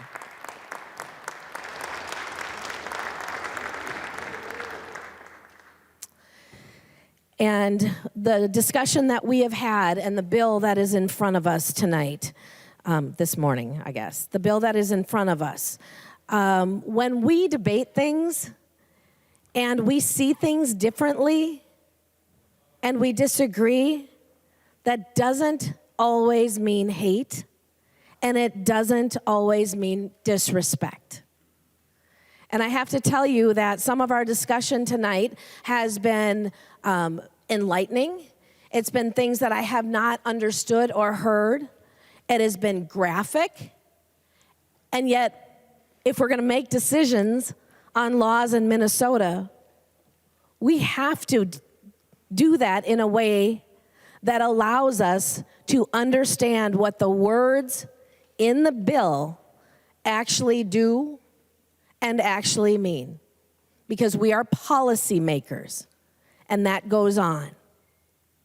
I know I have also heard a number of times that it would be, any gender-affirming care would be with a parent's permission or awareness, but yet when I look at the actual bill, Section 5, starting on line 5.10 or 5.1, that's a new section of law that talks about the individual's right to receive gender-affirming health care.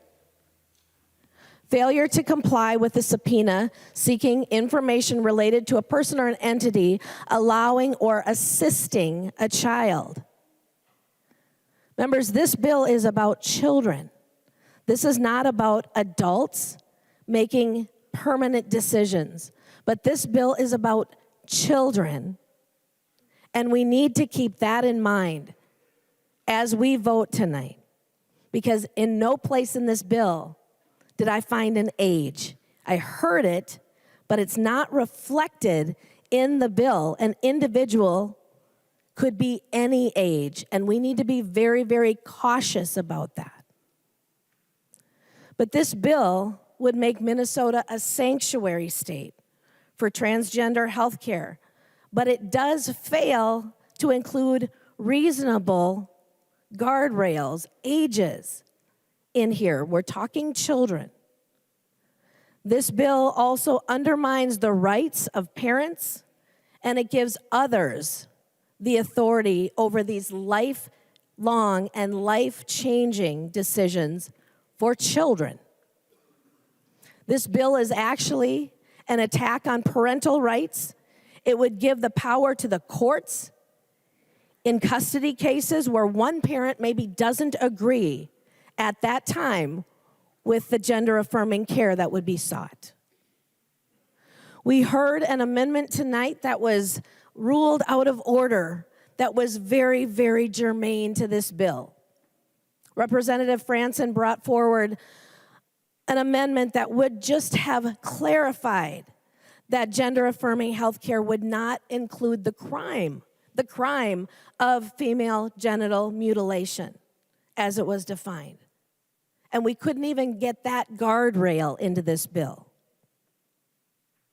But I read something recently that said, if a surgeon uses their scalpel to permanently alter the reproductive organs of a young girl in the name of religious or cultural traditions, here in the West, we call it female genital mutilation. But if that same surgeon uses that same scalpel to permanently alter the reproductive organs of a young girl in the name of transgender ideology in the West, we call it gender-affirming care. Members, we are about to vote on a very, very important bill. I want to believe that all of the work that we do is important. But when we start dealing with our children and potential life-changing matters under the name of health care, we need to stop and think. And to my colleague on the other side of the aisle that just spoke, Representative, as you talked about the life expectancy of trans people being only 35, we need to look deep and hard at why that might be. Members, tonight I am going to be voting no. I would encourage a no vote on this bill. We need to continue to look at the issue, make sure our children are safe, and that their rights are protected. Please vote no. The member from Ramsey, the author of the bill, Representative Finke.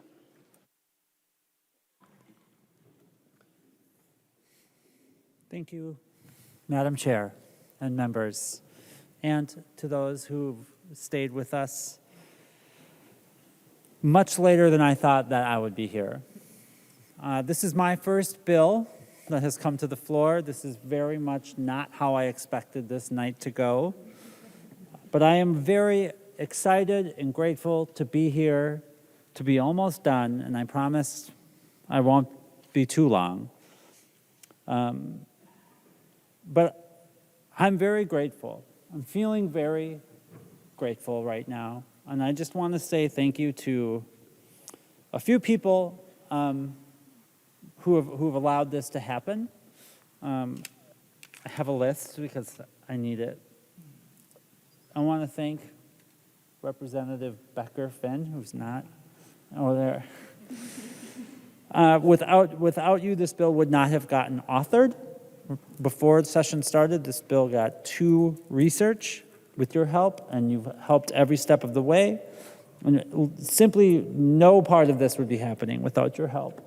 And it means everything to me that you're here. I want to thank Representative Ryer and Keeler for carrying this bill last year, for moving us forward, and for recognizing the need that we have and that we're finally bringing to fruition tonight. Representative Kozlowski, Partners in Justice. I want to thank Dr. Gepford. I'm not sure if they're still here, but thank you so much, not just for the work you've done on this bill, but for the work you do every single day for our community. And former reps, Hunter Cantrell, Karen Clark, this is generations of work. This is generations of work from a community that has always existed, is not made up, is not created by social media, is not an invention of a modern era that simply demanded to be created and now seeks torturous, crazy. I'll be honest with you. I'm very thrown off. I want to thank Leader DeMuth for her comments at the end. I was not expecting to be feeling the way that I'm feeling at the end, but I think we now understand. We understand the distinction between what is being said on one side and what is being said on the other. Because you see us, when you see us, you see mutilated bodies. That's what you said. If it's gender-affirming care, it's gender-affirming care, but otherwise it's mutilation. And it is the most dehumanizing thing to hear in this body, and it is not how I wanted to end this, and I am very upset about it.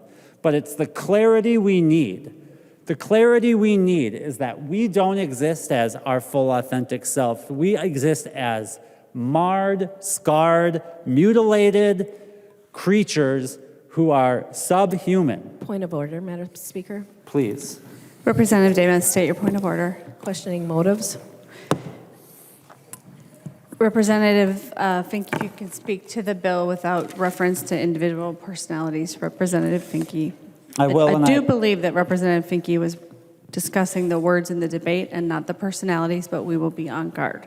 Representative Finke. I will let that go. I found that to be a very shocking note for us to end this debate on. But the truth of our side is simply belied by this. It is what Representative Becker-Finn said earlier. It is what every parent who goes to their school council and says, I didn't support gender-affirming care, and then I had a trans child.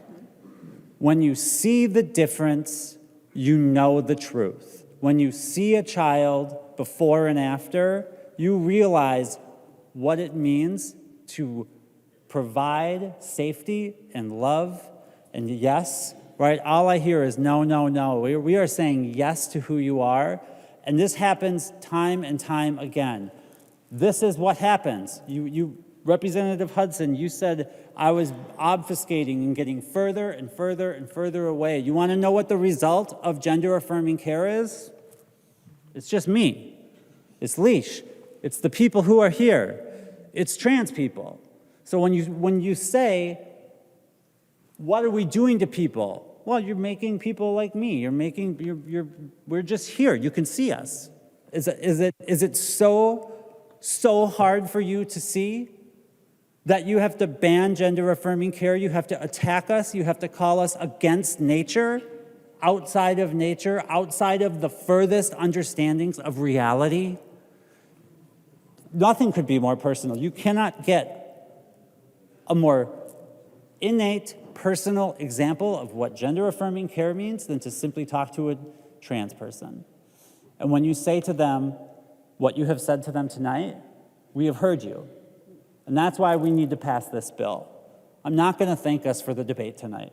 I'm going to thank my members for staying up until 5:15 to make sure this happens, to protect our community, because we see why we need this protection now more than ever. Thank you all for staying. I did not plan to get this mad, but I feel so loved by these colleagues on the floor tonight. I feel so much support, and our community is watching. Our community feels this love from Minnesota. We don't get good news. I've said this before. When the media is talking about our community, it ain't good. This is good. This is justice. This is powerful statement for what it means to love people. Vote for it. The clerk will take the roll on the bill. The gallery needs to be quiet in the chamber. The clerk will take the roll on the bill.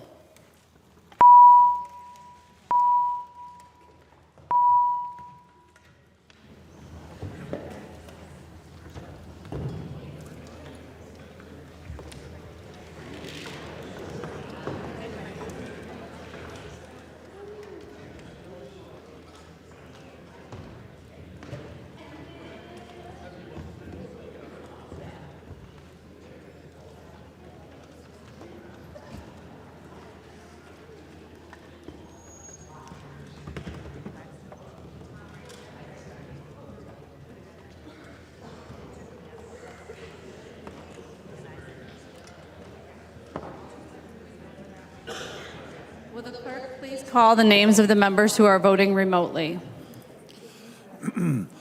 O'Neill. O'Neill, no. O'Neill, no. Pryor. Pryor, aye. Pryor, aye.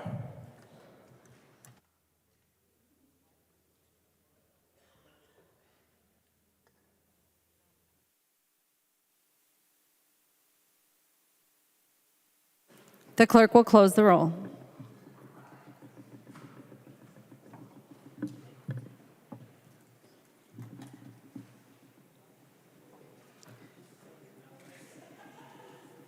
Before I announce the vote, I'm just going to remind members and the gallery that we need to observe decorum in the chamber, and I would greatly appreciate that from both members and those who are with us here in the gallery.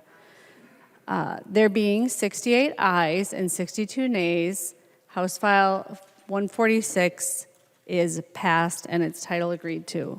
Motions and resolutions. There's a copy of the non-controversial motions at the House desk and online. If there is no objection, we'll take action on these motions first. Hearing no objection, the motions prevail.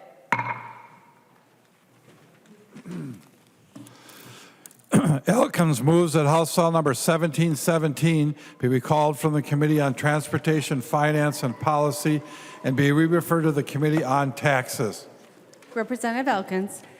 Thank you, Madam Speaker. 1717 is a bill that would establish an investment tax credit for short line railroads. I had it referred to transportation for discussion there, but we never had time to hear it. The two chairs are fine with moving it to taxes where it needs to go, and that's my motion. Any discussion? Seeing none, all those in favor, please say aye. Those opposed, please say aye. Please say no. The ayes have it. The motion prevails. Hudella moves that House File number 2801 be recalled from the Committee on Transportation, Finance, and Policy and be re-referred to the Committee on Capital Investment. Representative Hudella. Madam Speaker, it's a bigger road and bridge project. I talked to Chair Hornstein and Chair Lee, and they were both fine with it. Any discussion to the motion? Seeing none, all those in favor, please say aye. Those opposed, please say no. The motion prevails. Mueller moves that House File Number 2981 be recalled from the Committee on Higher Education, Finance, and Policy and be re-referred to the Committee on Economic Development, Finance, and Policy.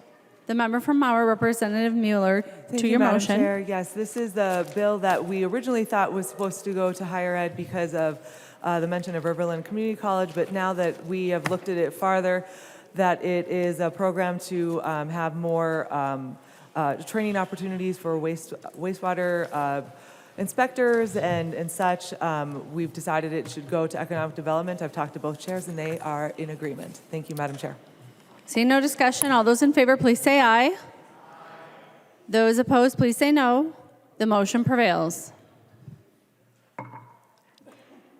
Any other motions? Any announcements about maybe what time committees are meeting tomorrow? Or Representative Liebling? Madam Speaker and members, I would like to announce that the Health, Finance, and Policy Committee will be meeting 15 minutes, no, not really. I have been asked to announce that we would meet 15 minutes after session, but I'm announcing that we are meeting at 8:30 a.m. in room 5. Don't be late. Representative Claiborne. Thank you, Madam Speaker. State and local government finance and policy will meet at 10:30 in room 10 later today. Thank you. The member from Hennepin, Representative Hornstein. Announcement. Thank you, Madam Speaker. Transportation, Finance, and Policy meeting at 10:30 a.m. in room 200 this morning. Representative Howard. Madam Speaker, the Housing Committee will meet at 1 p.m., so you get a little more sleep for housing. Any other announcements? Representative Long. Madam Speaker, I move that when the House adjourns today, it adjourns until 3:30 p.m. Monday, March 27, 2023. Representative Long moves that when the House adjourns today, it adjourns until 3:30 p.m. Monday, March 27, 2023. All those in favor, please say aye. Aye. Those opposed, please say no. The motion prevails. Representative Long. Madam Speaker, I move that the House do now adjourn. Representative Long moves that the House do now adjourn. All those in favor, please say aye. Those opposed, please say no. The motion prevails. The House stands adjourned until 3:30 p.m. Monday, March 27th, 2023.